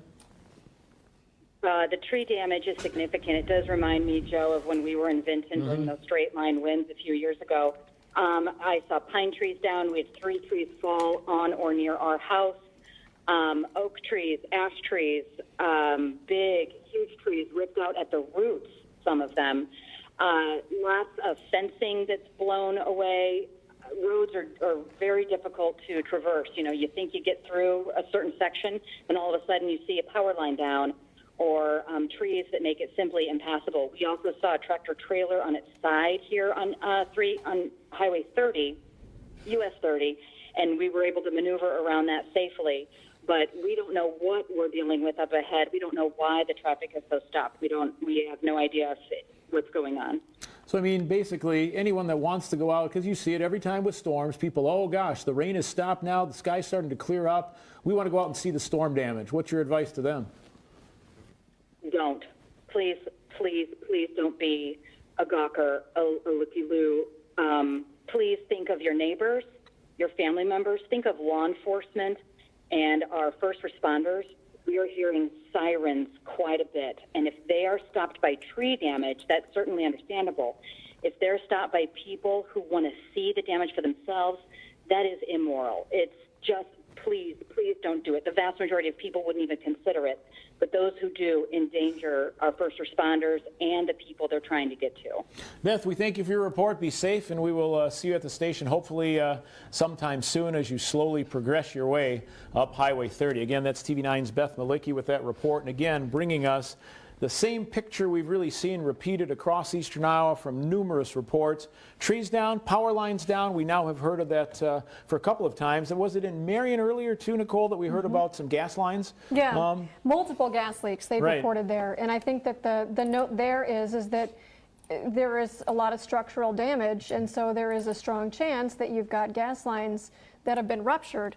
And of course, that adds a whole other layer to the situation and safety. And this is probably some of the most extensive damage I've ever seen over a portion of eastern Iowa. Vinton windstorm ranks up there. The Washington windstorm that started near Williamsburg that we saw, that was back in 1998. Just from straight line winds, just absolutely incredible damage across the area. No, I'm starting to get pictures in from my neighborhood now, and we thankfully just have some minor damage, but some in our neighborhood are not as fortunate. So a lot of people are going to be dealing with some really heartbreaking damage today. Yes, so far, the two pictures that I've seen from the reports I've had from my house, 2 trees down, not near the house, which is fine, and we lost a flower pot. If that's it, I'm fine with that. We can deal with that because I know people are dealing with a lot more than that. We do have, no we don't. Let's go to the pinpoint Doppler radar and let's take a look. And Corey, if you have anything at this point that you would like to show us, we would love to see it. The storms themselves really progressing across northern Illinois. There's some severe thunderstorm and tornado warnings right now near the Rockford and Belvedere area, so some very powerful storms continue all the way down across central areas of Illinois. Farther back to the west, we are noticing some quieter weather conditions. And we've been talking about the severe weather for so long. Let's just take a quick look at what we are in store for as we head through the remainder of the week. These showers and storms come to an end, and here's a look at our 9-day forecast. Tomorrow will be a cooler and less humid day. We'll see a high of 83 degrees. It'll be very quiet. Wednesday, Thursday's chance of storms very isolated at best. Highs should stay in the middle 80s, and it looks like middle 80s into the weekend. Early next week, we're back in the lower 80s, and lows drop down into the 50s and 60s. So the storms themselves, severe storms, have ended here in eastern Iowa. We still have some storms that we'll get through as we head through the next couple of hours, or some showers. But other than that, it does look much quieter than as we head through the week, which takes us back to kind of our drought pattern that we have been experiencing across western and now moving into eastern Iowa as we progress through the summer months. But again, there's kind of that back edge you can see of the showers moving through Waterloo, moving just towards Cedar Rapids. There's a little scattered activity farther back along Highway 30. Southeast of Ames through the Tama area, and then we head farther south. We'll give you a picture. This takes us from Iowa City down to Washington. There is some activity moving up toward the Oskaloosa, Ottumwa area. We'll watch it to see if that could prompt a warning across Keokuk or Washington County.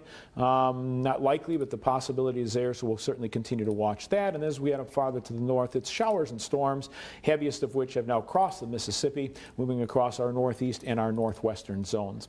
You have a damage picture, Aaron? Okay, this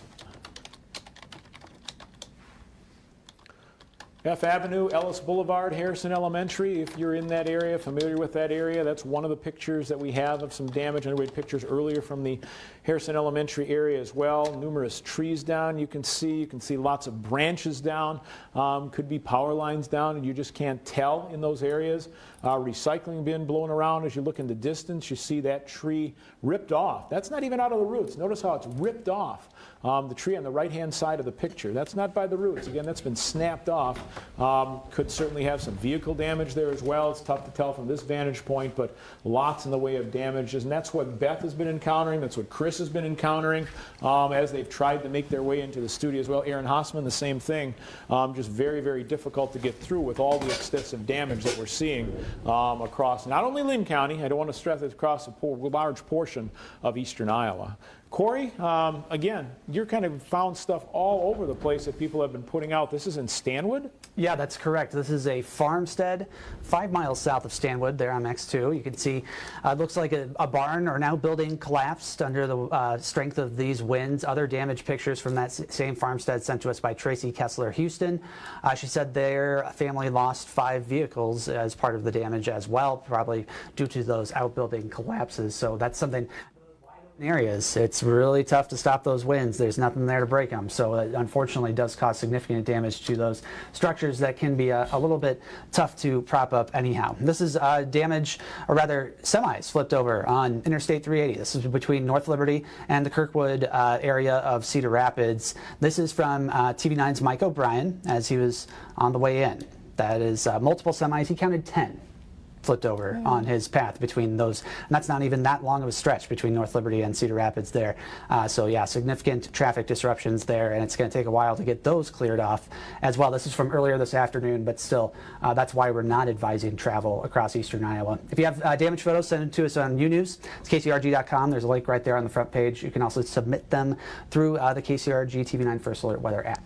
Now, Corey, I saw the National Weather Service out of the Quad Cities reporting widespread damage there as well. Is it unusual for a storm like this to stay so together and impactful all the way from central Iowa to the eastern part of our state? It is somewhat unusual, and so this is classified and probably will be officially called so by the National Weather Service as a derecho. So that is the same thing that hit Vinton that several years ago, and then Iowa City and points to the south in 1998 in the end of June. So it's defined as a really long-lasting windstorm, and the reason why this was able to happen today was because we had a significant amount of energy in the atmosphere, which is one of the key ingredients to this, and because we had that sunshine this morning, really helped prime the atmosphere for damaging winds, allowing those winds that are stronger aloft to reach the surface. And that's why in the eastern half of the state or so, Des Moines points to the east and now continuing to north central Illinois is why we saw so much damage, because we got that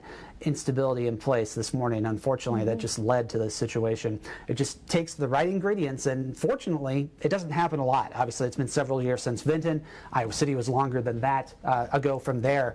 So hopefully this is the last one for a while, but derechos cause significant damage. They can cause tornado-like damage, but just over a really wide area. And that's why we always say, take those severe thunderstorm warnings seriously, take those watches seriously too when we talk about them. That's why we gave you the heads up earlier today. Just the threat was there, and unfortunately it really did play out to its maximum intensity as we went through the afternoon. Well, we just talked to Waterloo Fire and Police. They say there's just some very minor damage up in their neck of the woods up in Black Hawk County, so it really seems like Highway 20 South is where we're seeing the most damage. Is that similar to what you've been seeing? Yeah, that seems to be the vast majority, and particularly concentrated perhaps on the Highway 30 corridor. So we had reports in Marshalltown, further to the west in Ames as well, significant damage there around the town of Ames, but of course that tracked to the east around Cedar Rapids. We had that picture of Stanwood, which would be in line with that too, toward the Iowa City area. So that corridor between about Interstate 80 and Highway 30, and give or take 15 or 20 miles on either side of that,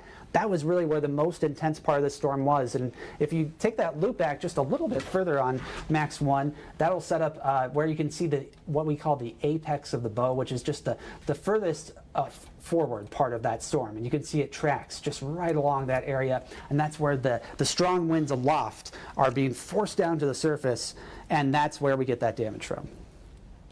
I understand now on Newsline 9 we have Charlie from Lynn County REC. Charlie, are you with us? Yes, it's Carrie. Oh, it's Carrie. Sorry about that. What can you tell us as far as power outages? Right now, Lynn County REC has over 25,000 people out of power. Our linemen are currently out running lines and assessing the damage to our distribution system. And what can you give people as updates as far as getting power back on? We ask all of our members to check our website. We'll be doing continuous updates throughout the day and night. If they are without power and can't get to a website, what's a good way for them to check it?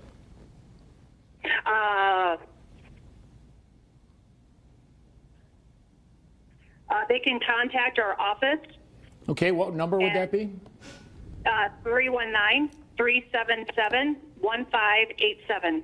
And again, how many did you say without power in Lynn you have without power right now? Over 25,000.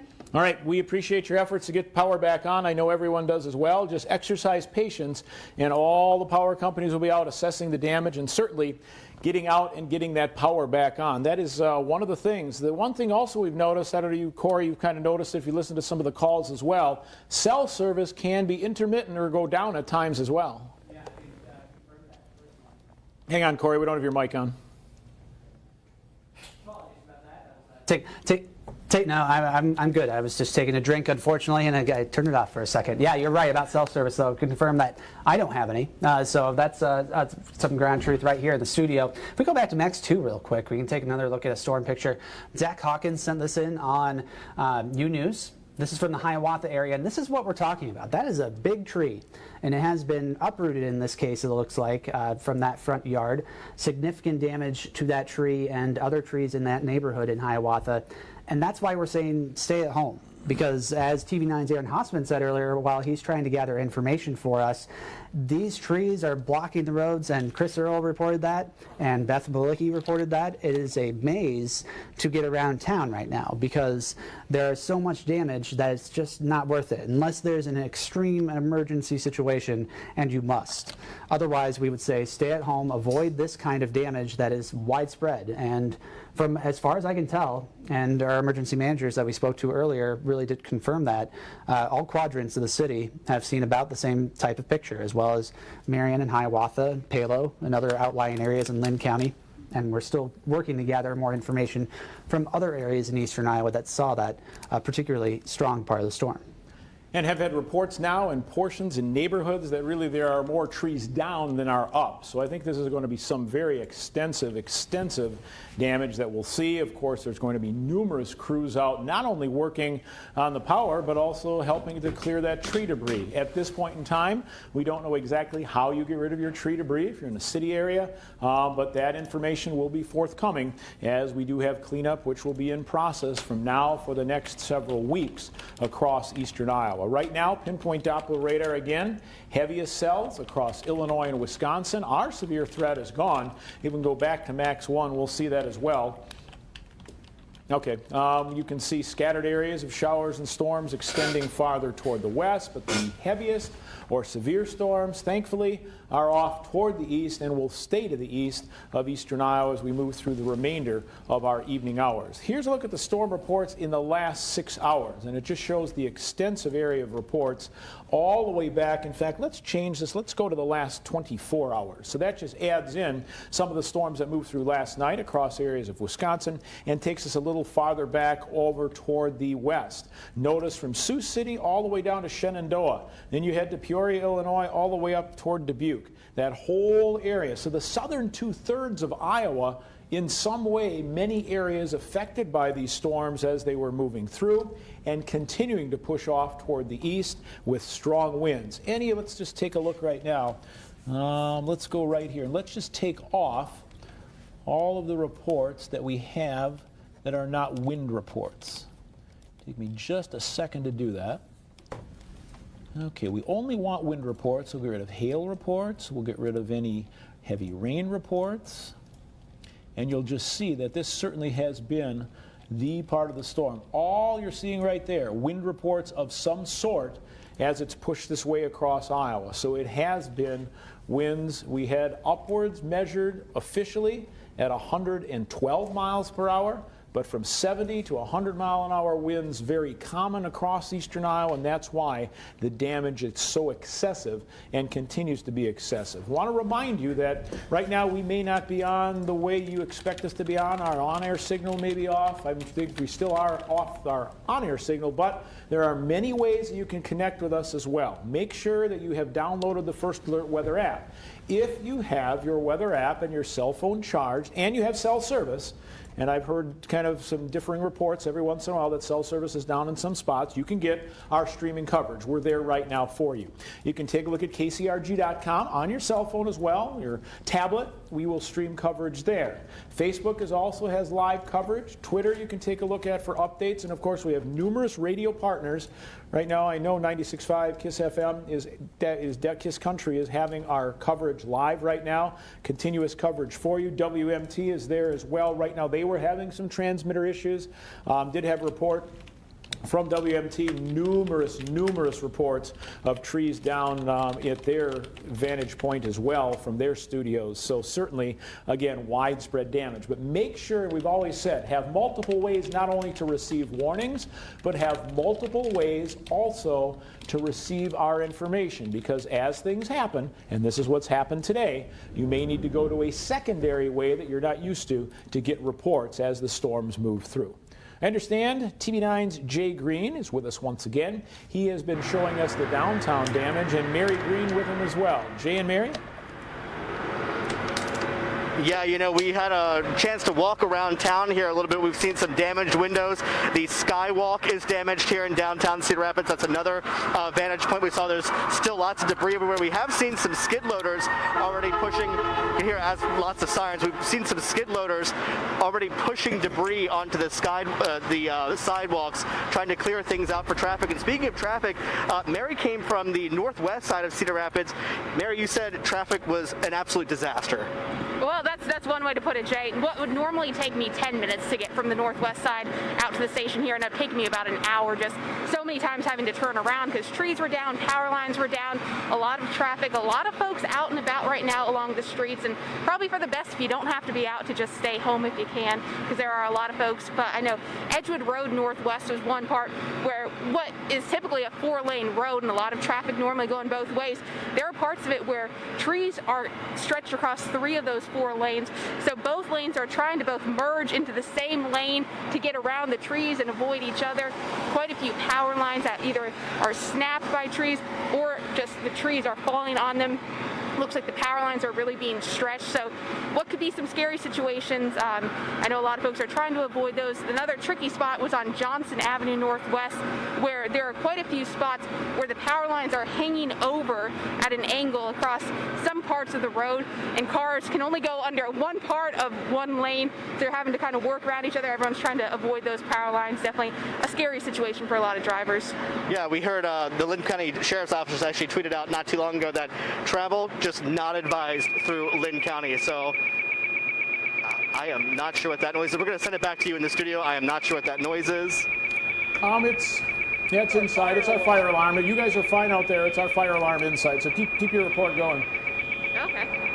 Yeah, well, coming this way, by the time I eventually got off, because I was trying to cut over from Johnson onto First Avenue to get downtown here, by the time I eventually got onto First Avenue, again, quite a bit of traffic, and I saw 3 or 4 either fire engines or police cars just trying to zoom as much with the traffic as they can. So that's something that I've been hearing, at least in the last couple minutes downtown, are other alarms going off and other, police cruisers, fire trucks trying to get through with their alarms going as well. Yeah, I know you came and worked a little later than I've been here since 3 this morning, so of course I kind of saw the start of this from downtown. It looked like the rain and the wind coming through was absolutely, we saw some stop signs just coming down, and all this debris wasn't here earlier this morning. Our sign, our marquee on front of the building is pretty much gone at this point. Of course, hear that alarm, that's our fire alarm going off. We're okay, we're outside.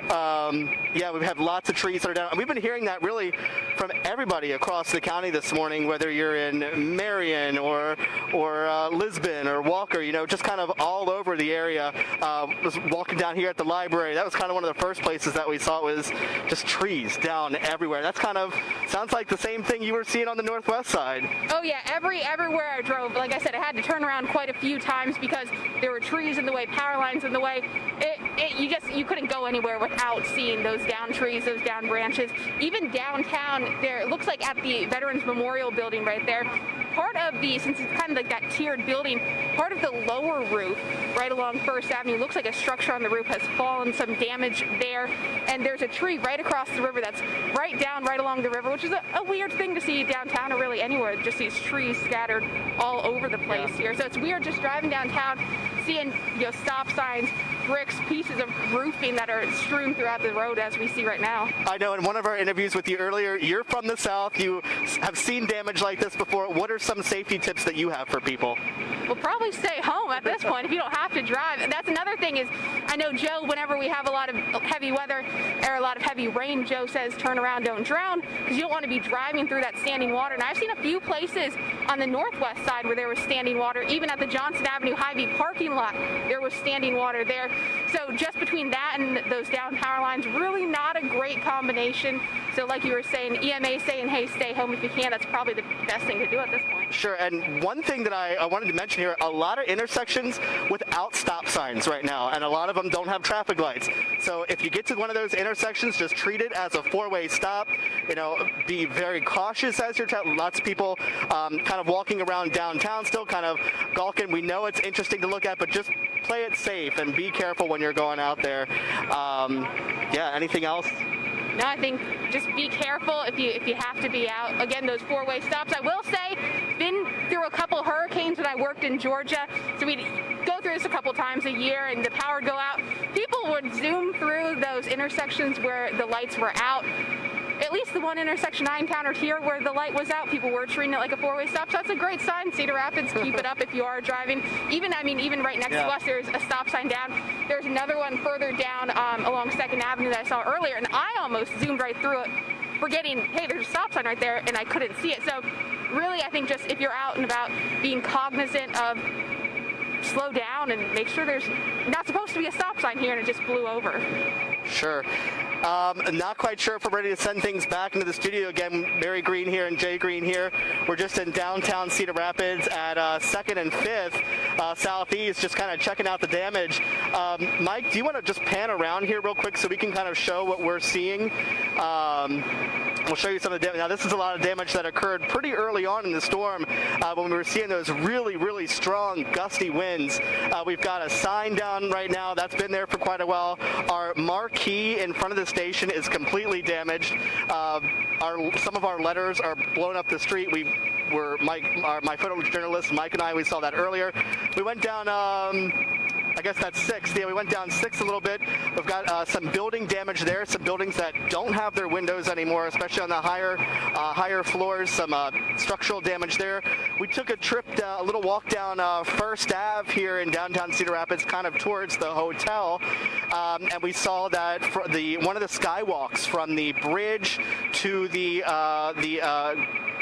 Cellular Center, U.S. Cellular Center, completely missing its windows. So, of course, they'll have to get that replaced here at some point.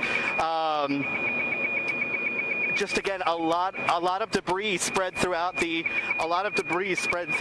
city, and of course we're going to try to cover this as much as possible. But again, we just want you to stay safe and remember to make way for law enforcement and emergency responders as they're making their way through. We're going to send it back to you in the studio. Yeah, Jay and Mary, thank you very much for your report. Again, extensive damage across portions of eastern Iowa. I understand we have a phoner from an area outside of Cedar Rapids, because again, it's a widespread area that's receiving damage. We have Cynthia Stenson on the line. She is the city clerk in Fairfax. And Cynthia, thanks so much for waiting with us here on the phone. Can you tell us about the extent of the damage there in Fairfax?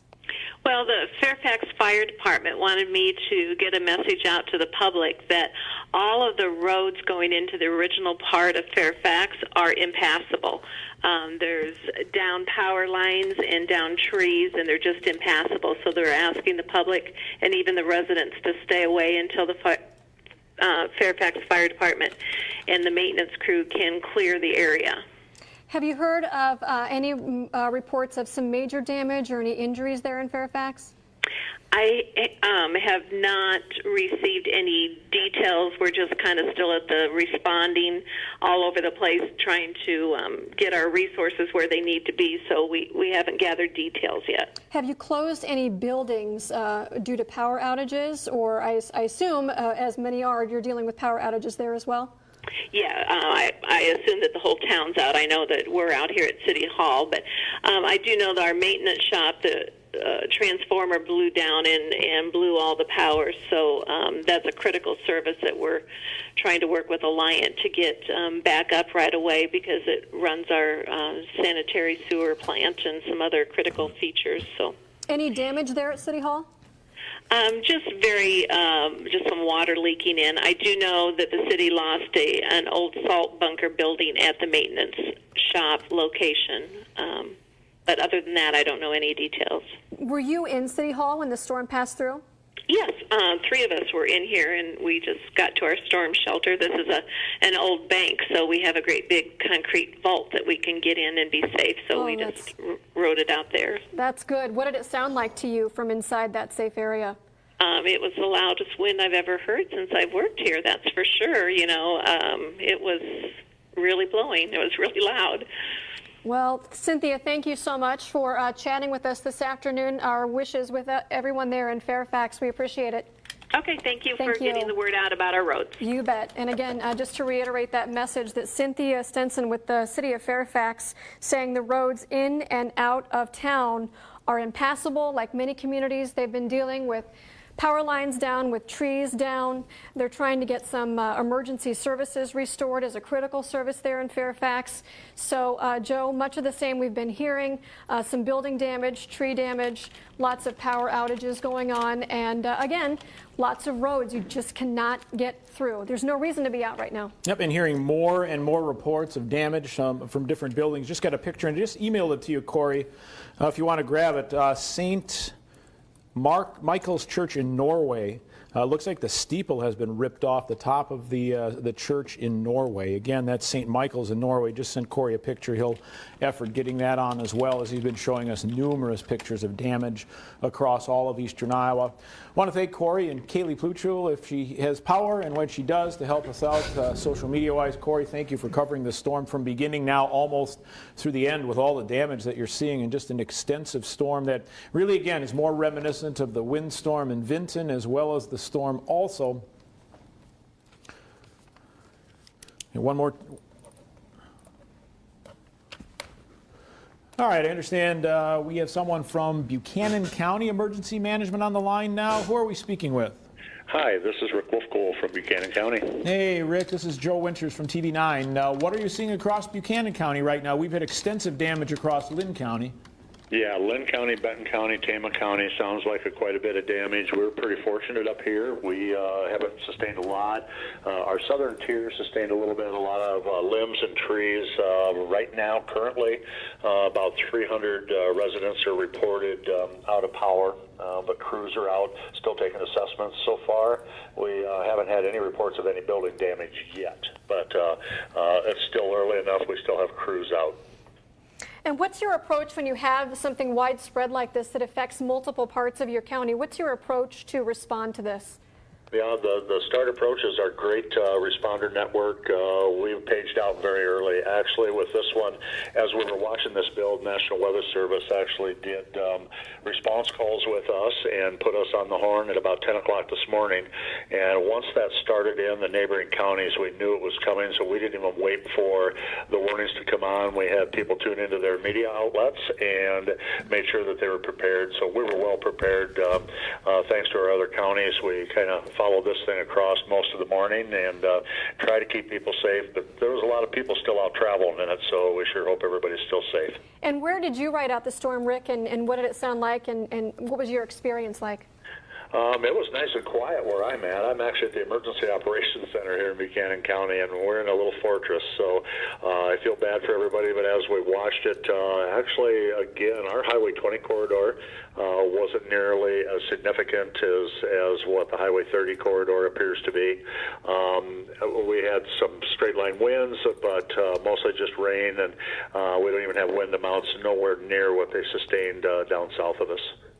Well, Rick, with Buchanan County Emergency Management, thanks so much for giving us an update there. Again, a lot of the damage we're hearing are the more severe reports, Joe, are Highway 20 South, and as Corey mentioned, really along that Highway 30 corridor. Yep, no, that's where we've been watching, and really we saw it for a period of time as well, and Rick pointed out the National Weather Service warning well ahead of this, getting people in position, getting people out of the way, so there certainly were warnings well ahead of this storm moving in.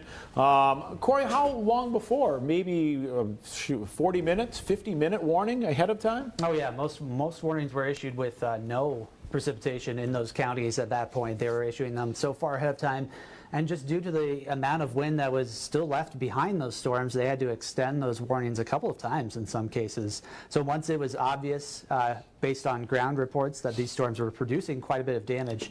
National Weather Service usually goes ahead at that point and gives extra lead time because they know for sure that it's happening. If we go to Max 2 real quick, show you that picture that Joe was talking about in terms of some damage to a brick church in Norway. Some pretty significant damage. Looks like the steeple there pretty well sheared off the top of that building, as well as other damage to the exterior and debris piled in front of it. So that's really unfortunate for that house of worship there in Norway. Unfortunately, I fear we'll see more scenes like that.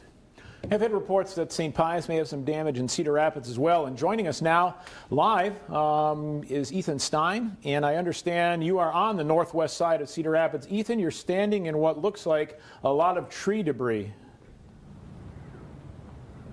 Yeah, Joe, you got it. You can see it right in front of me. We've been actually trying to make our way back downtown from northwest Cedar Rapids for about an hour now, and we haven't been able to do that at all. One of the reasons has been these roads are simply impassable. I mean, there's trees down all over me. Most of it is damaged. We haven't seen a lot of cars necessarily damaged or houses, but we've seen definitely the scaffolding come out. And as I come out of here, and you'll see there, we've even seen some power lines down. We've had all the roads blocked off. We actually had to kind of U-turn back on to Johnson Avenue. That way we can then get back onto the road because we got to that intersection where all other 4 roads were blocked, and you could see down there how much damage there has been on some of these trees and excluding on these roads. I mean, the roads have been almost impassable the entire way through. Like I said before, we've been trying to get back to downtown Cedar Rapids, and we just simply haven't been. And you see these cars going by us now. That only adds on to the problem, simply because now what's happening is these cars, they kind of try to both go one way when the road, the tree blocks one lane, and then they both try to go through at the same time, and it just creates more traffic jams. So one of those people that we've been meeting out here is Becky Spites. Becky was telling me earlier that she actually was cutting someone's hair when she was actually during the storm, and she actually saw the storm almost lift up her car.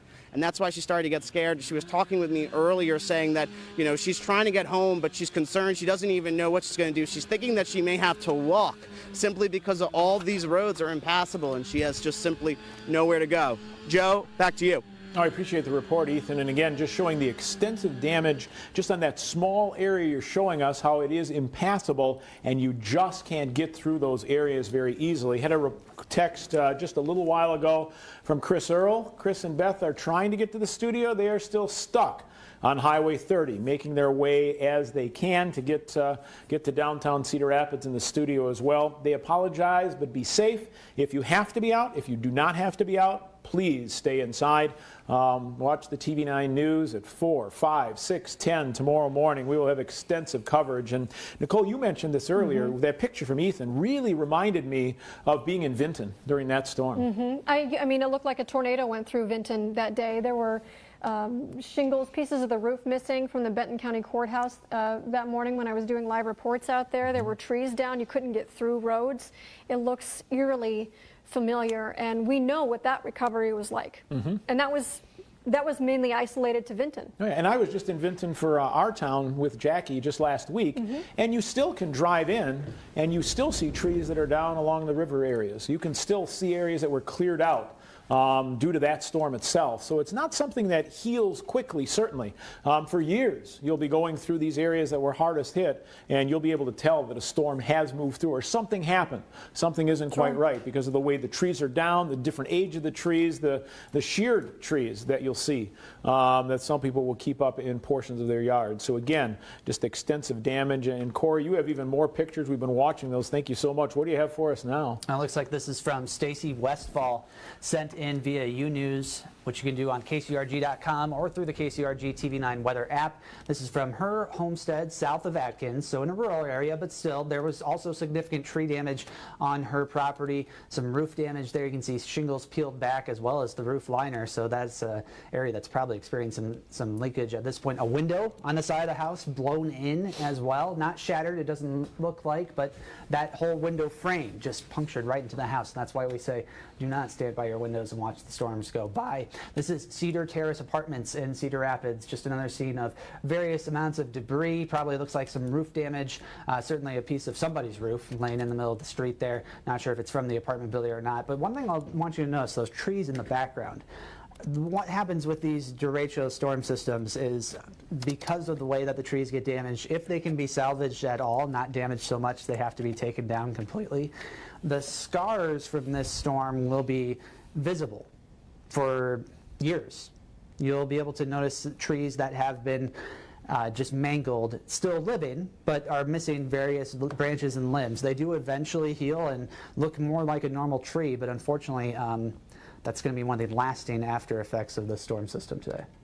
And the latest, thank you, Corey, the latest report we had on power outages with Alliant, Mid-American, and REC combined was 410,000. What you're looking at is the outage map on Alliant's website, and I believe they were just shy of 250,000 customers alone without power. And they're getting crews out there. Of course, first they have to assess what they're dealing with before they can start to clean up and restore power. So we can expect the power in some of these areas to be out for quite some time. Thank you for that map there. I just want to recap a few things here that we've had come into our newsroom here in the last hour or so. We talked to Steve O'Connick a little earlier from Linn County Emergency Management. The good news is that he has heard no reports of any serious injuries. I don't believe we've taken any reports of injuries with this, and so that's why it's important to make sure that you stay away from power lines. You're staying away from some of these downed trees if it looks like an unsafe situation, because we don't want injuries to happen now in the aftermath of the storm. Linn County is going to be doing some damage estimates, but he said the damage really is widespread north to south, east to west across the county. The middle school roof at Tama Toledo Middle School roof blown off, widespread damage at Kennedy. We had a reminder from several cities to not report storm damage to 911. Please reserve 911 for life-threatening situations, life-threatening emergencies. Do not call them with storm damage right now. We talked to Mayor Brad Hart, who he himself had been dealing with the obstacles of trying to get around town and some damage as well. Reminding people in Cedar Rapids, we've been through a lot and we can get through this as well. We talked to Waterloo Fire and police, who said that they've seen some minor damage there, again reiterating that a lot of the damage is south of Highway 20 and really along Highway 30. Linn County REC told us they've got 25,000 without power. And this is, if you do not have access to report an outage, this is the phone number that Linn County REC gave us to pass along. That is 319-377-1587. Again, if you have outage to report for Linn County REC. We talked to Cynthia Stenson. She's the city clerk at Fairfax, and she's asking people either living in Fairfax or people from out of town to just stay away. They've got lots of trees down there that have made it impassable. And we talked to Rick from Buchanan County Emergency Management as well, about 300 in his neck of the woods without power. Sounds like some more minor damage, just mainly tree damage there in comparison with some of our other cities and counties as well. It sounds like we're getting some caller reports from some substantial damage over at Collins Aerospace. A lot of the trees and some of their surrounding some of their campus there, laying all over the lot. Several apartments, buildings all across Cedar Rapids damaged. A lot of farm damage as well. We took a report of some substantial farm damage with a barn completely gone in Benton County a little bit earlier as this was moving through. So, Joe, just wanted to recap there some of the information that's come in here in the last hour as we're starting really now to get a look at some pictures, both live and, of course, on our city cam here with a tipped over semi on North Liberty City Cam. Yep, we showed that earlier. It's still, again, laying on its side, but has been far enough off the road that traffic now moving, which we didn't have earlier. Traffic was hardly moving or moving not at all in the southbound lanes and down to one lane in the northbound lanes of Interstate 380. But Aaron Hossman, one of our reporters, also mentioned that there were numerous semis down as he was in this area from North Liberty heading heading up towards Cedar Rapids. So again, that semi laying on its side. It will be a while before that is cleaned up, causing a little bit more in the way of some travel delays. But right now it looks like north and southbound in the North Liberty area moving along fine. We'll take a live picture from our Independence City Cam, just kind of give you an indication of what's behind this storm. And again, we have some sunshine trying to filter through that cloudy sky. As far as the showers, there's not a lot out there. Anything is out there remains fairly light, and will continue to push off toward the east, and we will watch those skies start to clear as we head through the nighttime hours. There's what we have on pinpoint Doppler radar. Again, the strongest storms now all the way into eastern areas of Illinois. They've passed Rockford, they've passed Peoria, they're heading toward Chicago, where numerous severe thunderstorm and tornado warnings are in effect. We still have some scattered activity across portions of eastern Iowa as well. In fact, we are looking at right now, let's go ahead and give you a look at where we're seeing. That's where the rain is mainly falling right now in eastern Iowa. Most extensive from Prairie du Chien back through Dubuque County over toward Jackson County, and it is just some showers. And then as we go farther toward the west, there are some showers across areas south of Waterloo over toward Tama and Oskaloosa. Then we head down toward Ottumwa and areas into northern Missouri. We do have some thunderstorms out there. So this could still affect. Let's just kind of see how this is moving. Heading off toward the east.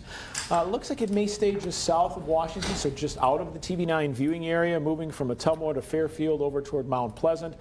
Could be strong still. There's some untapped energy in the atmosphere down across far southeastern Iowa, something that we'll be looking at. We'll take a look, we'll pull up our Ottumwa City Cam a little while and see what it looks like right now in downtown Ottumwa, because many of our city cams in areas that have lost power have not regained the power in that area yet. So certainly something that we're continuing to watch as those storms move far, far south, but it does not look like they'll move into the TV9 viewing area. They will stay just south. Let's go ahead and bring up now and see our Ottumwa City Cam load. Take just a minute as long as we got. There you go. So you certainly can see some heavy rains.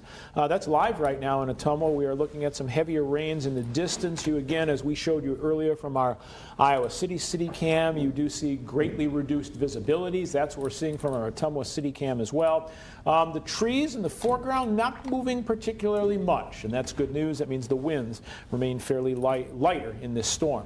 Again, we'll continue to watch the activity push off toward the east, and as it does, more damage assessments will be able to be made as those storms continue to move away from eastern Iowa. Powerful winds we showed you earlier, they stay off across areas of Illinois. We're not expecting much in the way of even gusty winds now as the storms continue to push through, but numerous reports of storm damage and more coming. And each time we refresh this map of the last 6 hours, it seems that the number of icons for wind or areas of damage just continue to increase, and we'll see those damage reports come in for the next several days. TV9's Jay Green is with us once again, been in downtown Cedar Rapids taking a look at the storm damage. And Jay, what do you have for us now?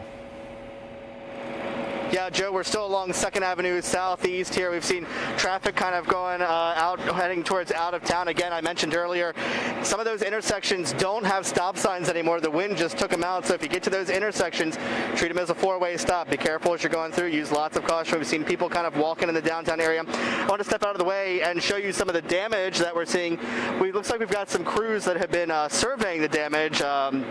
People just looking around. We've also got debris on the road here. We've got a damaged car here along the front of our station. You can see some of the wiring hanging down from our marquee in front of the station.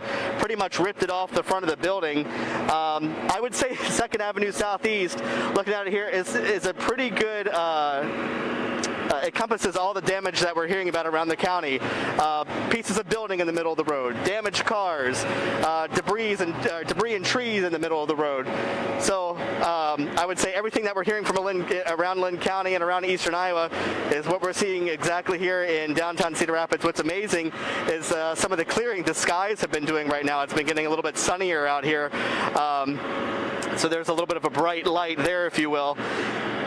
So we've got some people that are surveying damage here. Not sure exactly if they're with anybody, but I know they've been walking around looking at things. We've had, I talked to one lady. She was driving by. She said she was going around checking on her elderly neighbors and people she knew who were elderly. So I would say that's another big thing is remember your neighbors, remember the elderly who live around you, remember your family members. Make sure you're, checking in on them that they're okay.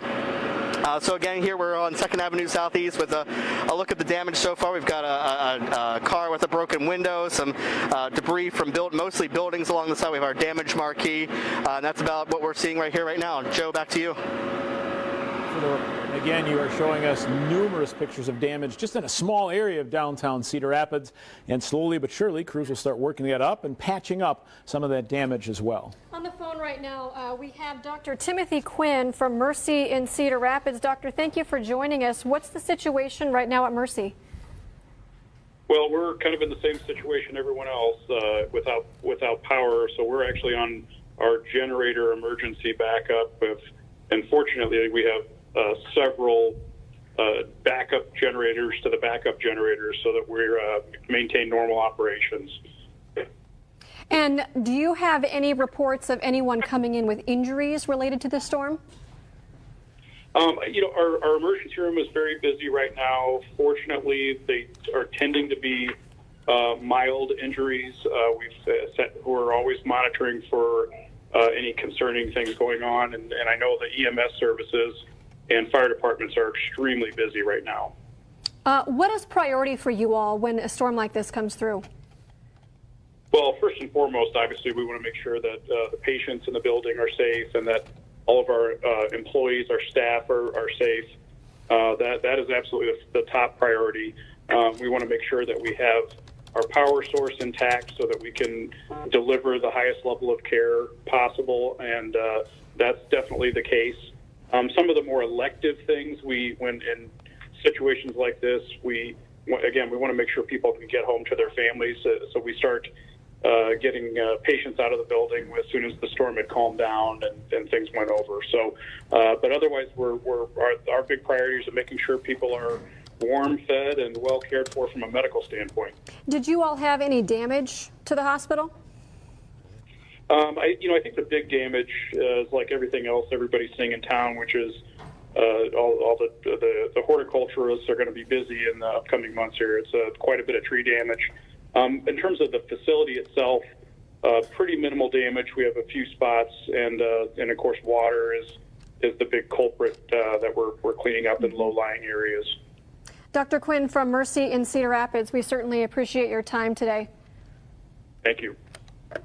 And again, that was Dr. Timothy Quinn from Mercy in Cedar Rapids. They have generators upon generators to back up the situation there at Mercy to make sure that everyone can continue to get the same level of care.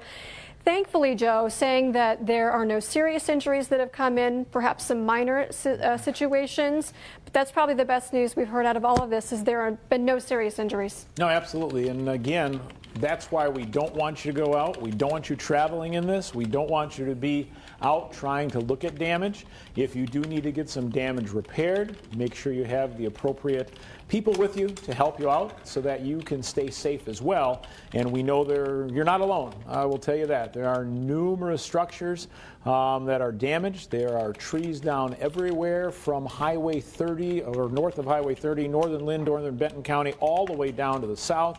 And we have reports all the way across eastern Iowa, again, with that storm damage that we've been seeing come in since, let's say it began right around, a little before noon, maybe 11:30. The first warnings were issued across eastern Iowa, and then that storm continued to move off toward the east and south and just continued with winds anywhere from 70 to about 112 miles per hour. Absolutely impressive storm in the sense of the strength and how it holds together. Not totally uncommon, but are rare in the sense of they don't occur all the time, but we do see them move through the area. Last one across portions of eastern Iowa, of course, the Vinton windstorm that did extensive damage. TV9's Chris Earl made it down Highway 30 and has finally made it in. You had quite a trek in. Well, this will go back to the day 8/10/20. It took 2.5 hours to get to work. I was coming from near Kenwood Elementary School, which is 30th, 32nd, 35th northeast between Oakland Road and First Avenue, and you could not go any stretch without encountering trees that had covered a road. Didn't see a lot of power lines down, but a lot of trees, and it was very messy because I think you had that point where, and I'm trying to remember the exact time where this really hit 12:40, 12:45. It seemed like people were just kind of riding that out. And the house that I was in, I mean, it was just shaking. It was just this violent shake, and then it finally calmed down. He looked out. All our trees were in the front yard. It's backyard damage. It's like that at my house as well, too, where in the backyard, just trees down everywhere. And what I saw on this is I'm trying to get out, and I passed by Lyndale Mall. The sign was bent there. The Menards sign on Highway 100 also bent there as well, too. East Post Road, Mount Vernon Road, because I'm trying to go around the city to be able to get it in here. Because after the experience there in Kenwood, I'm like, well, you know, if I try to get around this.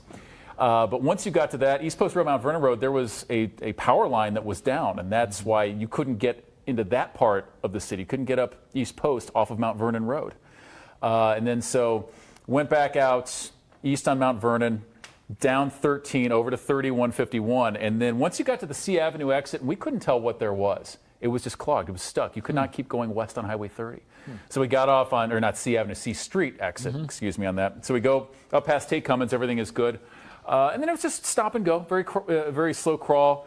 Looked over. I'm like, well, am I going to take Wilson Avenue in? And then I saw Wilson was all backed up, so that was answered for me. But it was very humbling, especially once you get up by Tanager Place, a lot of those homes, Fruitland, Wilson, a lot of tree damage up there. And you've got a lot of older homes, a lot of mature trees. We saw that coming in. Once you got to Newbo, then turn north, the Czech School Deli building. Yep. You know, right there? Oh, yeah, right by Newbo. There's bricks everywhere. Major damage on that. Now, I don't know if there was a renovation project that was going on in the north end building of that, but it was substantial. Even saw just debris on the south end of the federal courthouse. You're seeing buildings all throughout downtown Cedar Rapids where, you know, if it's insulation or if it's just stuff that just could not take the wind on a day like this. But I don't know if I'd be thankful that it took 2.5 hours to get to work. But the only positive from this, Joe, was that you could see the damage all throughout the city. I think Northwest was the only quadrant I didn't get to, but you saw it, and this was not just concentrated in one neighborhood as we're seeing from the reports. And plus what's making it difficult in this technological age is that with the cell phones down, like Twitter's down in a lot of cases, Facebook was hard to get to, and so it was hard, I think, to be able to communicate. Just trying to make a phone call to say, hey, are you at this place? It was very difficult to do.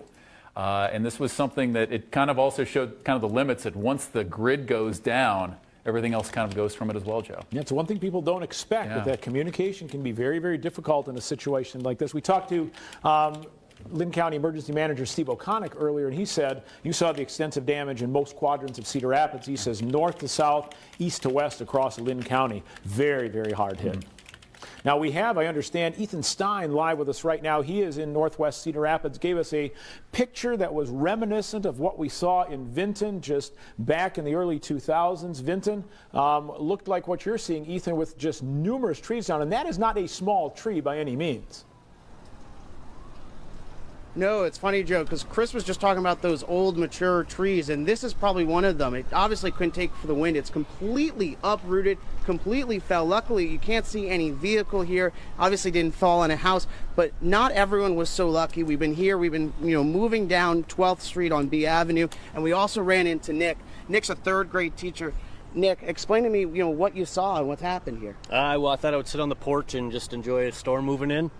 I saw a branch come crashing down on my car, looked out the back window, saw a bunch of branches come down with the power lines, all the power went out, went down to my basement, and I could literally feel the foundation shaking as I was sitting down there. What's the most frustrating part about this all? Me personally is my car, so I have no power, no car now, but overall it's just you can just look around and see that it's going to be a long time for cleanup, and neighborhood needs to work together to get it cleaned up. What were you thinking about when you're in your basement and seeing this all go on?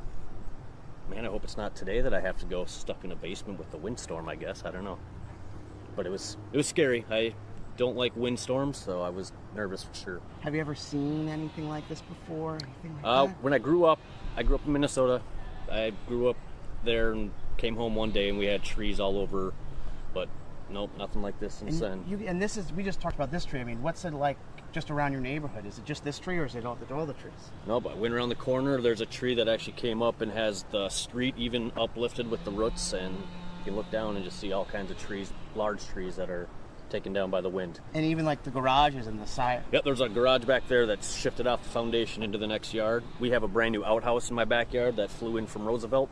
So Yeah. I don't know, maybe that's a positive. Yeah, and Chris and Joe, there's obviously a lot of damage here. And one thing that we should also touch on is there is a strong smell of gas, especially if you go about a block up north. You'll get that smell even stronger. But a lot of damage here. Back to you guys. TV9's Ethan Stein reporting from Northwest Quadrant of Cedar Rapids. I believe he said 12th Street and B Avenue Northwest. So one of those areas, and I mean, you see it all over. You see tree trunks that are like this. As meteorologist Joe Winters is here as we take a look at where the pinpoint Doppler radar is at this moment. Again, the storm itself that moved through brought us the severe weather south of Milwaukee, moving through Chicago, heading north of Peoria, Illinois, heading toward areas of Lake Michigan and Indiana. Fast-moving storm developed back across areas of the plains and then continued to move farther off toward the east at about 70 miles per hour. Anytime a storm moves that fast, guess what? We end up with very, very strong winds, and with that, we had winds in excess of 100 miles per hour, producing the damage that we've seen. I understand now we have on Newsline 9 from the city of Belle Plaine. Who do we have, Aaron, once again? Dave Fish, the mayor of Belle Plaine. Dave, what can you tell us? Any damage in Belle Plaine? Probably every tree on every lot in Belle Plaine was damaged. A number of houses were also damaged, and right now our main problem is our cell phones aren't working, our electricity's out, and we need our citizens to conserve water until I can get 2 generators in to run our well fields. So right now we're kind of at a hold point. Our city crews are moving trees off the streets to get the streets flowing. Our fire department's out checking on everyone in town, and we've got generators on the way to run our well fields, but until they get here, I need people to conserve water. And how long do you expect before those generators get in, you get them up running and get the water running again?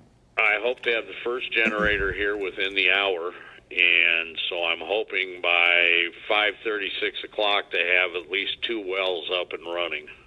Any structural damage? You mentioned a lot of tree damage. Any structural damage in Belle Plaine? Driving around town, where I could get around town, I've noticed several houses that have had trees that have slammed into the property. So I'm going to guess 20 or 30 houses seriously damaged, but I've never seen this much tree damage ever in any of the windstorms we've had here in 60 years. Yep, and again, your advice for citizens right now, stay home and conserve water, correct? Stay home, conserve water. Our community center, which has a generator at it, will be open all night. So if they need to come down and get in some air conditioning, or if they need to come down and have some place to stay for the night, or just to charge their cell phone, we will have somebody at the community center all night. We appreciate that. That again, Dave Fish, the manager or the mayor of Belle Plaine. Again, pumps are out. They are trying to get generators. They hope to have 1 generator back up and running in an hour. But until the next several hours anyway, if you're in Belle Plaine, definitely need to conserve water, because right now the pumps aren't running because they don't have power to run those pumps. Thank you so much, Joe.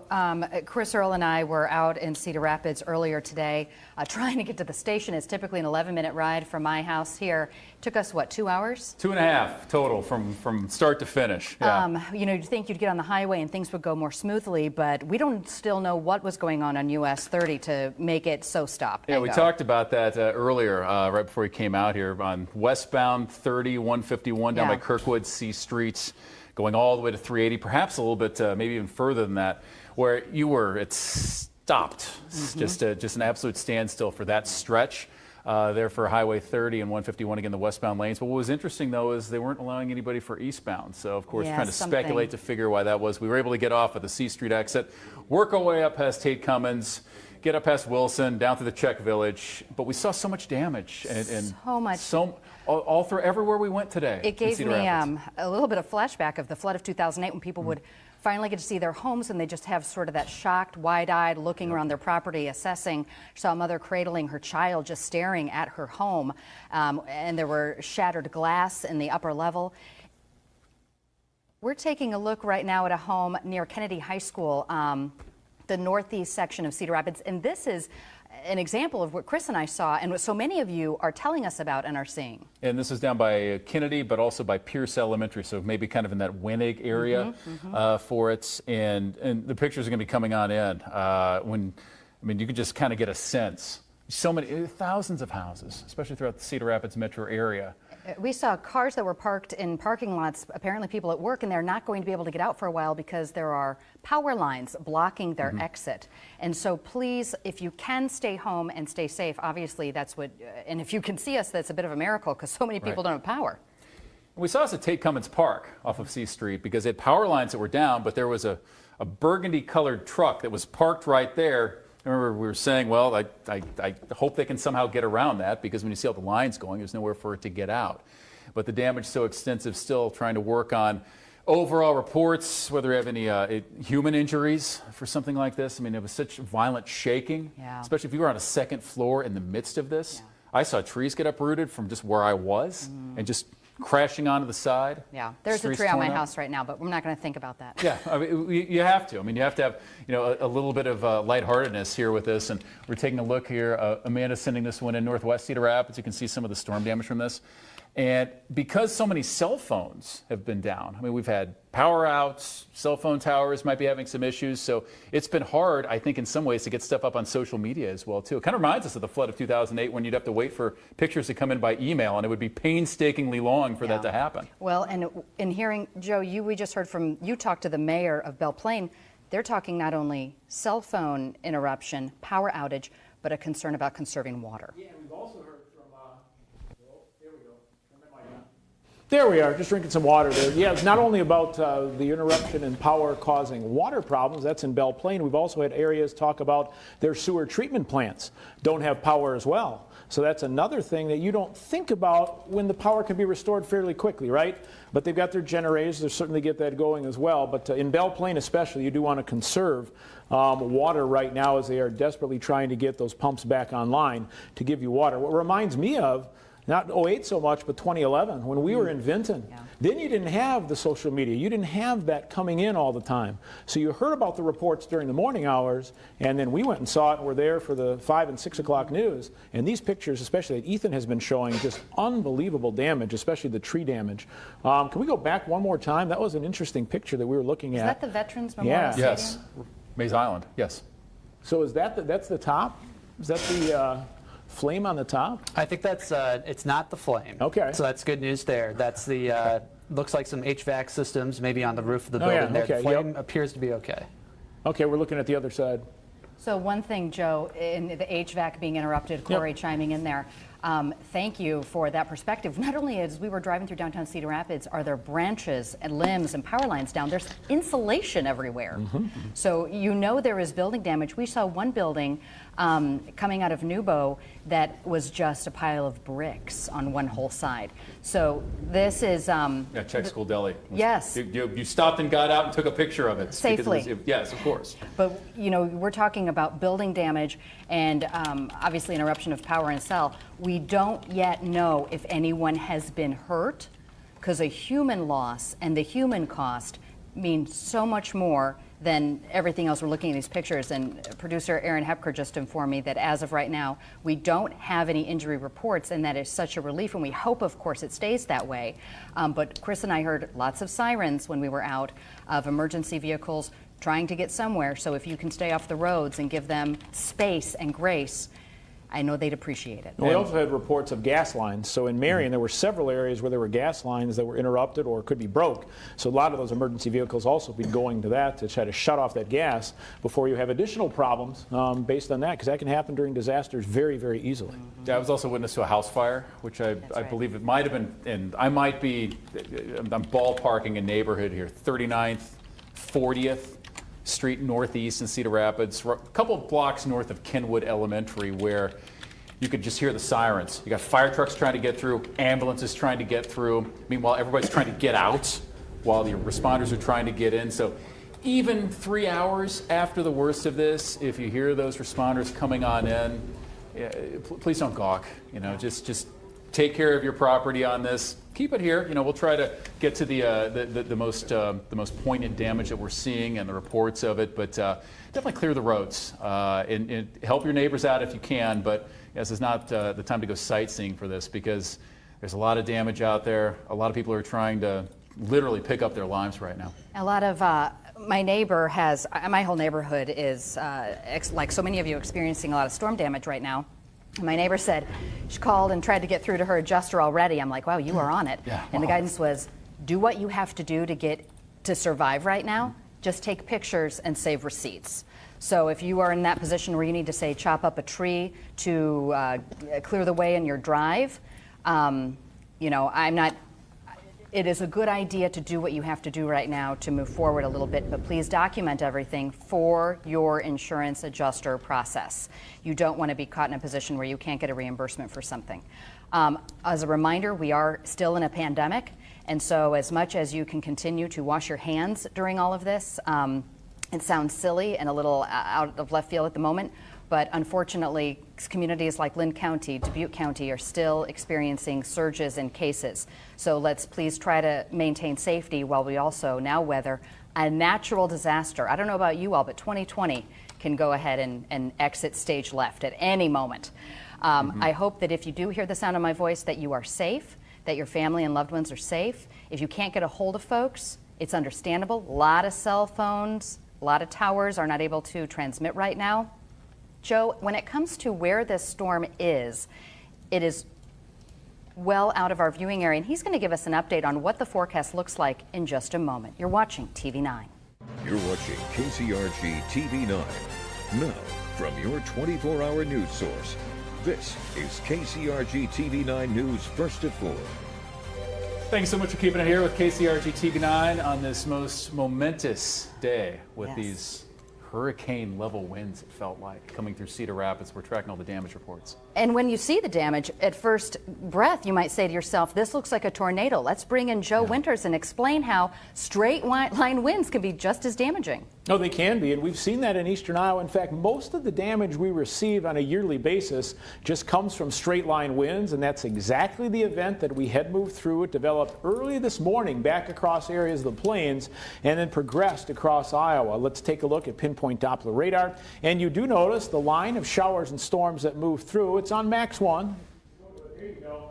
The line of showers and storms that push through that draw us the severe weather now stretches from Milwaukee through Chicago back across far eastern areas of Illinois. The movement on these storms as they pushed across Iowa up to about 70 miles per hour at times, and anytime that can happen as those storms continue to progress and move through the state. And there you go, watch it develop right near Interstate 35, getting very strong as it moved across areas of Tama, Benton, Lynn, Johnson County, and then moving toward the east. With 70 mile per hour movement, you already have almost a Category 1 hurricane, and we had winds that were recorded officially up to 112 miles per hour in some of the storm that moved through. Other thing about this storm is a little different than many storms that we see. The winds lasted for a period of time. It wasn't just a short couple of minute wind and then stopped. For about 10 or 15 minutes, those strong and powerful winds continued, and with that, that's why the damage that occurred and is likely more extensive. Can hold on for a little while, but once you get to that longer period of time with those winds lasting, structures, trees, buildings just can't hold on quite that long. The good news is, from a weather standpoint, we are done with severe weather, no longer a threat for severe weather, and we have quiet weather for the next couple of days. Give everyone a chance to assess damage and to do some cleanup. And Joe, you brought up a really good point with that about the length of this. It seemed every few minutes I kept thinking, okay, I think it's kind of dying down, and then it would just pick up again. And in a way that it hadn't shown the same force prior. You're thinking it can't possibly get any stronger, and then it would. And because of those long, sustained, high winds, we are seeing extensive damage. And KCRG TV9's Nicole Agee has been tracking power outages across this section of the state. Nicole, how many people do you think are out now? Okay, so did a rough estimate here. Alliance outage map is down. So their last estimate was 240,000 customers. Mid-American, about 178,000 without power. Most of those are in the Des Moines metro area, though. And REC is reporting 52,000. So in all across Iowa right now, that's 470,000 customers without power. As you all know, we ourselves here in downtown Cedar Rapids are without power. So we have some limited service going on right now in our cable providers. No dish, no direct, no over-the-air signal. Our iHeart radio stations are one way you can stay in touch with us, as well as our app, our website, Roku, to make sure that you get continuing coverage here. Now, we did talk to Alliant spokesperson today about the outages, and what their crews are going to be doing first is going out to assess what they're dealing with before they can really get to work on restoring some of that power. But they, along with Linn County REC, did tell us to share with customers that the power will be out for quite some time. So, you know, make sure you check on people you know and you love, your neighbors, to make sure they're okay without power. And we'll all get through this. Nicole, thank you so much. Nearly 500,000 Iowans, and that sounds like a low estimate, are without power right now because of this storm. So if you are without power and you're able to hear us, it could be out for quite some time. So the rule in our house when we have a power outage that we think is going to last a while, don't open the fridge. Yes. The longer you can keep the fridge and freezer closed, the longer it's going to last. But you know this, if it goes past a certain level, that food's not going to make it anyway. Right, exactly. Yeah, because you have to also take those steps. And yes, if you can safely, check on other people who you might be close with as well. But also you'll need some patience because cell phones might not be working as well. Yeah. It can be hard for a call to go through if some of the towers are down, depending on where you are. It can also be like this with texting as well, because the communications that in 2020 we've all gotten used to, we might have to step back about 10 years with some of the communications. So we might have to make an actual phone call and hope that it still works. Let's now check in with TV9's Jay Green, who's live in downtown Cedar Rapids with kind of his sense of what he's seeing. Now, this is right outside of our front door. Good afternoon, Jay. We can see everything behind you. Yeah, hi, Chris and Beth. One thing I want to point out right away is if you're still downtown traveling, which we hope you aren't, we hope you're somewhere safe and inside. But if you do have to travel around, watch out for the four-way intersections. A lot of them do not have stop signs anymore. They blew down with those high winds. And so if you come to one of those intersections that doesn't have a stop sign at it, treat it as a four-way stop and just give time. If you're heading home, just take it easy and take it slow. There are still some traffic delays out there. 380 Edgewood Road Northeast, I know, has some delays, so just be careful as you're heading out. For here in downtown Cedar Rapids, I want to show you some of the damage that we saw this afternoon. I was here at the station when I saw the storm come through. It looked absolutely crazy. We've got some debris here along the road. We've got shingles. We've got debris from trees. Our marquee is damaged, completely came down. We've got other debris up here along the sidewalk. Just around the corner up here, there's a building with its windows busted out on the top of the floor. We took a walk down First Avenue Southeast here a little bit ago, and we saw that some of the skywalks have had their windows blown out. So just a wide array of damaged trees down over at Green Square Park in front of the library. So I feel like all of the damage that we're seeing here in downtown Cedar Rapids can really sum up what everybody around Linn County and parts of eastern Iowa that got hit by the storm are seeing. Chris and Beth? Thanks so much, Jay. We're going to turn it over now to Joe Winters, who's going to give us an update on where things stand and also connect with one of our reporters out on the scene. Joe? Again, the good news from a weather standpoint is we do not have anything in the way of severe weather expected as we head through the next several days. So that's quiet and that's good. Still some showers in the next couple of hours and then quiet and cooler weather, in fact, as we head toward next Tuesday. Let's go ahead and go to Newsline 9 right now. TV9's Josh Christensen joins us. And Josh, where are you and what are you seeing? I'm at my house. I live between 32nd and 29th Street, so right close to First Avenue. And basically, there's trees down everywhere. We had somebody was kind enough to bring a bobcat through and at least clear a path down our street, but it's really hard to get out anywhere here just because there's power lines down off of 32nd Street right in front of my neighbor's house. I just checked. We had a couple of trees in the back end of my alley fall onto the power lines, and I got part of one kind of in the corner of my yard. And I got a bunch of tree branches from other neighbors' trees just everywhere. It's quite a mess. And there was a tree that was uprooted. I mean, we're talking good-sized trees being uprooted as well. So definitely a lot of wind damage. And we heard about this because we were at Farrell's before we left, and they were saying 100-mile-an-hour winds. They weren't joking, that's for sure. How about any structural damage in your neighborhood? I think I ran into one neighbor. He has some damage on his garage, probably. It's tough to tell on some of them, but you're worried about there are trees on top of people's houses. As far as the extent, we can't tell right now. There is one tree that's uprooted that's sitting in front of somebody's house, and I'm not sure how much damage there is, but I'm a little worried for that neighbor just a block away from me. But, there's, I mean, I'm not kidding. There's basically branches everywhere. Probably, I'm guaranteeing several people have some kind of roof damage. It doesn't look like so much has caved in, but you just wonder, once they get this all cleaned up, we'll probably really see how badly some of the damage could be. No, and I saw some of the pictures you posted. It is extensive damage in your neighborhood. Stay safe. And good luck on the cleanup. That's TV9's Josh Christensen reporting again, as we have numerous times throughout our afternoon, extensive tree damage in his area of northwest Cedar Rapids. Chris and Beth? And thank you. And some of the pictures we're seeing coming in Marengo Public Library. Also saw, I believe, from Marion. Is that the Zoe's building? I couldn't tell. I think it was the one that we saw from Marion, where we saw the back end of it with some damage as well. It's up on Max 2 right now if you want to bring that picture back up. Yeah, if we've got that. This building. I'm squinting with my 45-year-old eyes here. I believe that's a Zoe's building, isn't it? Yeah, right it says Zoe. It says no. That's the Zoe's building. Yeah, I mean, Zoe's is toward the front, and toward the that's back. towards the back, right off the end. square. Yep. Yeah. And so, you can see exactly. I mean, just another place that's kind of a staple of Marion for this. Yeah, it really, please trust us when we say so many parts are damaged in this way. I know people want to get out and take a look, but as much as you can just trust the images that you're seeing through other channels, that is how you can help by staying home.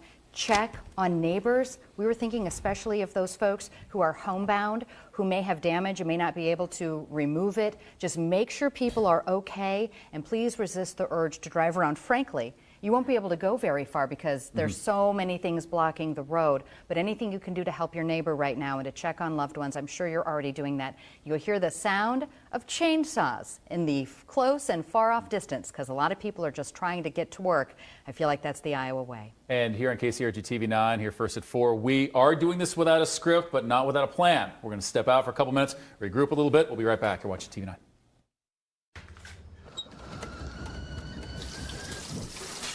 Member of American Home Shield, which means this faucet may be freaking out, but I'm not. All good here. Something's wrong with my AC. It's blowing pretty hard and won't turn off. Luckily, I'm a member of American Home Shield. My plan helps cover the cost when parts of more than 20 home appliances and systems wear out. If they can't repair them, they'll replace them. American Home Shield is the largest and pays the most home warranty claims. It covers things home insurance doesn't, no matter their age. It's a beautiful day. I've never felt so good. Give American Home Shield a call to find the right plan for you. 800-729-4191. That's 800-729-4191. Hey, Janice! Not all wounds can be seen. Sometimes those invisible wounds take a lot more. A veteran should not have to wait weeks and weeks and weeks to see someone.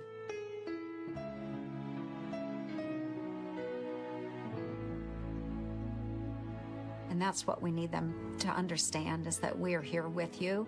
We will help you through this. We are committed to you. I'm Joni Ernst, and I approve this message. Summer is almost over, so where are you going? Moving your freshman into college, packing up the family and heading to Okoboji? No matter where you're going, Carousel Motors has you covered. We make it easy to find your next car by offering a large variety of vehicles from Mercedes-Benz, Audi, VW, and Mazda. During the Summer of Carousel event, receive rates as low as 0% up to 72 months. Carousel Motors, #1 on Highway 1 in Iowa City and proud supporter of the Iowa Hawkeyes. School's starting. Is your internet fast enough? Gear up during Extreme's end of the summer sale. Get fast internet as low as $19.99 a month for 1 year. Extreme's fiber-powered internet gets an A+ for performance with speeds from 60 meg up to 1 gig. Powerful in-home Wi-Fi and 99.99% network reliability. Hurry and get Extreme internet for as low as $19.99 a month for a year. Dial 844-EXTREME2. It's the smart call. I'm Iowa Attorney Presley Henningsen. Abuse and neglect happens in too many nursing homes and care centers. Some of our loved ones can't speak for themselves. As a family, it's important to be on the alert for bed sores, dehydration, or suspicious bruises. If you suspect mistreatment in a nursing home, get our free law guide to Iowa nursing home abuse claims or request a free consultation at fightingforfairness.com. RSH Legal, Fighting for Fairness. And we're back here in the KCRG TV9 News First at 4, still covering these very heavy winds. Meteorologist Joe Winters had told us it hit 112 miles per hour at one point. And for anybody who caught a glimpse of it or simply heard it, you can attest to the fact that this, in many ways, felt like and sounded like a tornado. But with straight line winds, unlike a tornado, it doesn't just zip through and move on. It stays and sits and blows and damages. And that is exactly why we are seeing such widespread damage. Trees, many of them didn't stand a chance. Roofs are damaged. We're seeing cars with a significant amount of damage, especially if a tree fell on top of them, as well as interruption to your basic services, power, cell service, in some communities, water, like we heard from the mayor of Belle Plaine. We're going to bring in now KCRG TV9 meteorologist Joe Winters to just ease our minds about what it's like out in the skies right now. Our weather right now is staying very quiet across eastern Iowa. That's the good news. We do have, again, the rain that's moving out of the area, and that the severe threat is certainly moving away as well. I don't expect any additional severe storms to move our way. And I understand, Corey, you have more pictures you wanted to show. Yeah, absolutely. So these are all photos that have been sent to us via UNews or through the KCRG.com submission form. And so this is from Steve Walrath, the Imon Ice Arena. We've had some reports about the damage there, and it looks like, yeah, at least roof damage, some exterior damage on the building there, which is looking pretty significant. This is from Greg Bean on the southwest side of Cedar Rapids near 33rd Avenue. So that's a side of the house, a wall of a garage that has collapsed essentially. It looks pretty similar to that picture we saw outside of Zoe's this afternoon. Another photo from Palo. Very much a scene that we've seen in many, many locations, just trees shredded, so many branches down. It will just take time to get through those and to cut through them and to dispose of them, which I'm sure folks in Vinton and folks that remember our Vinton coverage just remember the amount of effort to do that cleanup process. This is the Lisbon High School football press box in Lisbon. And they just redone the football field there too. Absolutely. I think this is just brand new. Yeah, So yeah, it was brand new there, and then they're just going to have to start over, unfortunately. Corey, as you're seeing, one thing that is just striking me as you're showing us these viewer-donated photos, thanks so much for sending those in, by the way, Van Horn, Lisbon, Palo, Belle Plaine. I mean, can you think of other communities that have been touched by this storm today? Certainly areas further to the west of that, we've seen a lot of reports out of Tama, Marshalltown, those areas. It's really concentrated about 10 or 15 miles to the north of the Highway 30 corridor, extending down toward the Interstate 80 corridor. And that's really the zone that's seen the worst damage. And if you know, Corey, you've been in Iowa for quite some time. I can't remember something that was this widespread in so many communities, so many cities that, you know, I don't think of myself as really near to Tama. Yeah, exactly. And we are seeing the exact same situation here that they saw there. The only thing I can think of that's analogous, at least in my lifetime, we talked about this a couple times this afternoon, June 29th, 1998, similar system, took a pretty similar path. It didn't affect Cedar Rapids quite as badly as it affected Iowa City, which is where I was living at the time, caused significant damage, but it also stretched all the way back to Des Moines, just didn't have as many towns in its path. So I was watching the storm pull through, you know, Ames and Des Moines. I watched a flag get ripped off its pole earlier today, and I thought, That's going to come to us. I better get ready for work. Did they see the kind of damage that we're seeing, or did this storm pick up speed and hit larger metropolises? As far as I can tell, the worst of the damage really did start to pick up, unfortunately, just west of Interstate 35, just before it hit the Des Moines area, which is kind of what the Storm Prediction Center was calling for by about mid-morning. They're expecting it to intensify right around there, and unfortunately, it played out. We were just getting an update from our producer Aaron, pretty much saying that travel not advised. Central parts of the state, talking about around Des Moines, Marshalltown, some of those other neighboring counties around there. So if you're looking to travel out there, they're saying travel not advised for south central part of Iowa. So do pay attention to that as well too. And really, when you look at a lot of this, if the travel is not essential, it might be a good idea just to stay down, hunkered wherever you are. There's another shot here of the Veterans Memorial Building that we're seeing here for Mays Island, as we're trying to get a sense and really a scope of so much of this damage coming in, widespread. What we've said, this wasn't just a thin line anywhere. This went all over, Beth. Yeah, it really did touch so many people. Right now are just assessing the damage and trying to take it in. Meteorologist Joe Winters, you have been tracking this storm from much sooner than right now, hours ago, in fact. And is this sort of taken you by, not by surprise, but just the scope of the damage, it just takes your breath away? Damage is absolutely amazing from this storm, and something that you never expect. You never expect to see this type of damage and this extensive damage. And again, probably one of the worst, certainly, that I've seen across Lynn County. Today is my 30th anniversary here at TV9, and absolutely the worst damage I've ever seen in the Cedar Rapids area or across Lynn County from any storm that moved through.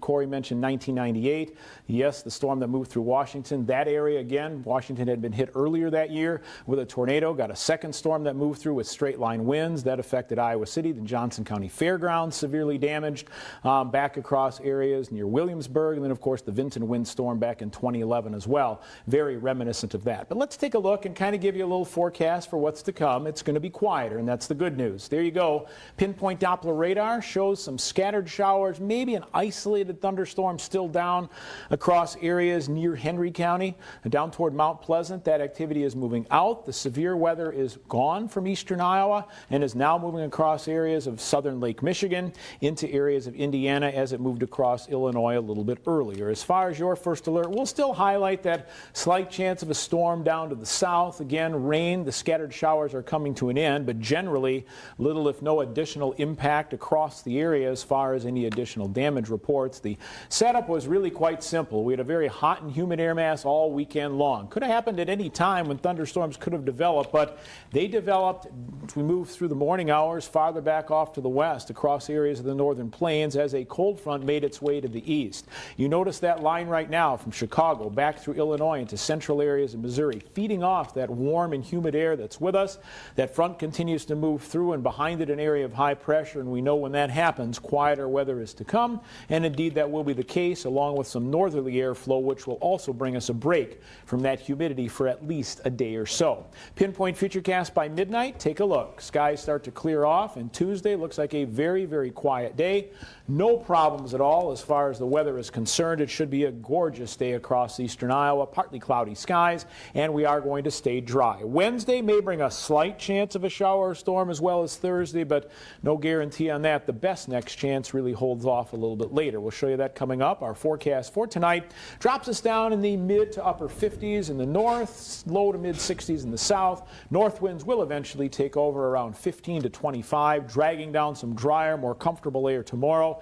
There's your highs, 81 degrees in Prairie du Chien to 84 degrees in Iowa City, 83 Dubuque, 83 in Cedar Rapids. Tomorrow's winds out of the northeast at 5 to 10, again with a partly cloudy sky. Muggy meter shows a break. Tomorrow we won't deal with that humidity. In fact, our dew point sits at 59, but quickly back to the humid levels for Wednesday and Thursday, making the atmosphere more unstable, and that's when the winds also change from the northeast, which we'll see tomorrow, around to the southeast and south as we head toward Friday into Saturday, with again some warmth starting to build. As far as your 9-day forecast, quiet conditions. Again, after the rain ends in the next couple of hours, you will see dry conditions tonight, dry Tuesday night. Most of Wednesday as well, I think, really looks dry into the night. 85 85 on Wednesday, a little muggier, 66 degrees. Slightest chance on Thursday with 86, warm up to 87. Then probably the best chance on the board right now, that comes on Sunday with 83 degrees and low 80s, upper 50s earlier next week. The remainder of the week certainly does not look like the severe weather we just saw pass across areas of eastern Iowa. Beth and Chris? Thank you so much, Joe. Just a storm that we woke up this morning and actually it was sunny outside. You went on a many-mile run. Yeah. And now here we are telling you, if you can, to please shelter in place. Especially they've issued that for the Des Moines area. And if you can help a neighbor and check on them, please do. But know that life has been greatly interrupted for many people in Lynn County and beyond. So this is quite the change to the day we thought we were going to have this morning. Officially no injuries reported from those So 112 far. mile an hour winds. Felt those houses shaking. And at least tomorrow, from a weather standpoint, unfortunately, it's a cleanup forecast, but it won't be too miserable out there. Yeah. And we're trying to find something positive amid all this. We'll be right back here on TV9.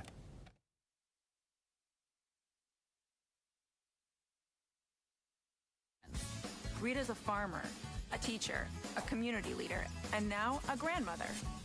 She's brought people together on projects big and small, like the new splash pad in Delmer, to help small towns thrive. We need that now more than ever.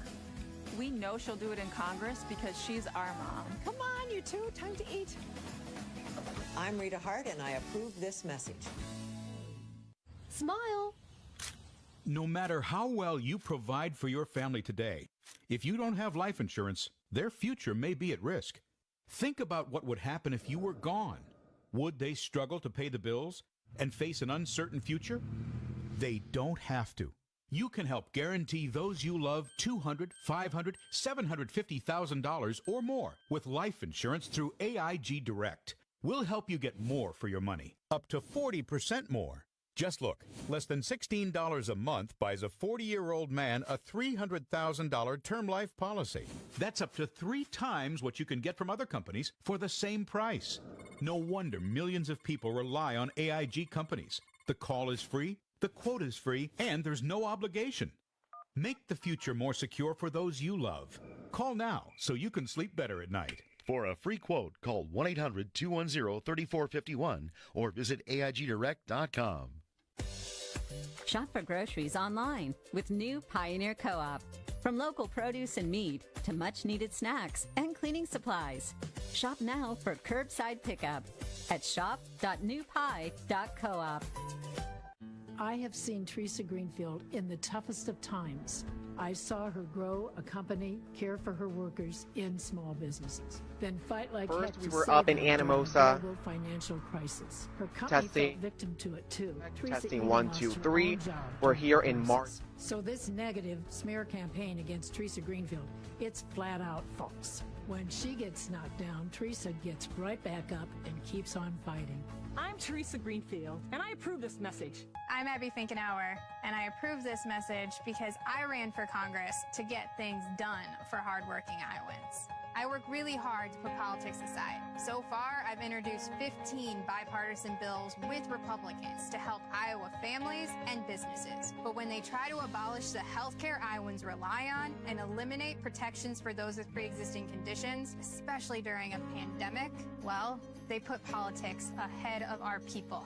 And I won't stand for that. AM 1370 KDTH, delivering your first alert weather.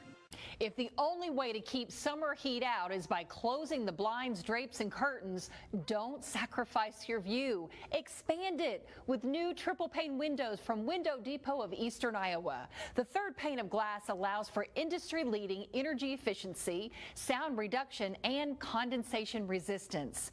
Reduce heat transfer, lower your energy bills, and keep your home cool all summer long. Act now during our summer blowout sale. Receive free installation on a house full of new windows and ask about 18 months same as cash financing. Plus a bonus, receive a $100 Visa gift card with purchase. And call during this program to receive a free $50 restaurant.com gift card with your free in-home estimate. They just did a fantastic job with installation. Their efficiency, how quick they were to get in and get out, and get the job done. That was very important to me. Window Depot of Eastern Iowa is your trusted local source for high-quality triple-pane windows. And weather experts say this could be one of the hottest summers on record. So give your home an energy upgrade with new, expertly installed triple-pane windows. The third pane of glass allows for industry-leading energy efficiency, sound reduction, and condensation resistance.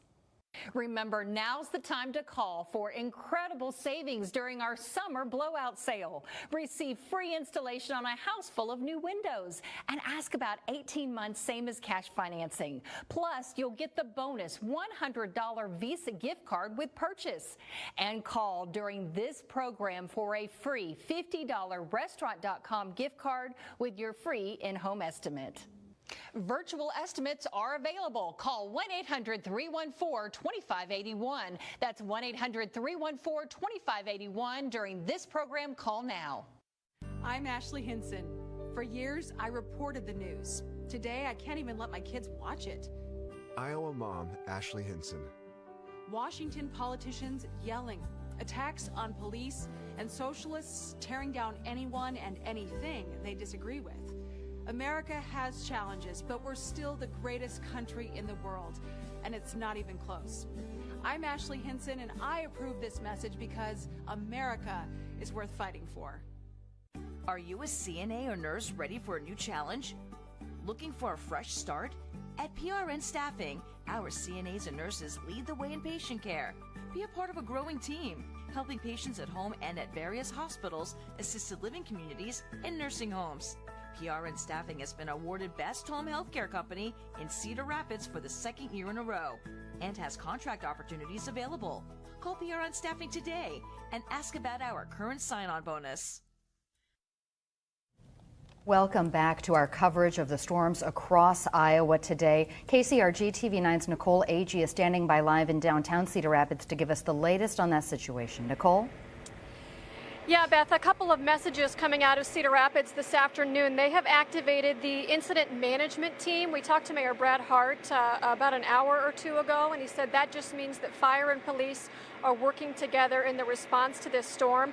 If you take a look down 2nd Avenue here, you see lots of debris, pieces from buildings, some of them from our very own building. Across the street here, there was a crew working on a construction project, laying some bricks on the sidewalk there. So some of that debris is also from their project as well. And if you look over here, this sign and parking meter was buried in some of those bricks, and this wind was strong enough to rip that out of those bricks. Now, several of us were here in the newsroom when the wind started kicking up. Several of us saying, you know what, we feel the building shaking, we're going to head downstairs. So that's what we did. We went downstairs and we weathered the storm. A couple more notes here from the city of Cedar Rapids specifically. They're asking to not call the city to report tree damage at this time. It's so widespread that they can't handle that volume of phone calls. Also, garbage, recycling, yard waste collection going to experience several delays. So as you're getting those trees cut down, they're going to have more information on what to do with that. And also, transit service for the city of Cedar Rapids is going to be suspended through Wednesday, August 12th. So that's the latest from here in downtown Cedar Rapids. We'll send it in back to you guys. Thanks so much, Nicole. And about half an hour ago, Nicole had mentioned on outages in the state of Iowa, about 500,000 customers without power, about half of those, about 250,000 with Alliant before Alliant's site went down. So hard to say whatever that number is. We have no reports of injuries from all of this, which if that holds, that would be nothing short of miraculous. Yeah. Really, when you see all the damage we've seen. Let's now check in. We're going to go outside of Lynn County to Martell. Actually, TV9's Fernando Garcia Francis Cheney is in Martell. We're going to try to catch up with him in just a moment, just to show this is not just a Cedar Rapids issue. That's certainly Fernando, and that's certainly Martell. Hello, Fernando.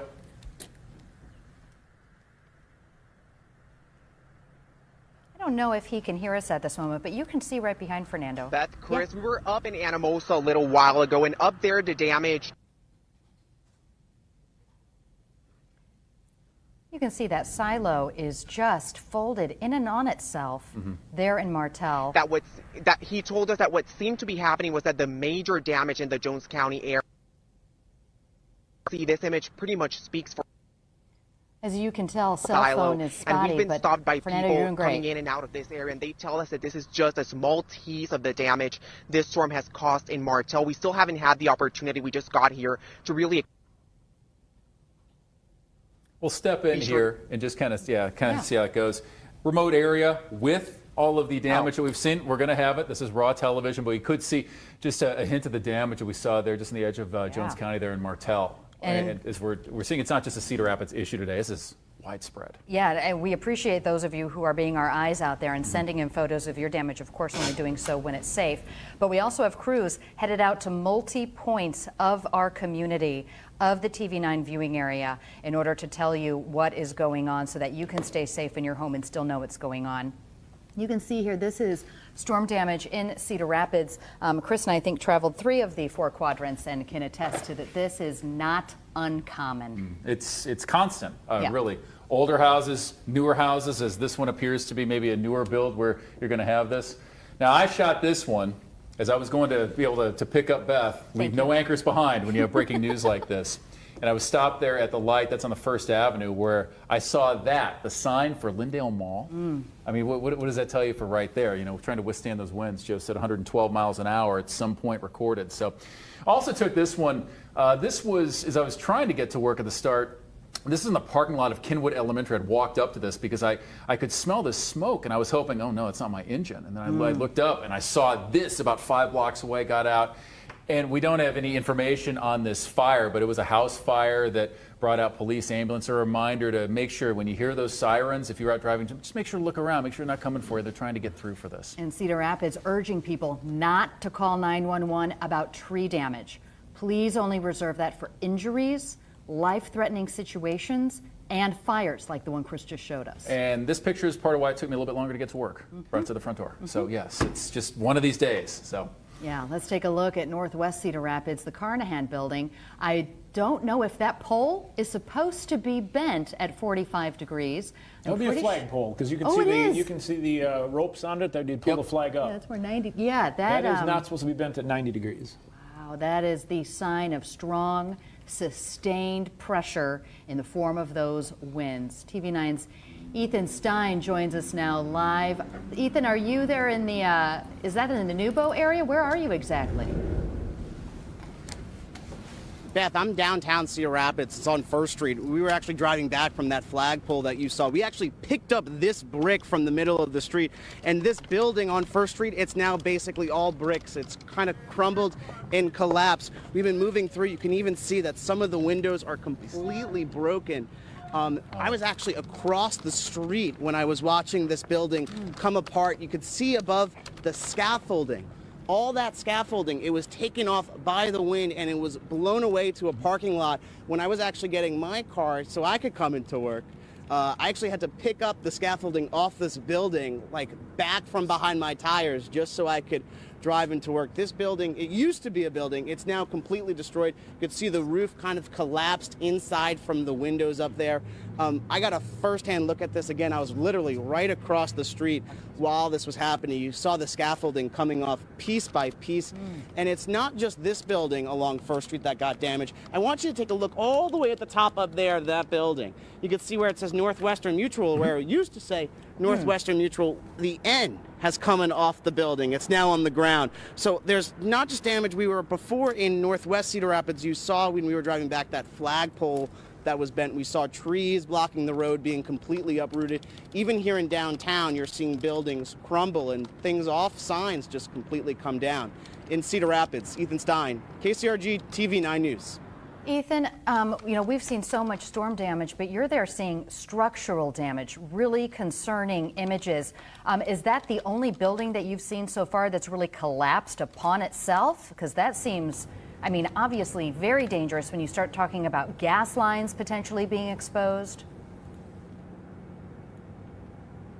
Yeah, this is probably the only building that we've seen kind of collapse on itself. We've been driving around and see trees into a few houses causing structural damage. We've also seen a majority of those trees, though, falling on cars. I mean, Chris was talking about it earlier, especially in the older neighborhoods. These are more mature trees. So those trees were completely uprooted, and luckily, instead of landing on more homes, they've landed on more vehicles. But going back to what you said about gas lines, we were driving back here again from Northwest Cedar Rapids, and you could smell the gas. And as we got closer and closer to it, that smell got stronger and stronger. And there are down power lines everywhere. It took us about 2 hours just to get to the spot where we're standing from about what normally is a 10-minute drive, just because there were so many trees down. The power lines were down. You obviously don't want to drive over those or step on one of those.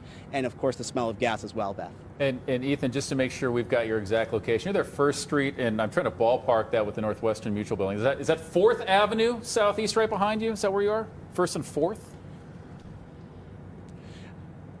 It's First Street, and I think 3rd Avenue is probably the best way. It's the Smolikoff building is right across the street from it.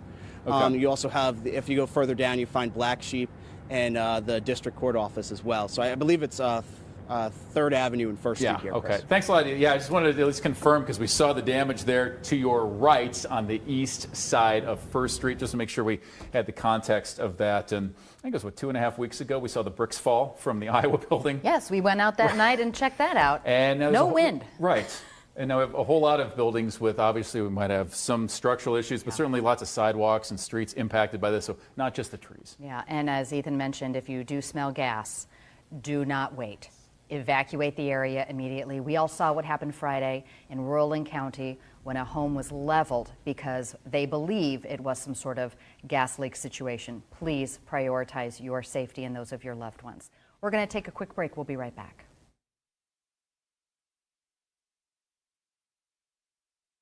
Kitty uses Pretty Litter, the world's smartest cat litter, and it's delivered right to your door. Its ultra-light, super absorbent formula traps odors, and it does something no ordinary clay litter can do. Pretty Litter's color-changing crystals make it easy to monitor your cat's health, helping to avoid serious illness. She's switching to Pretty Litter. Smart move.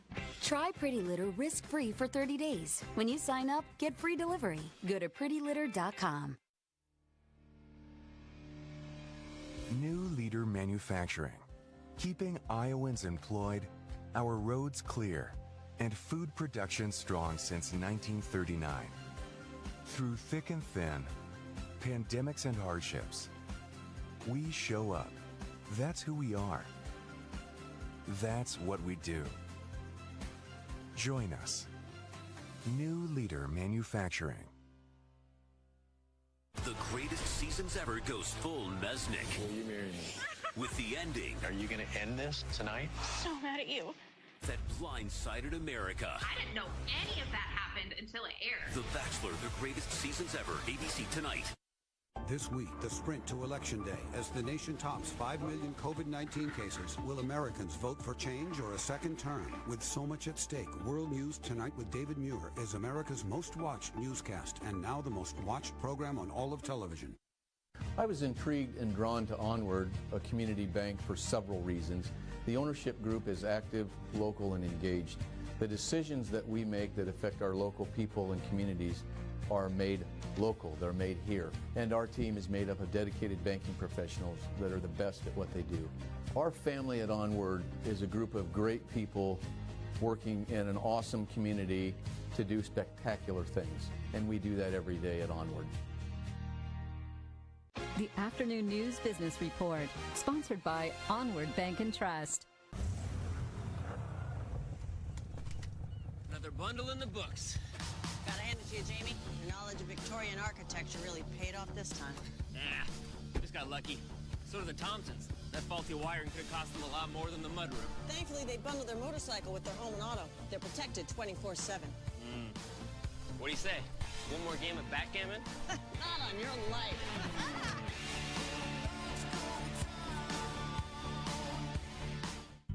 The following KCRG TV9 Show You Care event is sponsored by Dave Wright Subaru. Clip in and pedal. Join the fight against sarcoma anytime between now and August 15th by taking part in the 2020 Courage Ride. Sign up today. Fundraising info is all online. For details, go to kcrg.com/care. I'm Dave Wright from Dave Wright Subaru. Please show you care and support this event. Endurance wants to get you back on the road again, America. Even if you're driving less right now or your car is sitting idle, you need protection. Cars are more prone to mechanical issues when they sit unused for long periods of time, so don't get caught paying thousands for auto repairs. Every Endurance plan gets you 24-hour roadside assistance, and we pay your certified mechanic directly. Call us today for a limited time relief program to make sure you're protected on the road and off. Call 855-267-8096. Hello, I'm William Shatner, and you may not know this about me, but years ago, I was diagnosed with a sleep disorder. And like millions of others, I was prescribed sleep equipment. Did you know sleep equipment manufacturers recommend daily cleaning? That's why I use SoClean. SoClean is fast and easy. It keeps my sleep equipment fresh every day without the need for disassembly. With SoClean, daily maintenance is a snap. All you do is place your equipment in, close the lid, and walk away. That's it. You can try SoClean risk-free for 30 nights. Even shipping is free. SoClean is so fast and gives you peace of mind that your sleep equipment is fresh each time you use it. Call 1-800-295-5230 or go to SoClean.com to take advantage of this risk-free trial. Call 1-800-295-5230 now. So fast, so easy, so clean. Welcome back to our coverage of the storm that hit eastern Iowa, all of Iowa, many parts of Iowa today. We're talking Toddville, Palo, Belle Plaine, Lisbon, Tama, Hiawatha, Marshalltown, Des Moines, Cedar Rapids, and parts around Cedar Rapids heavily damaged. In fact, we're hearing Kennedy High School has extensive damage. We'll catch up with meteorologist Joe Winters here, but also we're going to hear from TV9's Aaron Hossman with a report from Northeast Side, I believe Sierra Drive, so he's probably between J Avenue and 29th Street, so we'll get a scene report from him as well. Joe. Aaron joins us now live. Aaron, where are you at and what are you seeing? Hey, Joe, I'm over here on Sierra Drive Northeast. It's just off the J Avenue exit on 380 headed north in Cedar Rapids. I've just been walking around looking at the damage and just talking to the people that live in these neighborhoods, and a lot of these people are devastated. I'm seeing a lot of trees on homes, through roofs. I spoke with one couple, and they said they've lived here since 1991 and never once seen a storm like this. The tree in their backyard, she estimates, is over 100 years old, crushed their outdoor kitchen, their sunroom, took down their fence, their power line. They don't know what they're going to do from here or how this cleanup process is going to start. I ran into another woman who says just about 2 months ago she made her last car payment on her vehicle, only to come out after this storm to see that this tree had crushed her car completely. She says she was able to make a claim, and she expects those insurance agents to get out here within 24 hours, which is kind of a surprise considering all the damage we're seeing. I also spoke with another woman in an apartment building. She says her and her husband were taking shelter inside their apartment when they heard a loud boom so strong that the fire detectors in their ceilings throughout their apartment actually came and fell down. So that's how large that tree was on top of their building. So a lot of damage, but a lot of people coming together to get some of these trees picked up. With that woman I mentioned with the car that was crushed, people came out with their chainsaws. There was a group of 5 to 10 people helping her out, getting that car unstuck. So a lot of people coming together already to get some of this damage cleaned up. Joe? No, that's certainly what Iowans do. Now, did you talk to anybody what it was like, other than the one with the loud boom and crash, what it was like as that storm moved through, what the wind sounded like? Did they notice the building shaking or anything like that? Yeah, I spoke with a couple. They were in their basement, and they said even in their basement, that like the walls in the basement were shaking. They said they heard the wind, they heard the trees falling, and they just couldn't imagine what the damage looked like before. They said that they've taken shelter before in their basement, but had never heard the wind so strong or had the walls shake like they did during this storm that we just experienced. No, we've heard that repeated many times. Thank you, Aaron, for your report. That's TV9's Aaron Hossman, and you're just seeing some of the pictures that he took of the damage again in just another portion of Cedar Rapids. And again, as we spoke with Steve O'Connick earlier, he said not only just Cedar Rapids, north to south, east to west, across all of Lynn County and many other areas, certainly seeing the damage spreading out. So just extensive right now across east central Iowa. Yes, thank you, Joe, and thank you, Aaron, for that report, that common theme emerging, just how violently wherever you were in was shaking at that time during those 20 minutes that it lasted. Devastating damage, which with every picture Corey is sharing for us. I took this photo as Chris so kindly picked me up because my neighborhood is impassable due to trees in the roads. And this is as we were coming to downtown. We are in Newbo here, and there's a building right next to that Czech deli. And the sidewalk in front of it was closed prior to this. So we weren't sure if this building was getting a facelift. We didn't know if it was already maybe questionable in terms of sturdiness. But that is just one picture. I took a whole bunch. I didn't send them all in. Bricks everywhere. That building is very much a shadow of its former self. So is this this would be the Fast Mart there at 15th, I'm guessing then, 15th Street Southeast, or Northeast rather, and 1st Avenue, so you can see it off of that. And we've seen other places where signs have been taken out, like the Lindale Mall sign, we showed that about 20 minutes ago, bent at about a 30-degree angle. Also, the Menard sign on Highway 100 took on heavy wind damage. So you see that. This is out of Belle Plaine. We did hear from Belle Plaine Mayor Dave Fish earlier, asking people there to conserve water as well. Yeah, the power is causing problems for their 2 wells. So the mayor of Belle Plaine said they have generators on the way to get those wells pumping again. But folks in Belle Plaine, conserve water. That means you got one flush and that's it. Don't turn on the tap, don't take a shower, turn off the lawn fountain if that's what you have going, and just wait it out. I can speak to this one. Josh Christensen from our sports team here. Kenwood neighborhood, because that's where he lives. And I was trying to drive through there on what turned out to be a 2.5 hour voyage to work, where you're going anywhere between 29th, and 29th is already closed already at first. So 32nd Street, you couldn't get past that, just east of the Rockwell facility. You get towards like G Avenue, couldn't get past it. All of the other roads, 33rd, 35th, 38th, you could get past. But you were really rolling the dice throughout a lot of this. So Josh sent this in from that neighborhood, and the pictures, a lot of mature trees, tighter areas, a lot of 2-lane roads with on-street parking, and so it's hard to get through a lot of that. See damage there on the Imon Ice Arena on the west side of Cedar Rapids. So Cedar Rapids did send out an alert and said that their crews are working to open roads and driveways to traffic, as well as remove hazardous trees. But this is going to be a slow, arduous, and careful process. So if you have trees down like I do in my neighborhood where I can only get out and in on foot, we're all going to have to be patient because there are also power lines down. And we saw power lines down because of trees falling onto them. So that will likely require the city to work in conjunction with Alliant Energy, with whatever energy provider is powering those lines, to make sure they can be removed safely. Hasn't a theme of 2020 been to be patient? I have a few comments on what 2020 is, but I'm more guaranteed by the FCC to fine me if I share them all. But again, to be patient as crews will be working on this. On the drive-in, though, we saw some people who were getting out to move trees out of roads. Special place in this world for them, stopping their own drive to help people. Lisbon High School press box, they've just renovated the football field right to the west edge of the school. We can see the damage. Melissa sent that one in.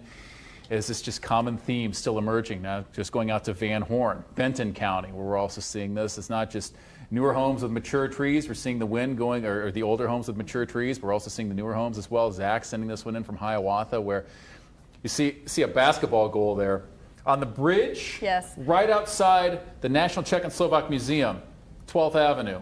We saw a basketball hoop right on the side. Yep. I'm pretty sure it wasn't there yesterday. And we saw the cemetery on our way to there with the flagpole bent in half, just like the flagpole we saw a moment ago. And Joe, that just speaks to the power of wind. We always talk about the power of water, and that's why turn around, don't drive through water. It'll sweep you up and potentially really hurt you.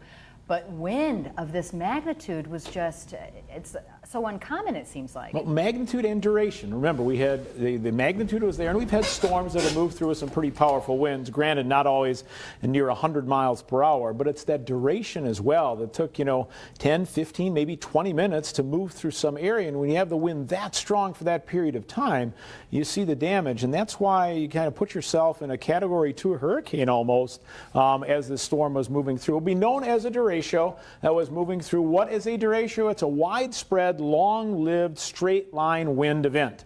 This is exactly what moved through eastern Iowa at other times. Not common, doesn't happen all the time, but it does happen.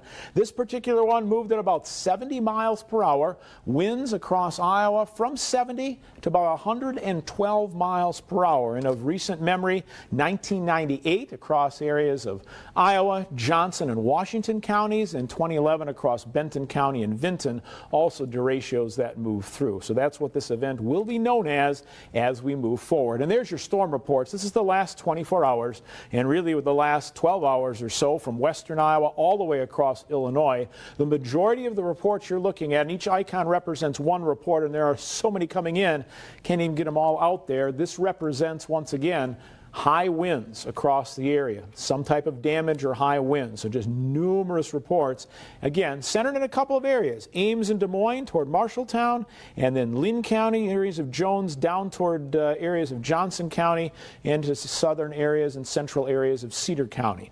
Quiet now. Pinpoint Doppler radar, we look ahead and you don't see much in the way happening, but as you see, all the areas of showers and storms that cause the problems, they're farther back off toward the east. In fact, take a look. The line of storms still producing severe weather. Southern areas of Michigan, northern areas of Indiana, central areas of Illinois, down into central Missouri. This is the same line of storms that push through, causing the damage that we've been seeing. Thunderstorm warnings for high winds all across the area, again, stretching from Michigan all the way back down across Missouri, and this storm will keep moving for some time. Now, we're still going to let you know storms we could take off, but as far as rain, yeah, there's a slight chance of light showers out there at times, but your first alert really quieting down now as the front responsible for the storms as they developed ahead of it now continues to move farther back off toward the east. That front moving through takes the humid air mass and pushes it out of the area. Behind it, we've got an area of high pressure with some dry weather moving in, and thankfully that drier weather is accompanied by some northerly winds, and that's going to bring us a cooler and more comfortable Tuesday. Unfortunately, that's a day we're going to be looking at, as well as doing a lot of cleanup across eastern Iowa in many days to come, but Tuesday will be a quiet day weather-wise, and it will be a very comfortable day as well.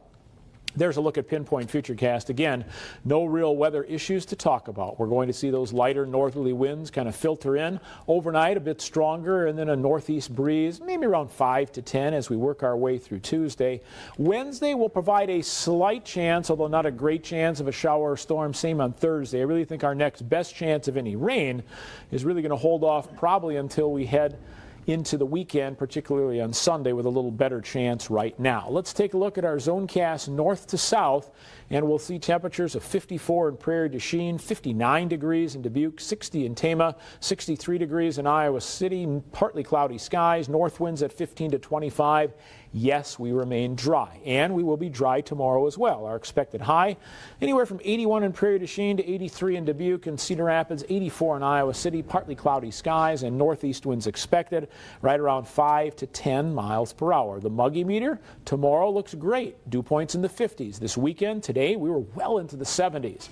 We'll get back to some humid levels. It looks like some upper 60s as we head through the mid part of the week into the day on Thursday. The winds will also be a factor, as we'll see winds from the northeast on Tuesday, keeping us comfortable, but then that southeast breeze comes back in, and that all the way into the start of the weekend continues to feed more moisture in the form of humidity to us. Now again, isolated slightest chance Wednesday night. Probably not going to see much Wednesday or Thursday. Then we'll look at about 86 degrees on Friday. Saturday back up to 87. A little better chance of showers and storms on Sunday. But our severe threat tonight is done. We are going to remain very quiet. Chris and Beth? That is a relief, Joe, and we have seen so much damage. We're going to keep bringing you the latest on today's storms coming up. Yeah, so keep it here with KCRG TV9. The TV9 News at 5 is straight ahead.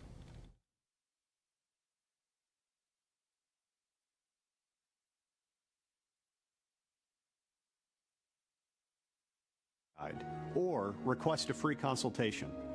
RSH Legal, fighting for fairness.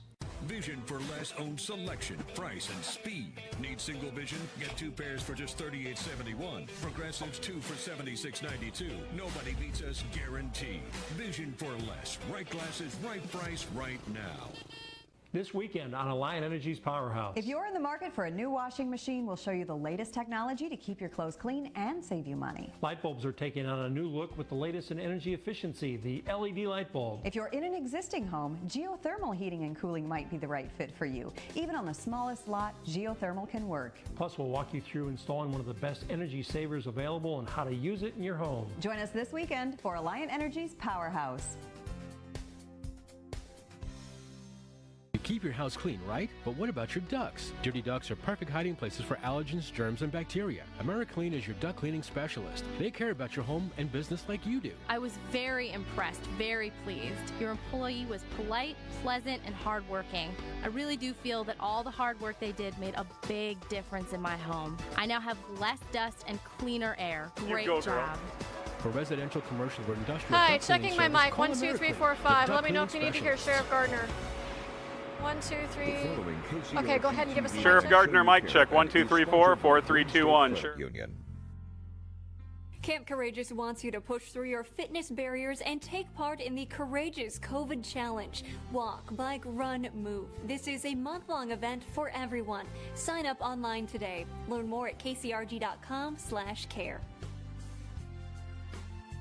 I'm Jeff Disteroff with Green State Credit Union. Please show your care and support this event.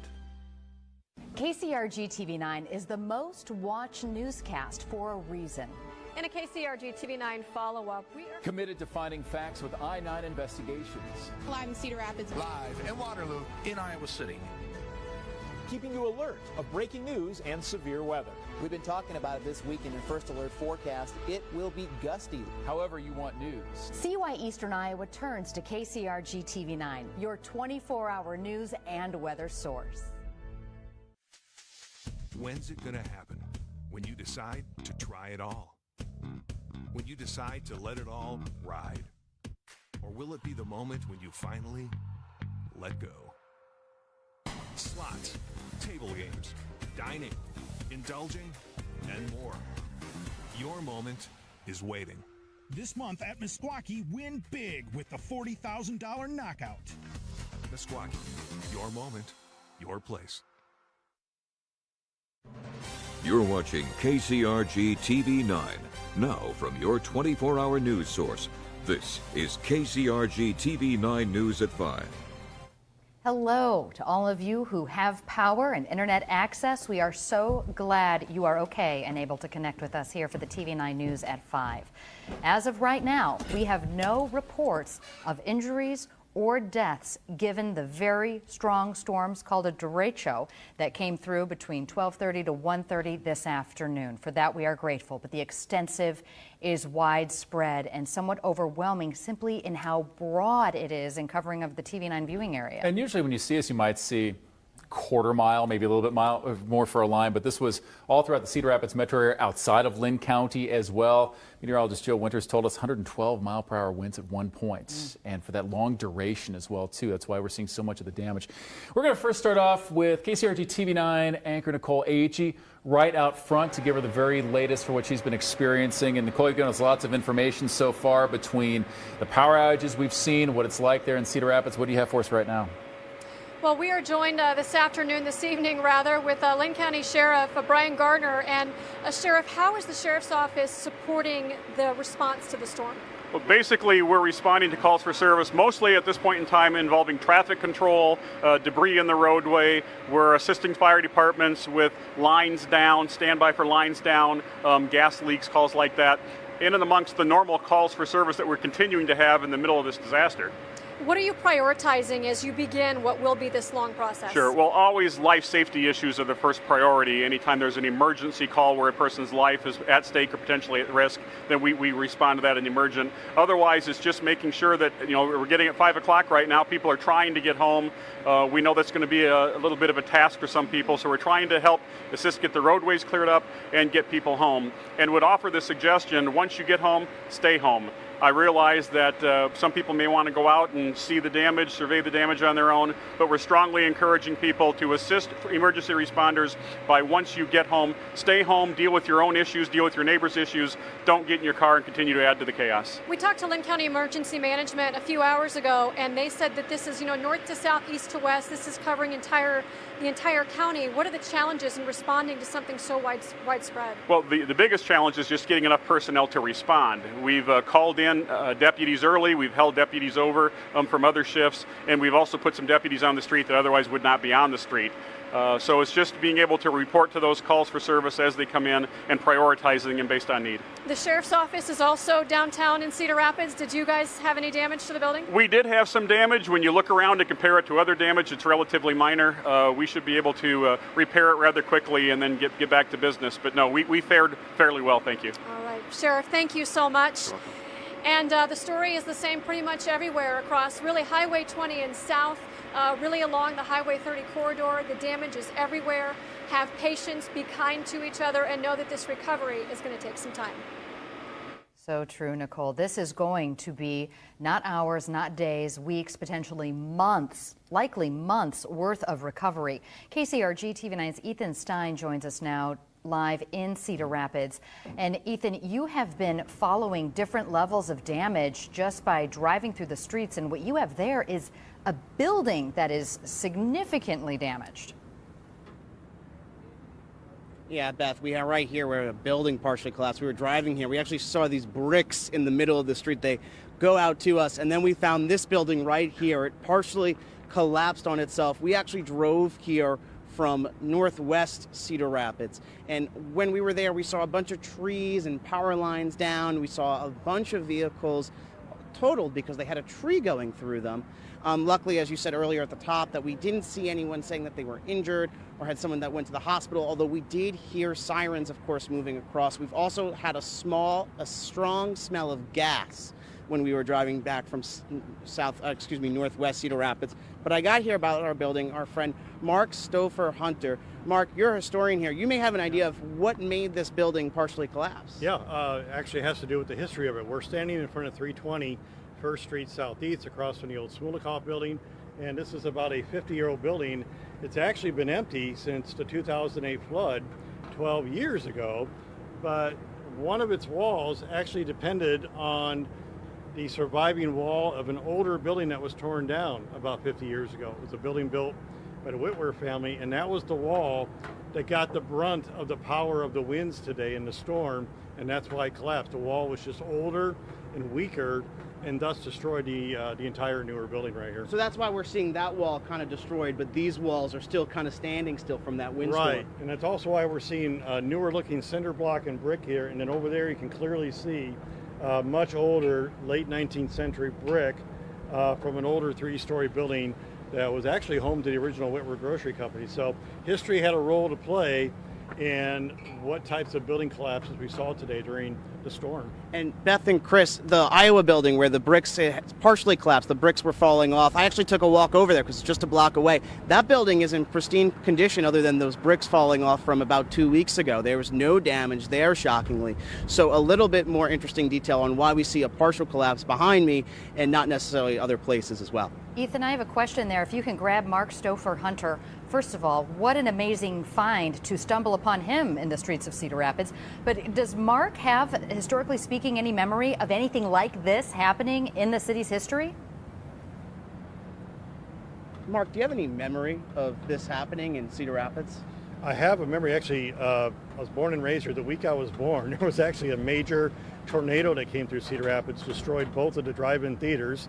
A lot of older folks remember that. I remember storms like this, but it would only destroy a small section. There was only storm damage like it was in 1965, where you had stretches of First Avenue near the downtown area, but nothing citywide like this that I recall, except going back to the 1860s when there was a major tornado at about the time of the end of the Civil War. And we were talking earlier, it's not just damage here or downtown or northwest Cedar Rapids, it's kind of all over, right? It What looks else like have you it's been seeing? all over the quadrants. I've been looking. I just happen to be in town today, and of course this is my hometown, and I'm looking for damage to landmarks and historic structures and sites, and I've been walking all around the southeast quadrant, so I'm seeing a lot of damage to a lot of important historic landmarks and places. And we were talking earlier, you saw an actual building also partially collapse more north of town as well, right? Yeah, there's a kind of another newer type building that's collapsed up by the Central Fire Station on 8th Street between Phelan's and the Saigon restaurant up there. So seeing a lot more and more damage. This is definitely going to be a storm for the history books here in Cedar Rapids. All right, thanks. Yep. Wow. So, we were saying before that this is kind of damage widespread everywhere, and of course not all buildings are partially collapsing like this, but there's certainly significant damage around town. And TV9's Ethan Stein. Ethan, you've only been here for a few months, but when that's how you make your own luck. If you're doing something on buildings and you just happen to run into Mark Stouffer Hunter, the city's real historian on this. Yeah, what a get. I mean, just to run into him, I'm glad Mark is in town so that he can talk about the historic buildings that have suffered damage. Again, we're so grateful. We haven't heard any reports of people being hurt or killed in this storm. But right now, we want to explain, and have the experts explain for us, what was this storm? I was in my basement, and as soon as it felt like the wind was letting up, Joe and Corey, I'd take a peek. Nope, go right back. The storm seemed to get even stronger, and this went on for, I was trying to time it, I think 20-ish minutes. Yeah, about 15 to 20. I know we were watching those move through, and we had mentioned it was the duration of the storm that really took on the damage that we're seeing. Yeah, and that intense duration of those winds really is what contributed to so much of this damage. If we could take a look at Max 2 real quick, if we could get a look at our radar history today. So let's start at 3 a.m. this morning. This is about when my alarm went off today. We saw some storms developing, very isolated though, in southern South Dakota, but they started to build as we went over the next couple of hours, and they started to turn severe. And then you notice it starts to get that little bit of organization into a line. The thing is, though, at this time, those storms were behind the cold front. Front was way back here, so they weren't producing a whole lot of damage. And so that's why when they reached that front, that's when those storms really got organized and proceeded to produce all of that damage. Excuse me. You can really see them take shape by central Iowa and then push to the east into Illinois and continuing. This is a live look at pinpoint Doppler radar, still producing showers and thunderstorms with severe thunderstorm warnings in northwest Indiana. These storms could go for another state or two, as these storms do, because of the reason that this well-organized system called a derecho really can last for a long time. Yeah, and that's the definition. We've seen them across eastern Iowa. Let's go ahead and take a look at the definition of what this is that moved through. The derecho, as Corey mentioned, is a widespread, long-lived, straight-line wind. As Corey showed you, as it developed, it became exactly that. And it is continuing on right now, as we mentioned, by taking a look at radar. Now, when it moved through, moved about 70 miles per hour once those storms really got going. And the winds were from 70 to about 112 miles per hour. Those are the official reports we have so far as that storm was moving through. Now, two other derechos to remember in eastern Iowa, and you do if you were in Iowa, Johnson, Washington County in 1998. It was June of 1998. And then 2011, of course, that was in the Vinton derecho move through. That was an early morning event. Almost a bit, again, people didn't know what was happening. They heard it as it moved through and then woke up to see the damage, while here we saw the damage occur as it was moving across eastern Iowa. And there's two ingredients that really make a derecho what it is. A lot of energy. So we need that instability, and we had that today. That sun we saw this morning sure felt nice, but it really set us up for some really bad times later in the afternoon. And you need that, what we call wind shear in the atmosphere, and that really allows that storm to become much more organized. And for that reason, it just has the structure of itself to generate those winds for a really long amount of time. And so that's why we saw that persistent and repetitive and just continuous gusts. I mean, we kept going back to that live shot during continuous coverage this afternoon outside of our building, and we kept assuming that it was tape because it just kept going, and that's why it was so destructive. Well, it was amazing. I'd never seen damage from our camera right looking outside the building, as you saw damage from various buildings, just kind of could be some of ours as well, blowing through downtown Cedar Rapids. So again, something that we don't experience often. We do experience this, and unfortunately right now it's moved through. I've never seen large tree branches flying down streets like this. No, this is all new to me, and we're going to get through this. We're going to digest it, assess, contact insurance agents, and move forward, but we have to acknowledge where we are in this moment. And right now, if you live in Fayette County and you need to dial 911 for an emergency, you can only do it through a landline, because so much of our communication system has been interrupted by this derecho, a word I didn't even know today. Thank you for the explanation, gentlemen. But communications and transportation have been interrupted significantly, including for us here at TV9. It seems in some ways we're probably going back about 15 years in the technology today, just because the cell phone towers are down. It takes a while to be able to text images, just send text right now. Right here, we do not have power. No. We're not on the satellites over the air. So if you are watching us somehow, we appreciate you being here. And we recognize you're probably also going through your own challenges. Maybe you don't have a refrigerator, trying to keep closed as much as possible. So, we're all going to get through this together, but our job here is to try to report what we know as we're seeing it. We appreciate all of the images and information that all of you are sending to us. I want to thank one of our radio partners, 96.5 Kiss Country, has been continually streaming. WMT has had some issues with some of their transmissions. They've been with us from time to time, but 96.5 Kiss Country, one of our weather partners, streaming our coverage as well. So if you're listening there, thank you very much. Got to be adaptable in these situations. We'll be right back. Stay with us. By the time you hear uh-oh, it's too late. Call Roto-Rooter right now. Call Roto-Rooter, that's the name, and away go troubles down the drain. Roto-Rooter. A smile has the power to get you feeling all right. At Aspen Dental, it's all right to smile again, with dentures starting at just $3.99. We craft them in our on-site labs from start to finish, so they never leave our office, and you never have to worry. And with dentures made in as little as a day, you can smile right on schedule. Relief you need at a price you can afford. Right fit, right quality, right price. At Aspen Dental, it's all right to smile again. Call 1-800-ASPEN-DENTAL today. Most people know Hometown Restyling for our quality when it comes to new windows, sunrooms, decks, and siding. But one of the easiest ways to increase your home value is by remodeling your bathroom. At Hometown Restyling, the selections and possibilities are endless. Maybe you want to turn that old tub into a shower or get rid of those dark mildew walls. Whatever you're imagining, our full-service team is here to help bring your vision to life. Because we have installers on staff, we know who's coming into your home, and we guarantee a lifetime labor warranty.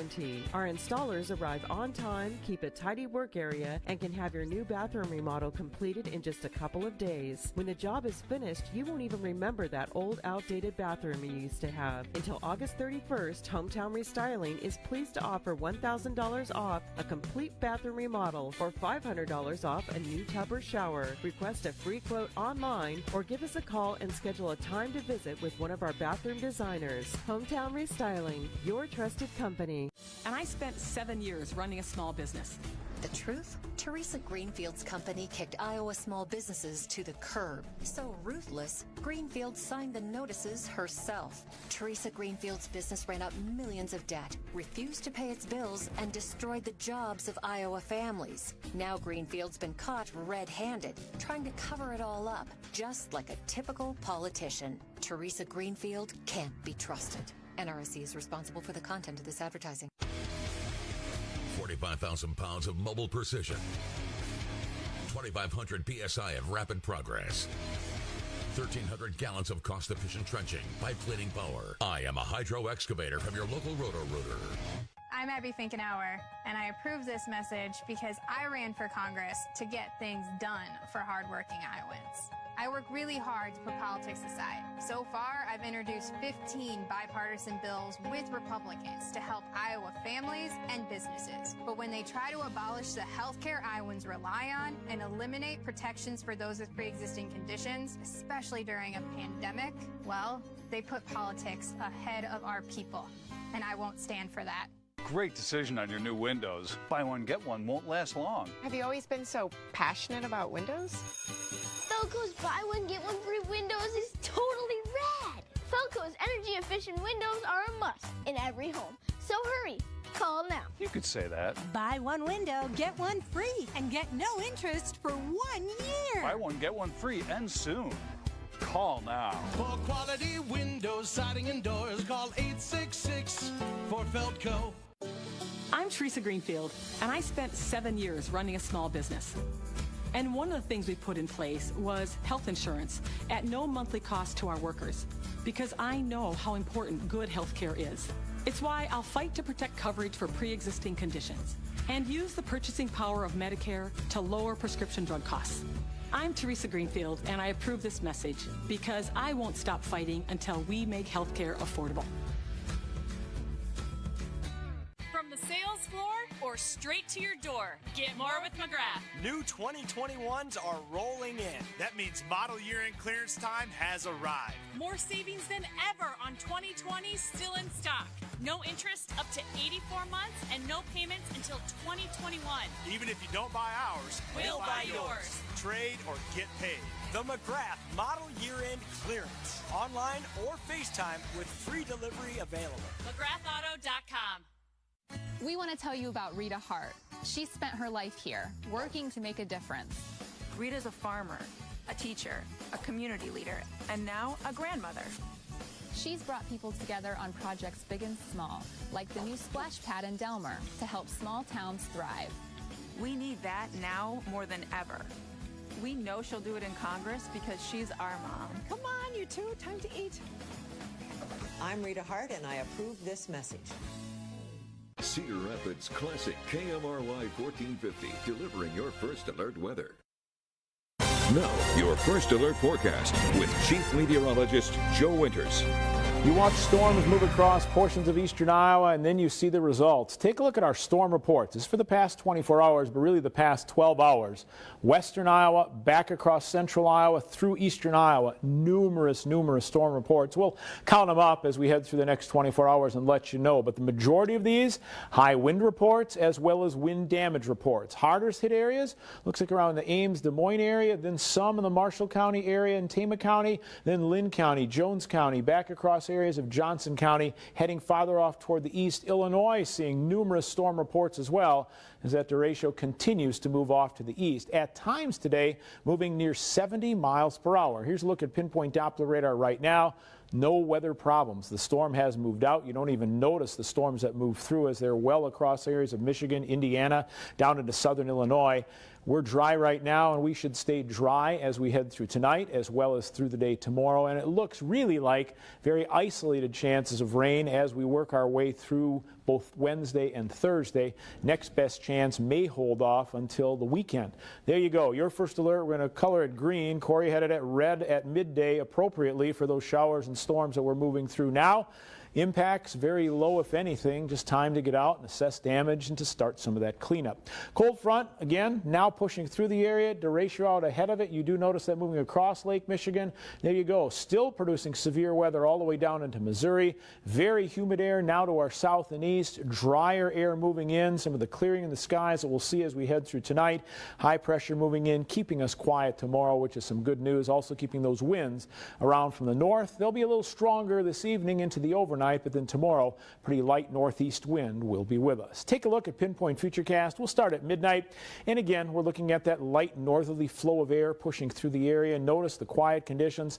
Let's call it sunny to partly cloudy as we head through our Tuesday. Really should not experience any problem at all. By Wednesday, a few more clouds will certainly build as the moisture increases. Here comes that southeast wind once again. Farther back off to the north and west Wednesday morning, a few scattered showers and storms. We'll watch them, but at this point, they look very isolated, if at all, for the mid part of the week as we move through the remainder of the week. Here's your zone cast for tonight. Let's drop that temperature down to 54 in Waukon, 59 in Cascade, partly cloudy skies. Our northeast zone not hit nearly as hard with the severe weather today. Northwest zone, 55 in Waverly, 57 in Waterloo, 55 degrees in Oline. North winds at 5 to 10. Our central zone certainly hard hit, partly cloudy now overnight. We'll drop to 60 in Vinton. Cedar Rapids also at 60 degrees. The winds eventually from the north and staying fairly light. Southern zone also pretty hard hit in areas. 63 in North English, 64 in Kelowna, 63 in Iowa City. Partly cloudy skies tonight. Look for north winds right around 5 to 10. And tomorrow is going to be an absolutely gorgeous day.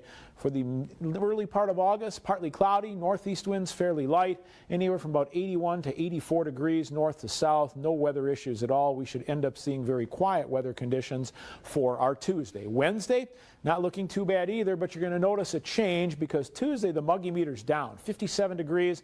That's pretty comfortable for us. But look at this. Wednesday, we're already at the humid category with 68. By Thursday, as the moisture gathers across eastern Iowa, the humidity levels go up. We're at 71 degrees. We're expecting expecting those sweltering conditions to move in, and that again, which adds to the instability like we saw today, can help, if the conditions are right, to generate showers and storms. The winds around from the northeast on Tuesday, just about 5 to 10. That's the comfortable day. Notice a southeast breeze coming at us Wednesday, Thursday, Friday, a westerly wind on Saturday. That'll warm us up and again bring those dew points up that we showed you into the lower 70s. But good news if you're looking for some cooler than normal weather, at least on the from the 18th of August all the way to the 24th of August, we do have some below normal weather showing up across a good share of eastern Iowa, pushing that above normal weather away. So we may get a little above normal conditions as we head through early this week and then get down to some seasonable or slightly cooler levels. Again, I want to stress that tonight's quiet, but also very isolated if at all. Not going to expect much. 85 degrees on Wednesday. Work our way into Thursday. Same thing. Again, not expecting much, just the slightest chance. About 86 degrees. Friday we're at 86, 87 Saturday with some mugginess with us, and then as we head towards Saturday, or Sunday rather, a chance of some showers and storms, low 80s next week, upper 50s and lower 60s. Joining us now on Newsline 9, TV9's Aaron Scheinblum. And Aaron, you've been out and about across areas of Johnson County. What have you found as far as what the storm did there? Joe, I think the best thing to do here is let's start our south, going Iowa City, and then make our way back north. Starting in Iowa City, I can tell you there were a number of roads that we saw completely blocked off with trees and different branches. And when I say branches, of course, I'm using that loosely. Very large branches that were bringing out police department members to block off entire roads to keep people from trying to drive around it or drive over it. And at one point, even along Dubuque Street, the fire department was called in. Just to put this into perspective, a lot of power lines down as well, and that actually caused a little bit of a fire. Now, I don't want to say this was a massive fire, but definitely some smoke coming from those branches. Again, that was along Dubuque Street, kind of along exit 244 on 80, if you're familiar with that area. But then as you make your way north, we went through Coralville as well. A lot of the same deal, a lot of tree branches, a lot of damage to different foliage and things like that. And then here in North Liberty, which is where we're at right now, there was still the same kind of deal. A lot of damage to trees, but in some cases we saw some damage to some fences that some homeowners happen to have. Now, I just spoke with one a little bit earlier, probably 15 minutes ago prior to talking with you guys.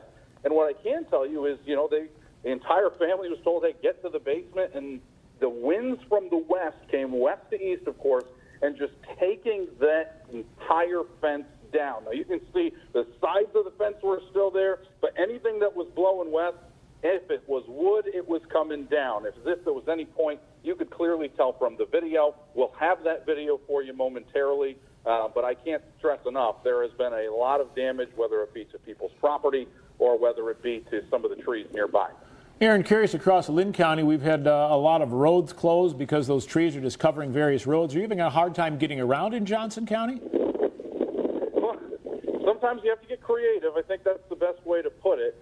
But so far, as some of these main roads, I think the biggest problem has been a loss of power. There are a lot of people right now, and that includes some streetlights, that are without power. So that's kind of creating a situation where people are trying to figure out, should I go or should you go? And they're alternative trying to figure out how do I best communicate with people that clearly can't hear me behind the windows.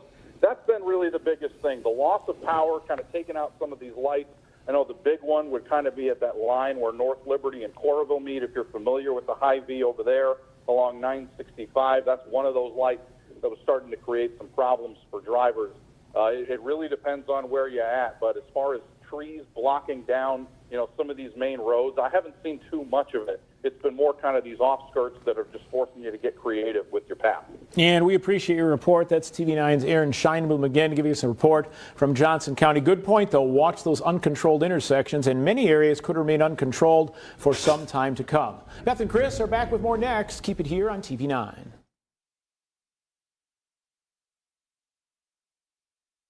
For the next 6 years, you won't pay a single cent in interest.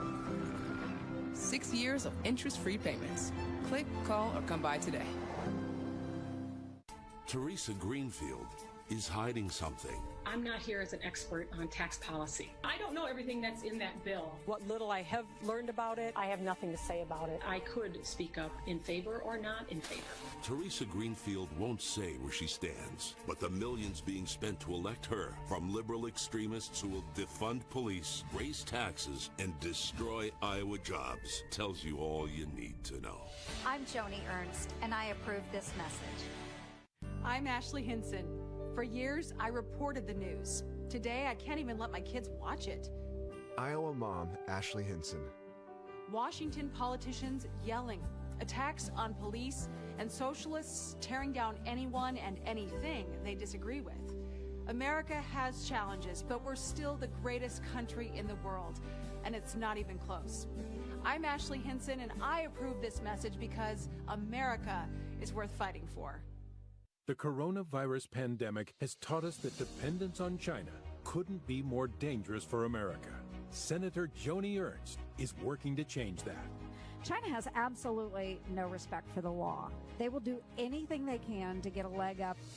Senator Ernst's bill encourages medical supply and pharmaceutical firms to move operations and jobs to the U.S. Tell Senator Ernst to keep fighting against U.S. dependence on China. We hear a lot about uncertainty and the new normal, yet Mercy Cedar Rapids stands strong for you, caring for our community with confidence, taking precautions, disinfecting rooms, and working with independent professionals to certify cleanliness, ensuring the safest environment at our hospital and clinics. As we have for 120 years, we stand strong for your family's health, because quality care starts with a safe place. We're ready for you, always, with the Mercy Touch. With the Volkswagen Community-Driven Promise, you can enjoy exciting offers. And at participating dealers, you can shop at our place or yours. Click, call, or come by your Volkswagen dealer today and get 0% APR financing for 72 months on select 2019 and 2020 models. KCRG TV9 News is sponsored by Dupaco Community Credit Union. Welcome back. Due to today's storm, Cedar Rapids has sent out a notice that its meeting for tomorrow has been canceled. Bus service has been suspended. They're asking everyone to please stay home unless it is unsafe to do so, and only dial 911 in a true emergency, as if someone is hurt or if there is a fire, not to alert anyone of a downed tree. We'll now check in with TV9's Nicole Agee in our newsroom. Nicole. Yeah, guys, just wanted to give you a quick update on the power outage situation really across the state of Iowa. We have more than 500,000 Iowa customers now without power. That's 525,000 combined with Alliant, Mid-American, as well as RECs. And I should say that some of those customers, for Alliant at least, are in Wisconsin. About 7,000 of those Alliant customers affected there. If you zoom in on Alliant's outage page, which is now working again, in the Cedar Rapids area alone, 78,000 customers, estimation, without power this afternoon. So unfortunately, the number is just going up. And if you check on the status of some of those power outages, there's no estimate of when that power could come back on. It simply says that they're assessing. And when we talked with Lynn County REC a bit ago, as well as Alliant, that's what they're doing right now. They're going out and they're checking out the situation to see the best way that they can quickly restore power to as many people as possible. And just kind of dovetailing on that, Nicole, I was also looking around the Alliant page. I saw if you click on specific cities like Marion, about 18,000, and Jones County, Anamosa, about 2,200. So at least if you're looking for information on outages, the Alliant page is back up. So that is good news. Thanks for the updates. Thanks. Reminds me of the ice storm in, 2007, when power was out for so many people. And it wasn't out for an hour or an evening or a day. It was out for multiple days. And while that's very inconvenient for people like me and for you, for folks who need electricity to power machines that are helping them stay healthy and in some cases stay alive at home, it can be so dangerous. So if you don't have power right now, you probably aren't hearing the sound of my voice, but it's probably going to be for some time. And also, if you can stay in place today, just try and do that, because there are people who do need to get around some of the roads. Depending on whatever neighborhood you're in, it might be very tough to get through some of those roads. So also pay attention to that as well. We're now going to go to ABC and join World News in Progress.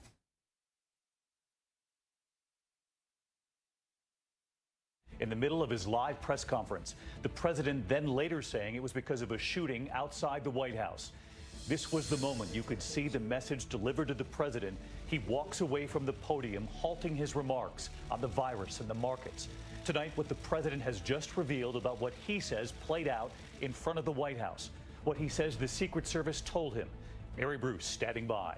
Also tonight, just as millions of American school children head back to school, the American Academy of Pediatrics reporting nearly 100,000 children have tested positive for coronavirus in just the past 2 weeks. Tonight, our one-on-one with Dr. Anthony Fauci. Is he comfortable with America's children going back to school?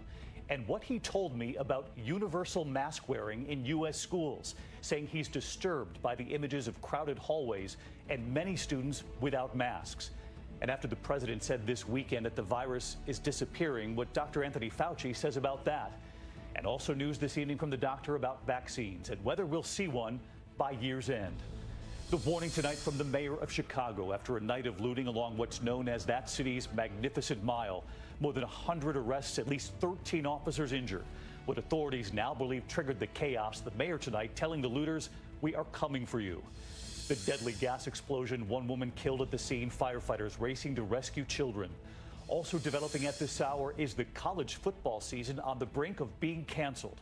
What we're learning tonight amid emergency meetings, the president tweeting, "Play college football." What we now know. This is ABC World News Tonight with David Muir. Good evening, and it's great to have you with us as we start another week here together. We're going to begin tonight with that unsettling moment that played out just moments ago at the White House. President Trump in the briefing room, he had been talking about coronavirus, about mail-in voting, about the markets.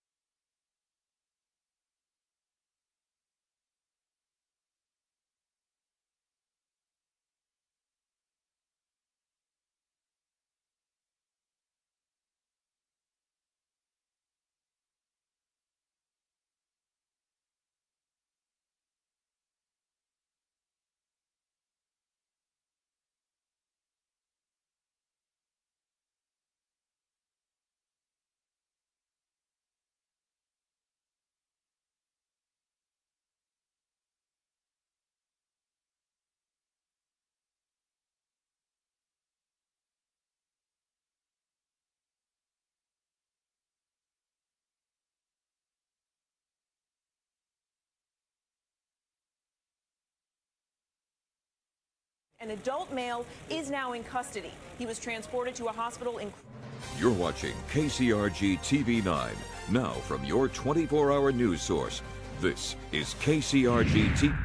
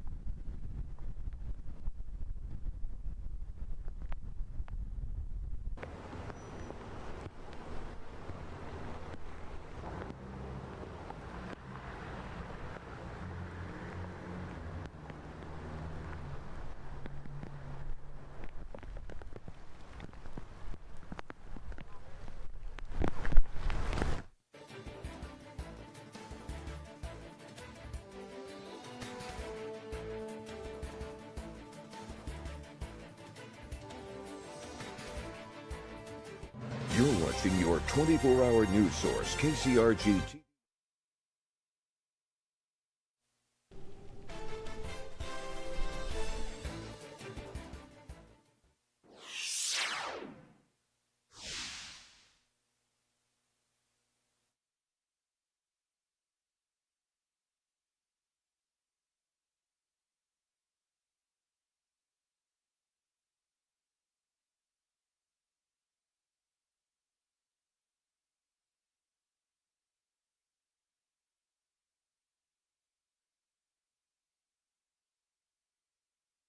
My wife called me saying, hey, the tent's flying around the backyard, what do I do?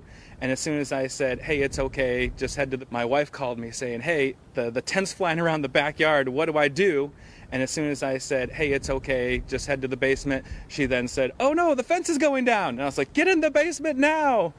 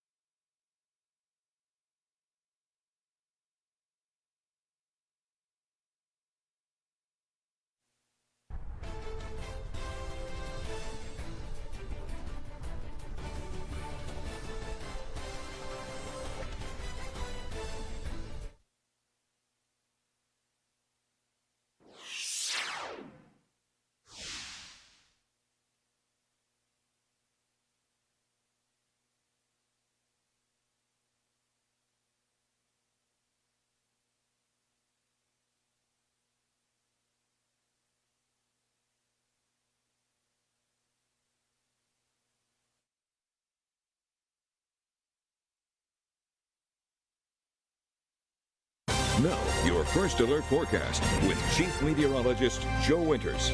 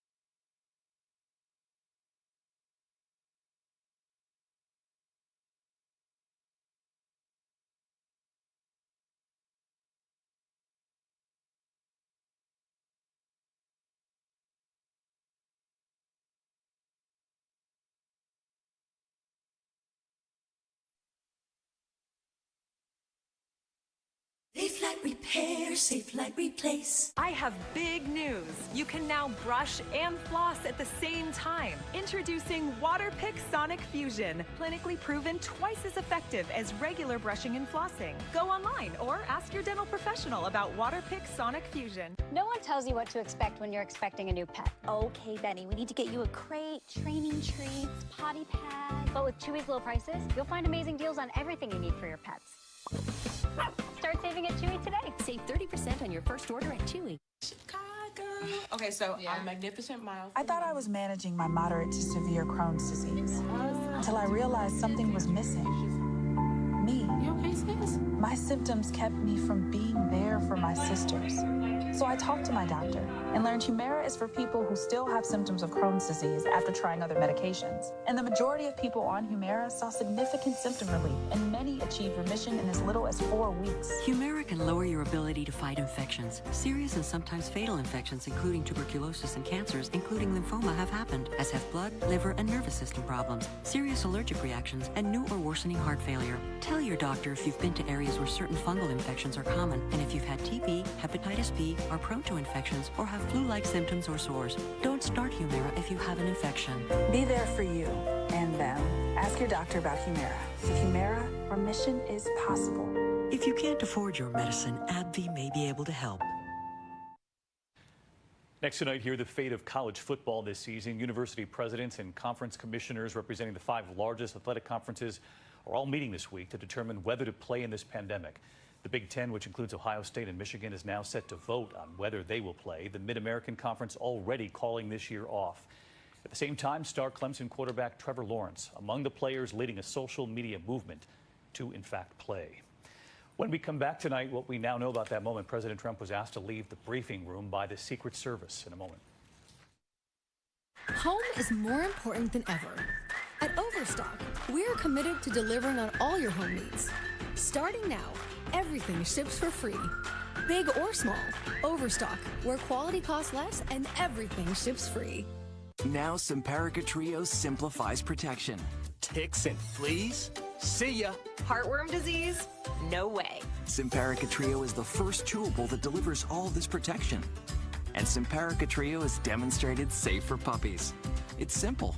Go with Simparica Trio.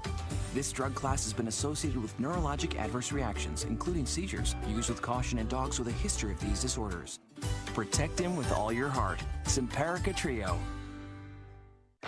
Do you think you are a racist? We're fed all of these things from a very young age. I'm ashamed. Did you even know you were privileged? What will it look like for you to be an anti-racist? These are real people, not actors, who've got... Yep. My family is here. They're here. Somebody Kenwood? The ice arena? Are they here, back in this break room? Right back there? The boys are. Brett's at my computer desk. Nice. No, did you see street by where we were? Yay. So I guess it's some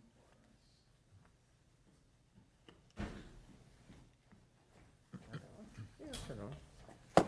Check, check, check. This is mic 5. Can you hear me, Dave? Check, check, check.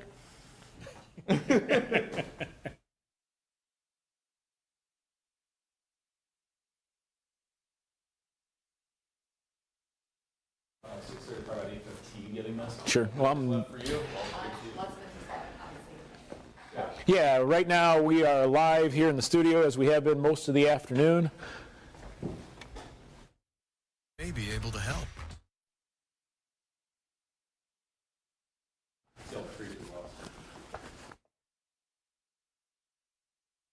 Now.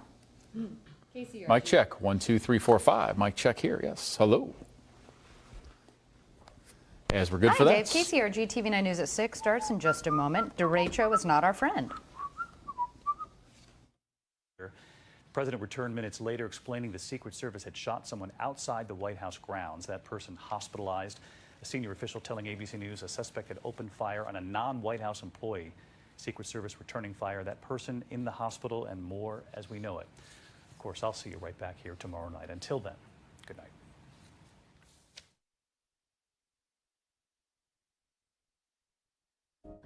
You're watching KCRG TV 9, Now from your 24-hour news source, this is KCRG TV 9 News at 6.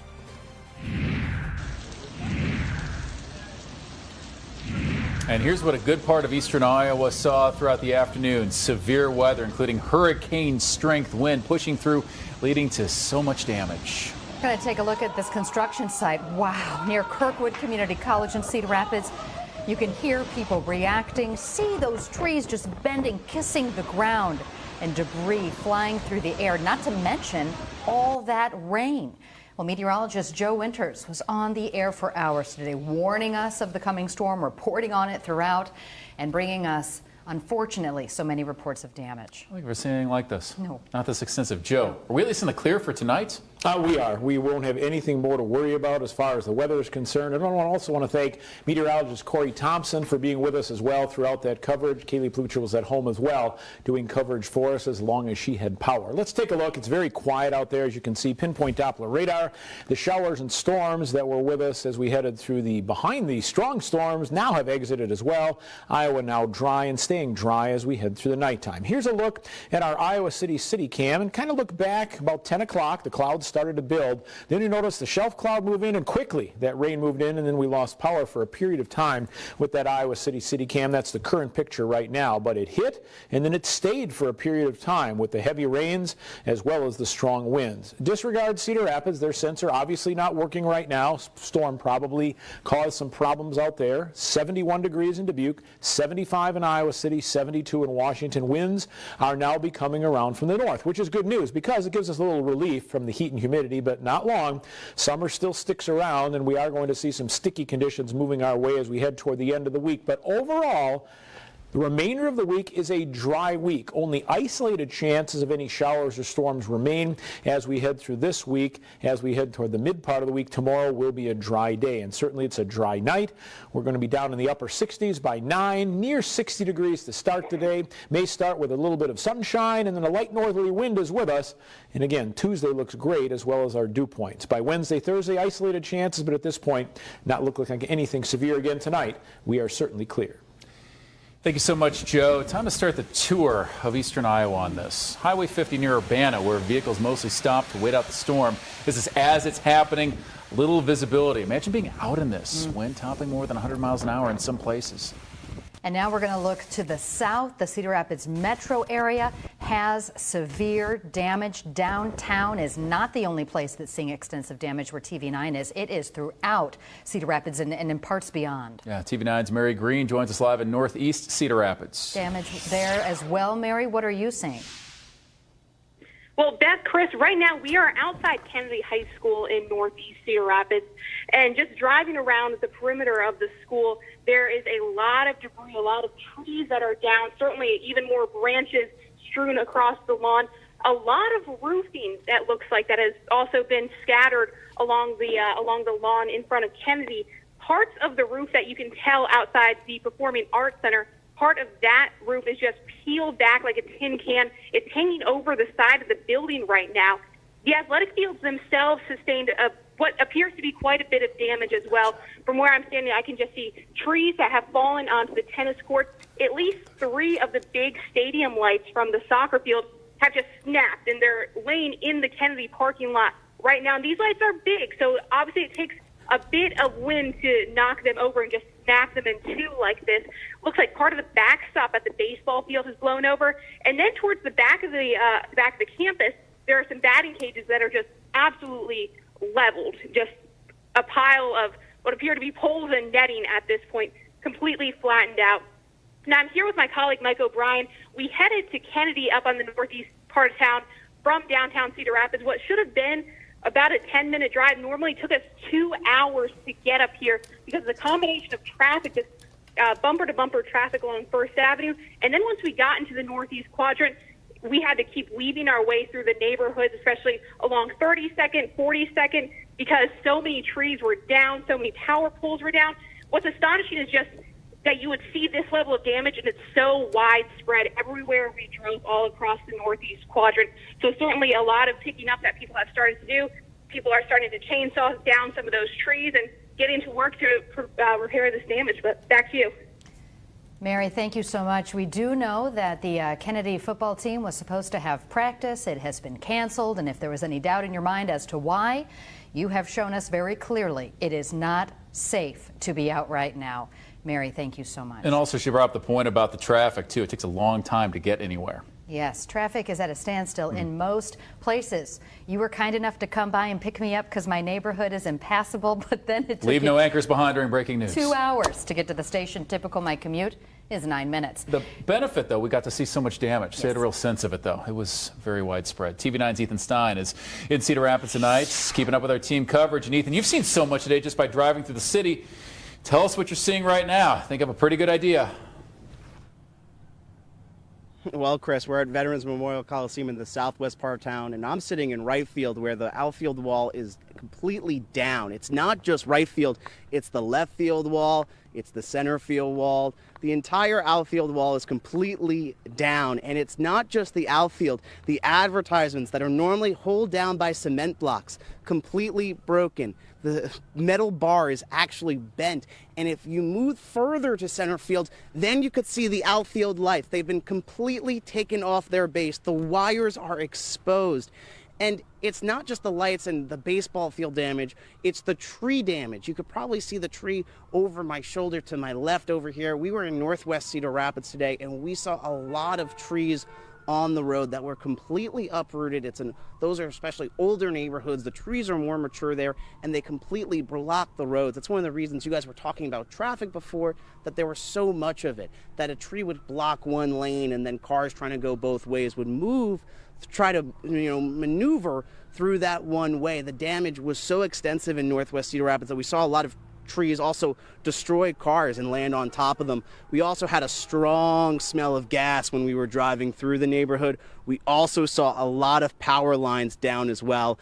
Mary touched on it before. The damage here is such widespread.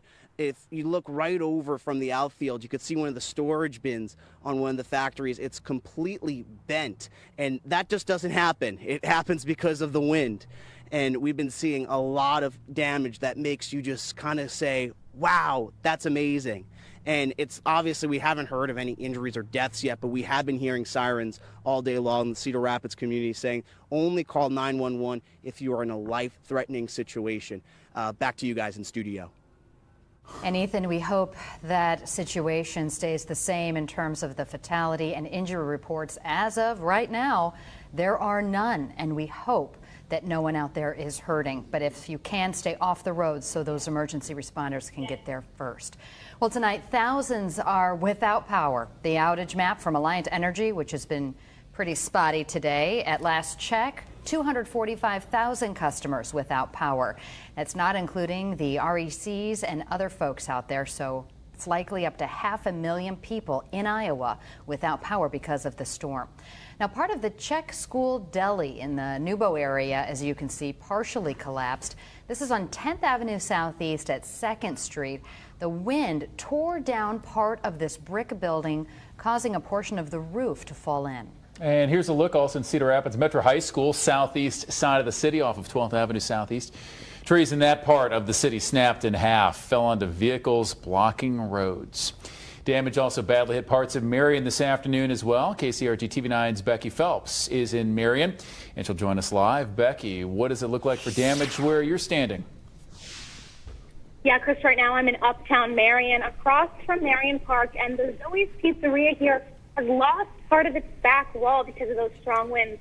You can see these big cement bricks piled up on the side of the road, and you can see right now into the back storage room, that wall is completely torn down. And part of the roof is hanging down over the wall. It's stripped down to the wood. And we can see the inside walls that are still standing back here. It's leaning at an angle along with that red brick wall. The block around Zoe's is also seeing a lot of damage. A lot of the trees are down across the street in Marion Park. Branches are littered across the grass, and some of those bigger trees have ripped up big chunks of the land with it. And the Marion Library, a little bit farther down the street, is missing chunks of shingles off of its roof.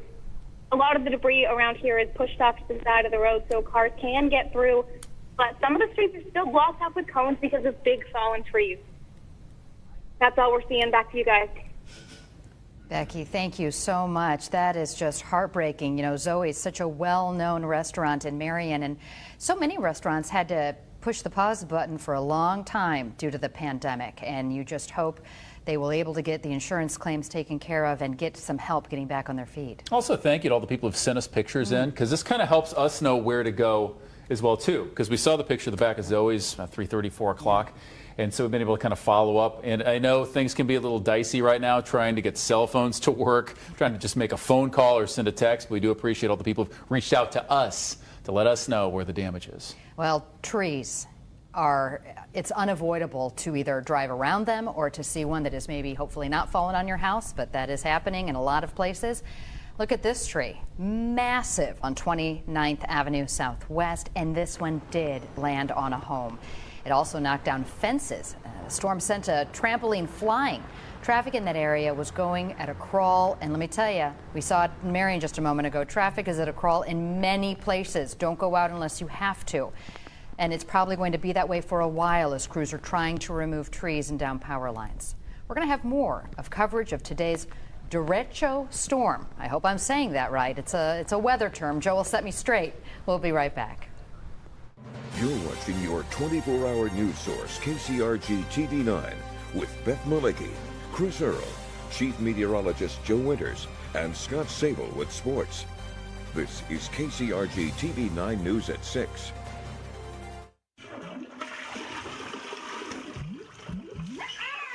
By the time you hear uh-oh, it's too late. Call Roto-Rooter right now. Call Roto-Rooter, that's the name, and away go troubles down the drain. Roto-Rooter. There's a new way to save with Veridian Credit Union. Get up to 2% cash back on all your purchases with our Visa Signature Credit Card. Earn 2% cash back year-round without special activations. Tap and go with contactless payments and help prevent fraud by easily turning your card on and off. There's no annual fee, and you can get our great local support. Signature style, that's the value of Veridian. Go to VeridianCU.org.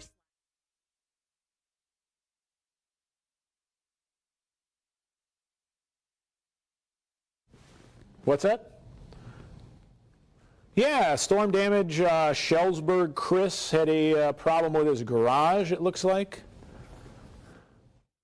And destroyed the jobs of Iowa families. Now Greenfield's been caught red-handed, trying to cover it all up, just like a typical politician. Teresa Greenfield can't be trusted. NRSC is responsible for the content of this advertising.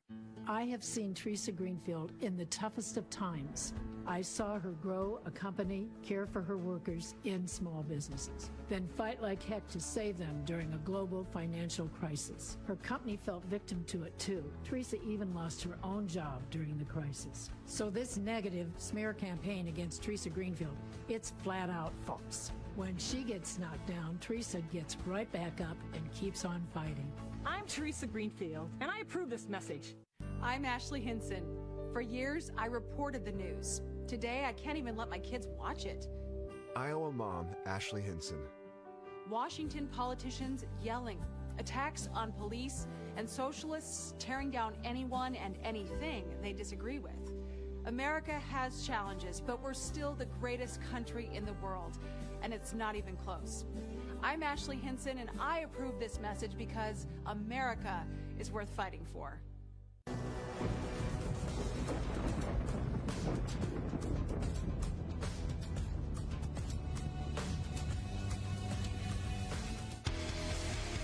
£45,000 of mobile precision. 2,500 PSI of rapid progress.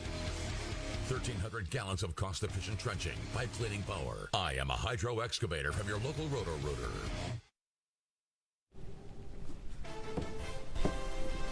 Tonight we're following the severe storm damage throughout eastern Iowa. It's impacted so many people's videos out of Benton County.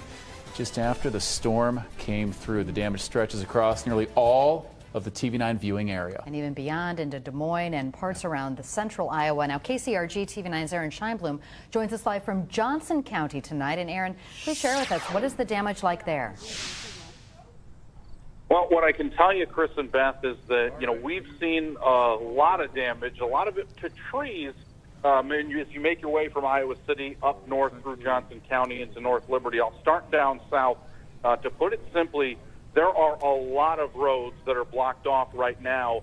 Some main ones included, I believe, Dubuque Street, kind of right around the point where you would make your way into North Liberty. They've got police blocking it off, so you can no longer use Dubuque Street to make your way through because of a tree down there. And that's been the common theme. There have been a lot of branches, and large ones at that, that have blocked off roads entirely, forcing people to get creative with their pathing, whether it be going around those branches or just trying to find a new path entirely. Now, as far as the damage, as you make your way north, let's start in Coralville. A lot of power out. Power out has been obviously the theme. You guys have talked about it throughout the afternoon. I'm sure you're blue in the face at this point, but it's worth revisiting again down here in Johnson County. A lot of people without power, and especially some street lights without power. If you're familiar with the high V at the intersection of North Liberty and Coralville, kind of right there along 965, that is completely down. It's a long, long intersection, a long wait for people to try and get through that intersection. Then as you make your way through North Liberty, I believe we've got some video that we shot earlier today. So this is just from about an hour or so ago, and it still looks like this here now.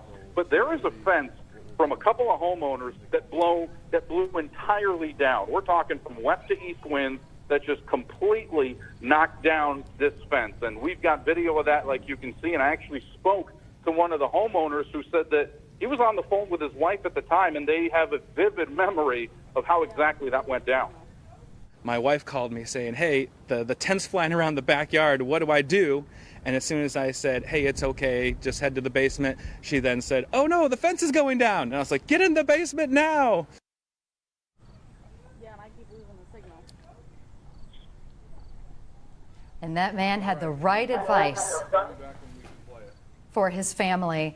When you see things spinning around, when you hear the sirens, when you're watching Joe Winters and our meteorological team telling you to take shelter, do that. It's tempting to want to look out the window and watch the damage in real time.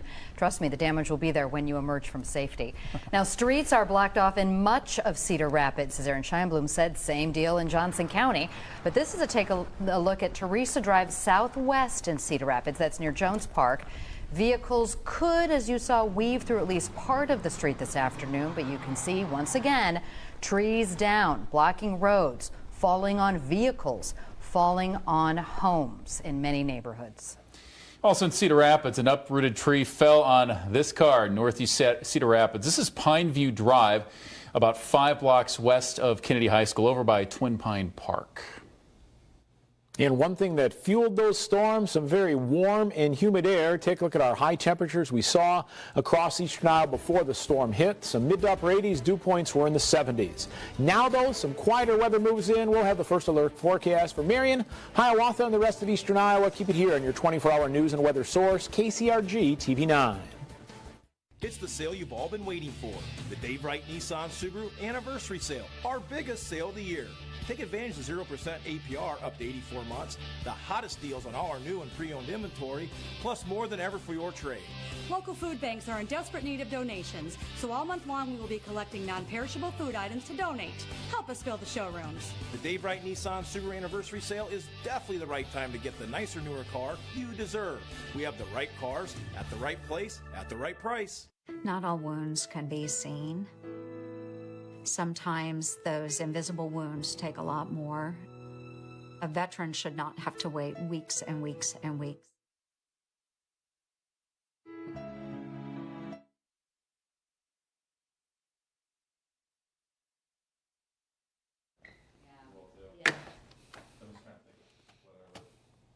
What's that?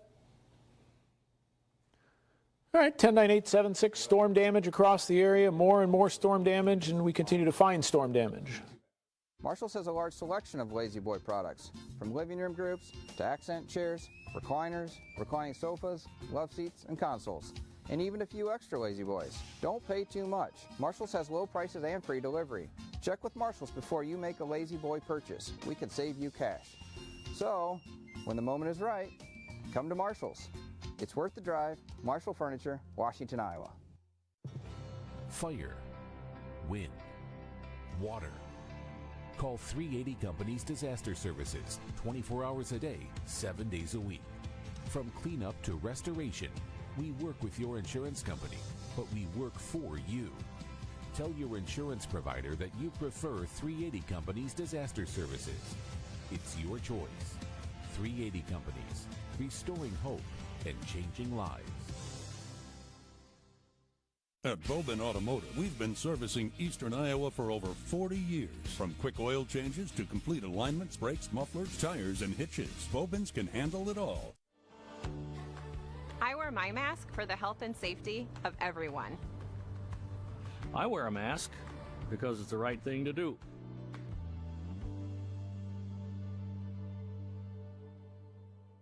KCRG TV9 Weather is sponsored by Eastern Iowa Honda Dealers. Now, your first alert forecast with Chief Meteorologist Joe Winters. What moved through eastern Iowa causing the damage at Derecho, as Beth had mentioned earlier. What is it? It is a widespread, long-lived, straight-line wind event. This developed all the way back across the Dakotas early in the morning, about 2 in the morning, with some thunderstorms. Then the showers and storms moved through and really intensified across the central part of the state, and then moved at about 70 miles per hour as they pushed across eastern Iowa. That gives you a wind of almost 70 miles per hour initially, but some of our winds we've had reported up to 112 miles per hour. That's official winds. Lots of 90 to 100 mile per hour winds as that storm moved through. Now, there have been derechos before across eastern Iowa, ones that we recall, 1998 and 2011. This is the storm that moved through Iowa, Johnson, Washington counties. Did a lot of damage down there with 125 mile per hour winds, and of course the Vinton storm. That was in 2011. And the trees that you see down, this is from today, really remind people of that very, very vividly from those storms moving through. And extensive storm reports. As you can see, as that storm developed west, moved through quite a bit of area of storm reports near Ames and Des Moines, and then Cedar Rapids down through Johnson County, portions of Cedar County, and then moving off toward the east all the way across Illinois. That storm now moving across portions of Indiana, Missouri, southern areas of Illinois. Some wind reports also in our northeast zone, but the main damage was north of Highway 30, maybe by 15 to 20 miles, and then farther down toward the south as that system move through and move away. It has, as you can see right now, dry conditions on pinpoint Doppler radar. We'll continue to see that work through the night. That's why we're going to keep your first alert green for tonight as well as tomorrow. No major weather impacts. If you watched midday today, meteorologist Corey Thompson had us in that high category for good reason as that storm system was about to move through. Here's what it looks like live right now from our McGrath Coralville City Cam. Traffic moving fine on Interstate 80, as we can see. Of course, as we know, the areas that were hardest hit, some of those neighborhoods not seeing that traffic move well. Cedar Rapids gauge obviously not working. It's not 32 degrees outside, but Dubuque 71, 75 in Waterloo. At that dew point in Waterloo at 59 seem pretty consistent for what we should be seeing. The storm system itself now near St. Louis, Indianapolis, back into southern Michigan. Cold front continues to push through. High pressure backing it up, moving in. That brings us a dry and quiet Tuesday. Pinpoint Futurecast shows maybe a mostly sunny start, partly cloudy day, but dry conditions prevail. Here's our zone cast for tonight. Let's drop it down in our northeast zone to about 54 to 59 degrees. Lower dew points across our northwest zone, 55 to 57. Across our central zone, we'll be near 60 degrees with a partly cloudy sky. And we should see a partly cloudy sky in our southern zone, low to mid 60s. Tomorrow, high temperatures cooler than today, low to mid 80s, partly cloudy skies, and lower dew points. Take a look at our muggy meter. Going to be good tomorrow. Those dew points near 60 degrees. And then you see near 70 degrees by Wednesday and Thursday. You start to feel that mugginess again. Will it bring rain? Not much. Isolated chances Wednesday night as well as Thursday. Very isolated, if at all. Friday's dry with 86, 87 on Saturday. Maybe a chance of a shower or storm as we head into Sunday. But then look at next week. As we head through the early part of next week, some very pleasant weather with us. Lower 80s, overnight lows down in the upper 50s and lower 60s. Beth and Chris are back with more next. Keep it here on TV9. This summer, get back in the driver's seat. Your Honda dealer is open and ready to get you into a new Honda today. Like the versatile HR-V or the fun-to-drive CR-V. Visit the Honda Summer Clearance Event and get a great deal from Honda, KBB.com's 2020 Best Value Brand. Get a great deal on the CR-V at the Honda Summer Clearance Event today. I'm Abby Finkenauer, and I approve this message because I ran for Congress to get things done for hardworking Iowans. I work really hard to put politics aside. So far, I've introduced 15 bipartisan bills with Republicans to help Iowa families and businesses. But when they try to abolish the health care Iowans rely on and eliminate protections for those with pre-existing conditions, especially during a pandemic, well, they put politics ahead of our people. And I won't stand for that. The Iowa family that gathers here was counting on Joni Ernst. But now, Ernst works for the people who sit here. Health insurance and drug companies gave Ernst over $100,000. She gave them huge tax cuts, and Ernst voted 4 times to gut protections for pre-existing conditions. She even tried to put an age tax on older Americans, turning the tables on Iowa families. Washington has changed Joni Ernst, and Citizens United is responsible for the content of this ad. There are extraordinary changes to the classroom this year. And as the school year unfolds, we'll keep you connected. The Novel Classroom from your 24-hour news source, KCRG TV 9. Save big money on your next project with 11% off everything right now at Menards. Improve your home's curb appeal with ideal garage doors. This 16x7 white insulated garage door has a traditional style for any home. $664.99 after 11% off. Update your home with a new Larson Storm Door. The Lakeview Split View Plus Storm Door features screen-away retractable screen. $354.99 after 11% off. Stop waiting and start saving with 11% off everything. Now at Menards. Save big money at Menards. Accidents happen, and you have a choice where to have your car taken after a collision. Demand Quality Auto Collision and Glass in Marion. We believe there's nothing more important than your family's safety. It's how you get your kids to school. It's how you commute and get to work every day.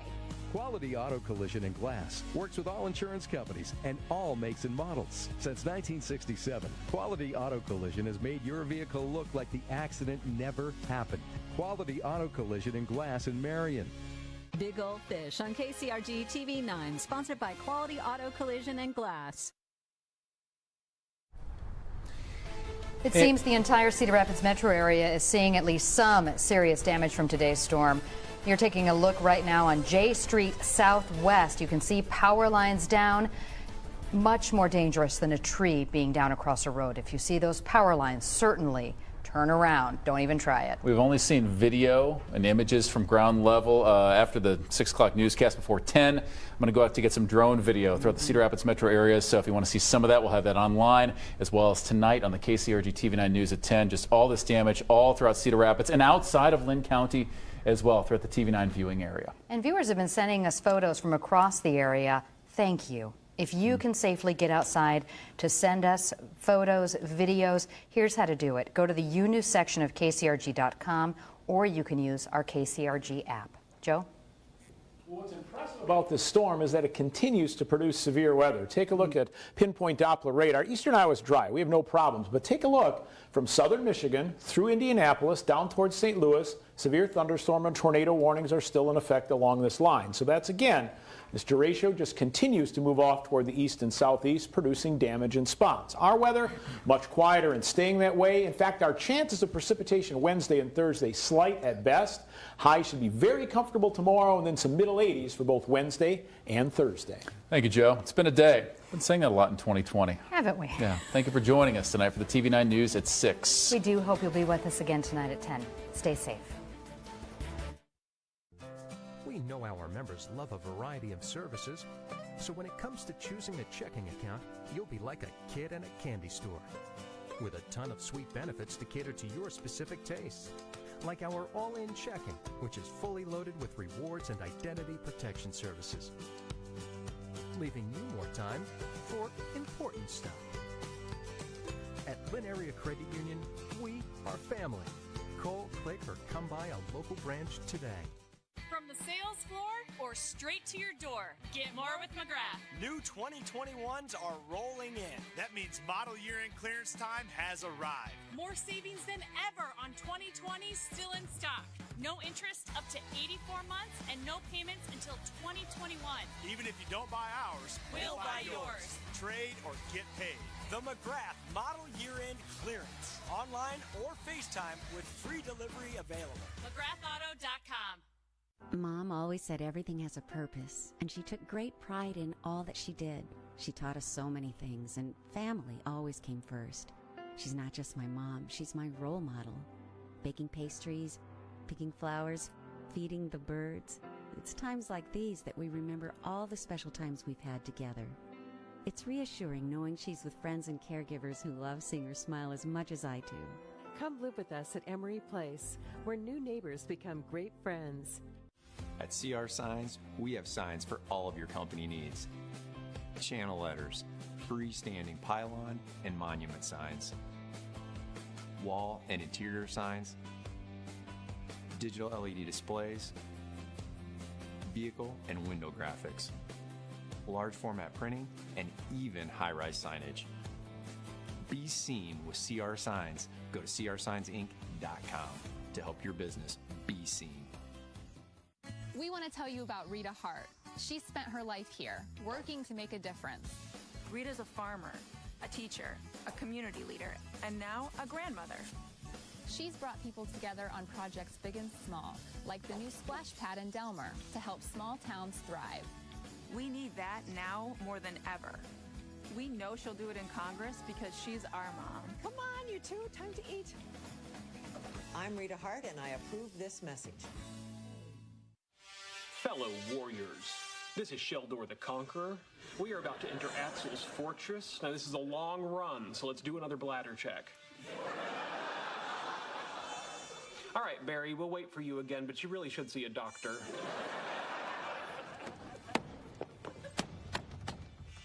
Sheldor is AFK.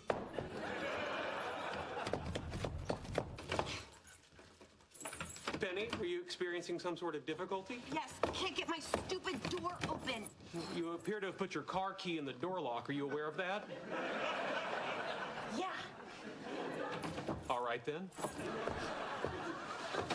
Damn it. Would it be possible for you to do this a little more quietly? I can't get the damn key out. Well, it's not surprising. That Baldwin lock on your door uses traditional edge-mounted cylinders, whereas the key for your Volkswagen uses a center cylinder system. Thank you, Sheldon. You're welcome. Point of inquiry, why did you put your car key in the door lock? Why? I'll tell you why. Because today I had an audition. It took me 2 hours to get there. I waited an hour for my turn, and before I could even start, they told me I looked too Midwest for the part. Too Midwest? What the hell does that even mean? Well, the American Midwest was mostly settled by Scandinavian and Germanic people. So they have a characteristic facial I know bone what it means, Sheldon! God.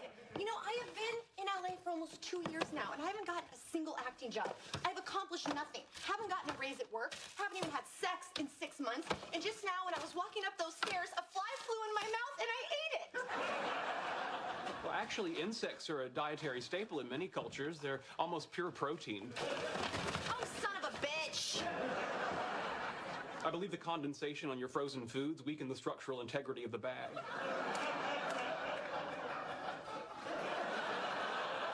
But returning to your key conundrum, perhaps you should call a locksmith and have him open the door for you. I did. He said he'll get here when he gets here. And you're frustrated because he phrased his reply in the form of a meaningless tautology? No!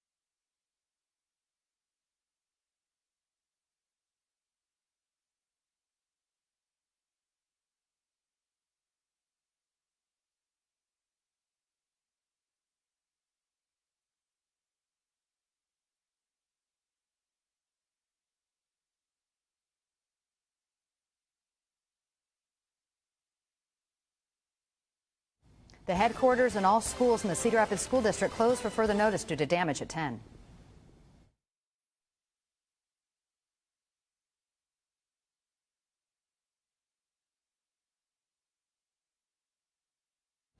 Des Moines, Cedar Rapids, many communities urging people to stay home at 10.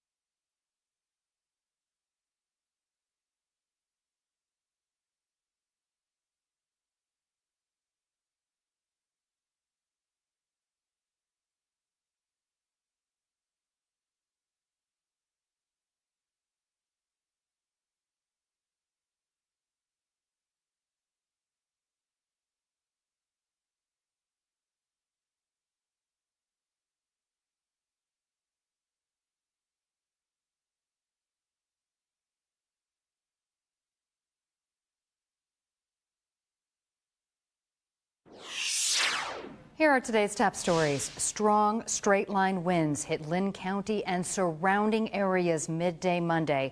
Kennedy High School was one building that sustained heavy damage.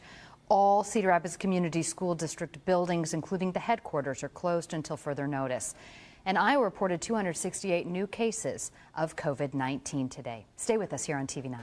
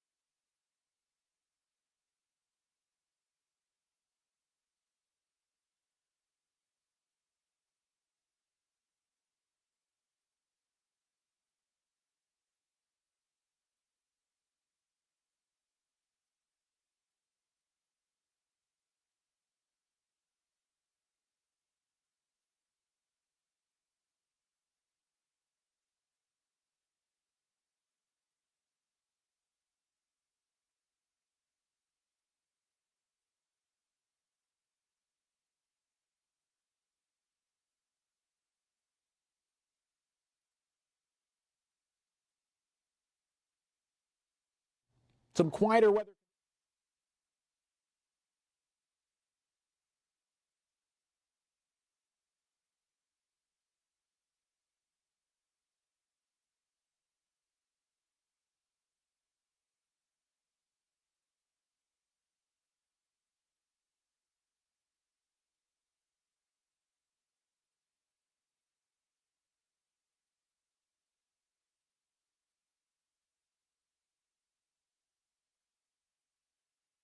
Now, your first alert forecast with Chief Meteorologist Joe Winters.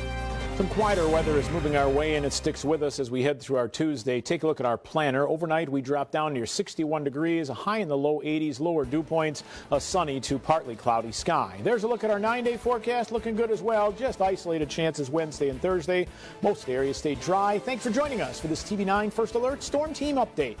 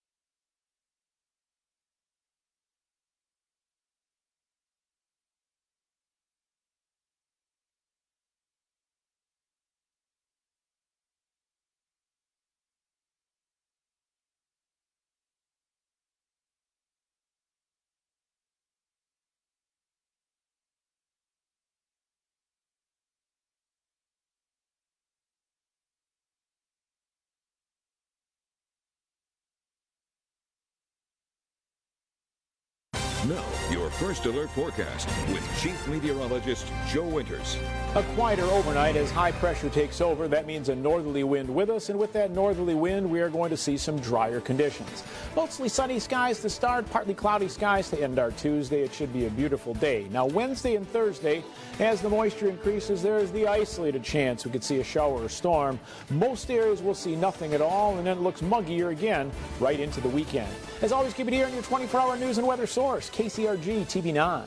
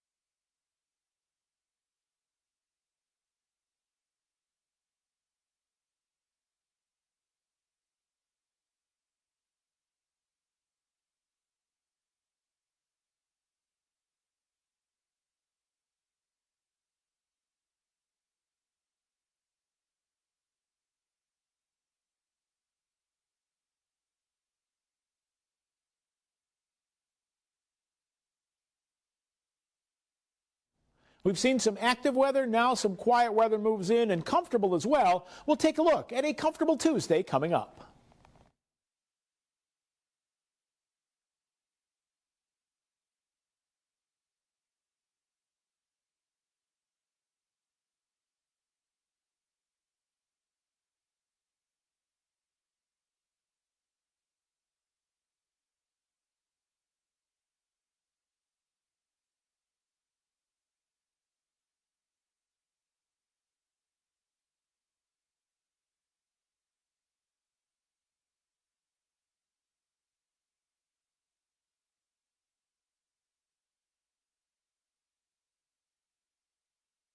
We step out the door on our Tuesday, it's going to be noticeably different than we had on Monday. The humidity level's down and some cooler conditions with us as that lower dew point air filters in. How long does our comfortable conditions last? We'll take a look at the 7-day coming up.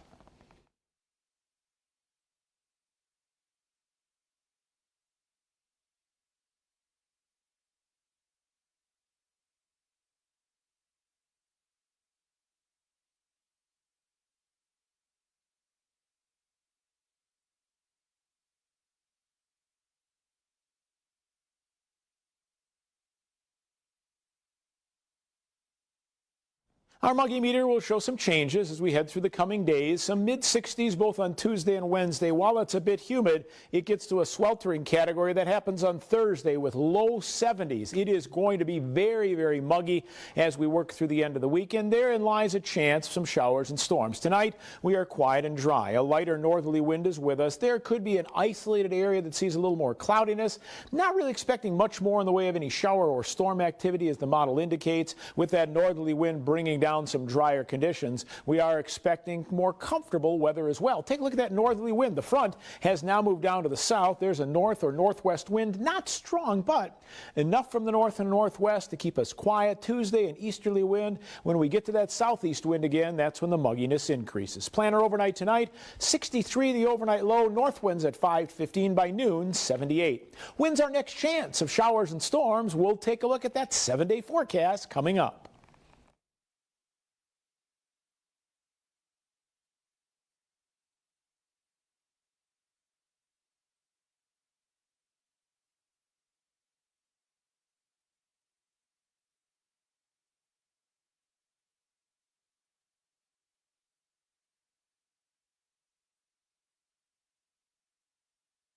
Our temperatures across the upper Midwest tell our weather story. Here's the warmth pushing in across the Mississippi Valley into the areas of the Tennessee and Ohio Valley.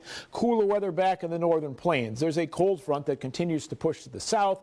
As that front continues that southward movement, we are going to look for, once again, conditions remaining very comfortable and quiet as we head through our Tuesday. There's going to be more warmth building, more humidity, but Tuesday looks like a nice day. It's taking the real muggy conditions, pushing them down toward Nashville, Columbus, Buffalo, Indianapolis. While we look at some 50-degree dew points moving in, probably upper 50s, low to mid 60s for dew points for a period of time on Tuesday. That's when it'll feel the nicest across the area. Northern Rockies certainly look quiet. Up and down humidity levels as we talked about this week. We were up for the weekend. We were down on Tuesday. Now we'll be up again as we head toward the end of the week. Can that lead to showers and storms? It can at times, but they're going to be very, very isolated, even though the pattern remains active. We have unstable air in place, so you'd expect that chance to be with us, but it does look isolated in nature. Tonight, I think we'll stay primarily dry across our viewing area. Frontal system that moved through that enhanced the storms that have pushed off toward the east. Area of high pressure now building in behind. It's that high pressure that's bringing down those northerly winds,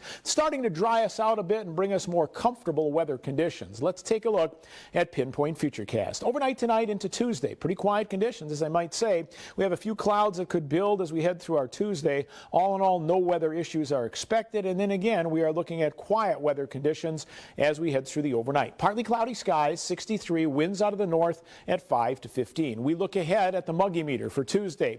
We start out at 62 degrees. That's a bit humid as we move through the morning hours, but as we move into the afternoon, we're still staying in those lower 60s. So while you'll notice that mugginess, it's nothing like we saw this weekend when those dew points went not only in the 60s, but well into the mid to upper 70s. That's what we felt on Monday as well, and triggered that strong storm off to our north. Tuesday, mostly sunny skies. How about 84 degrees for a high? That's about where we should be for this time of the year. We're looking at east winds continuing right around 5 to 15 miles per hour. So all in all, really not too bad as far as our Tuesday goes, the nicest day or the bright spot of the week. Now take a look at this. This is August 18th through the 24th. We're looking at above normal conditions pushing back up across areas of the northern plains and the Rockies. But look what's happening in the upper Midwest and the Mississippi Valley. Notice the blue. It's on the cooler than normal scale. We could see temperatures just slightly below normal, lower 80s, upper 70s maybe, as we work our way toward the late part of the month of August. That certainly would be welcome news. As far as precipitation, yeah, this is really the overall pattern. We are in a dry pattern, and I do expect those dry weather conditions to stay in place. Great areas from the Ohio Valley throughout areas of the Rockies, and that would be through end of August. I really think this dry weather will likely persist into fall as well, continuing the drought conditions to spread west from areas of western Iowa and western Missouri into our viewing area as well. 84 on Tuesday, 83 Wednesday, 82 Thursday. These are very isolated. Probably not many of us seeing much at all as we work through the mid part of the week, but isolated chances are there. The weekend looks a bit cooler with 82 degrees on Saturday, Sunday 80 degrees, and as we work our way toward next Monday, there you go, we could be seeing some of those upper 70s. That's a complete look at our first alert forecast. Janae, back to you.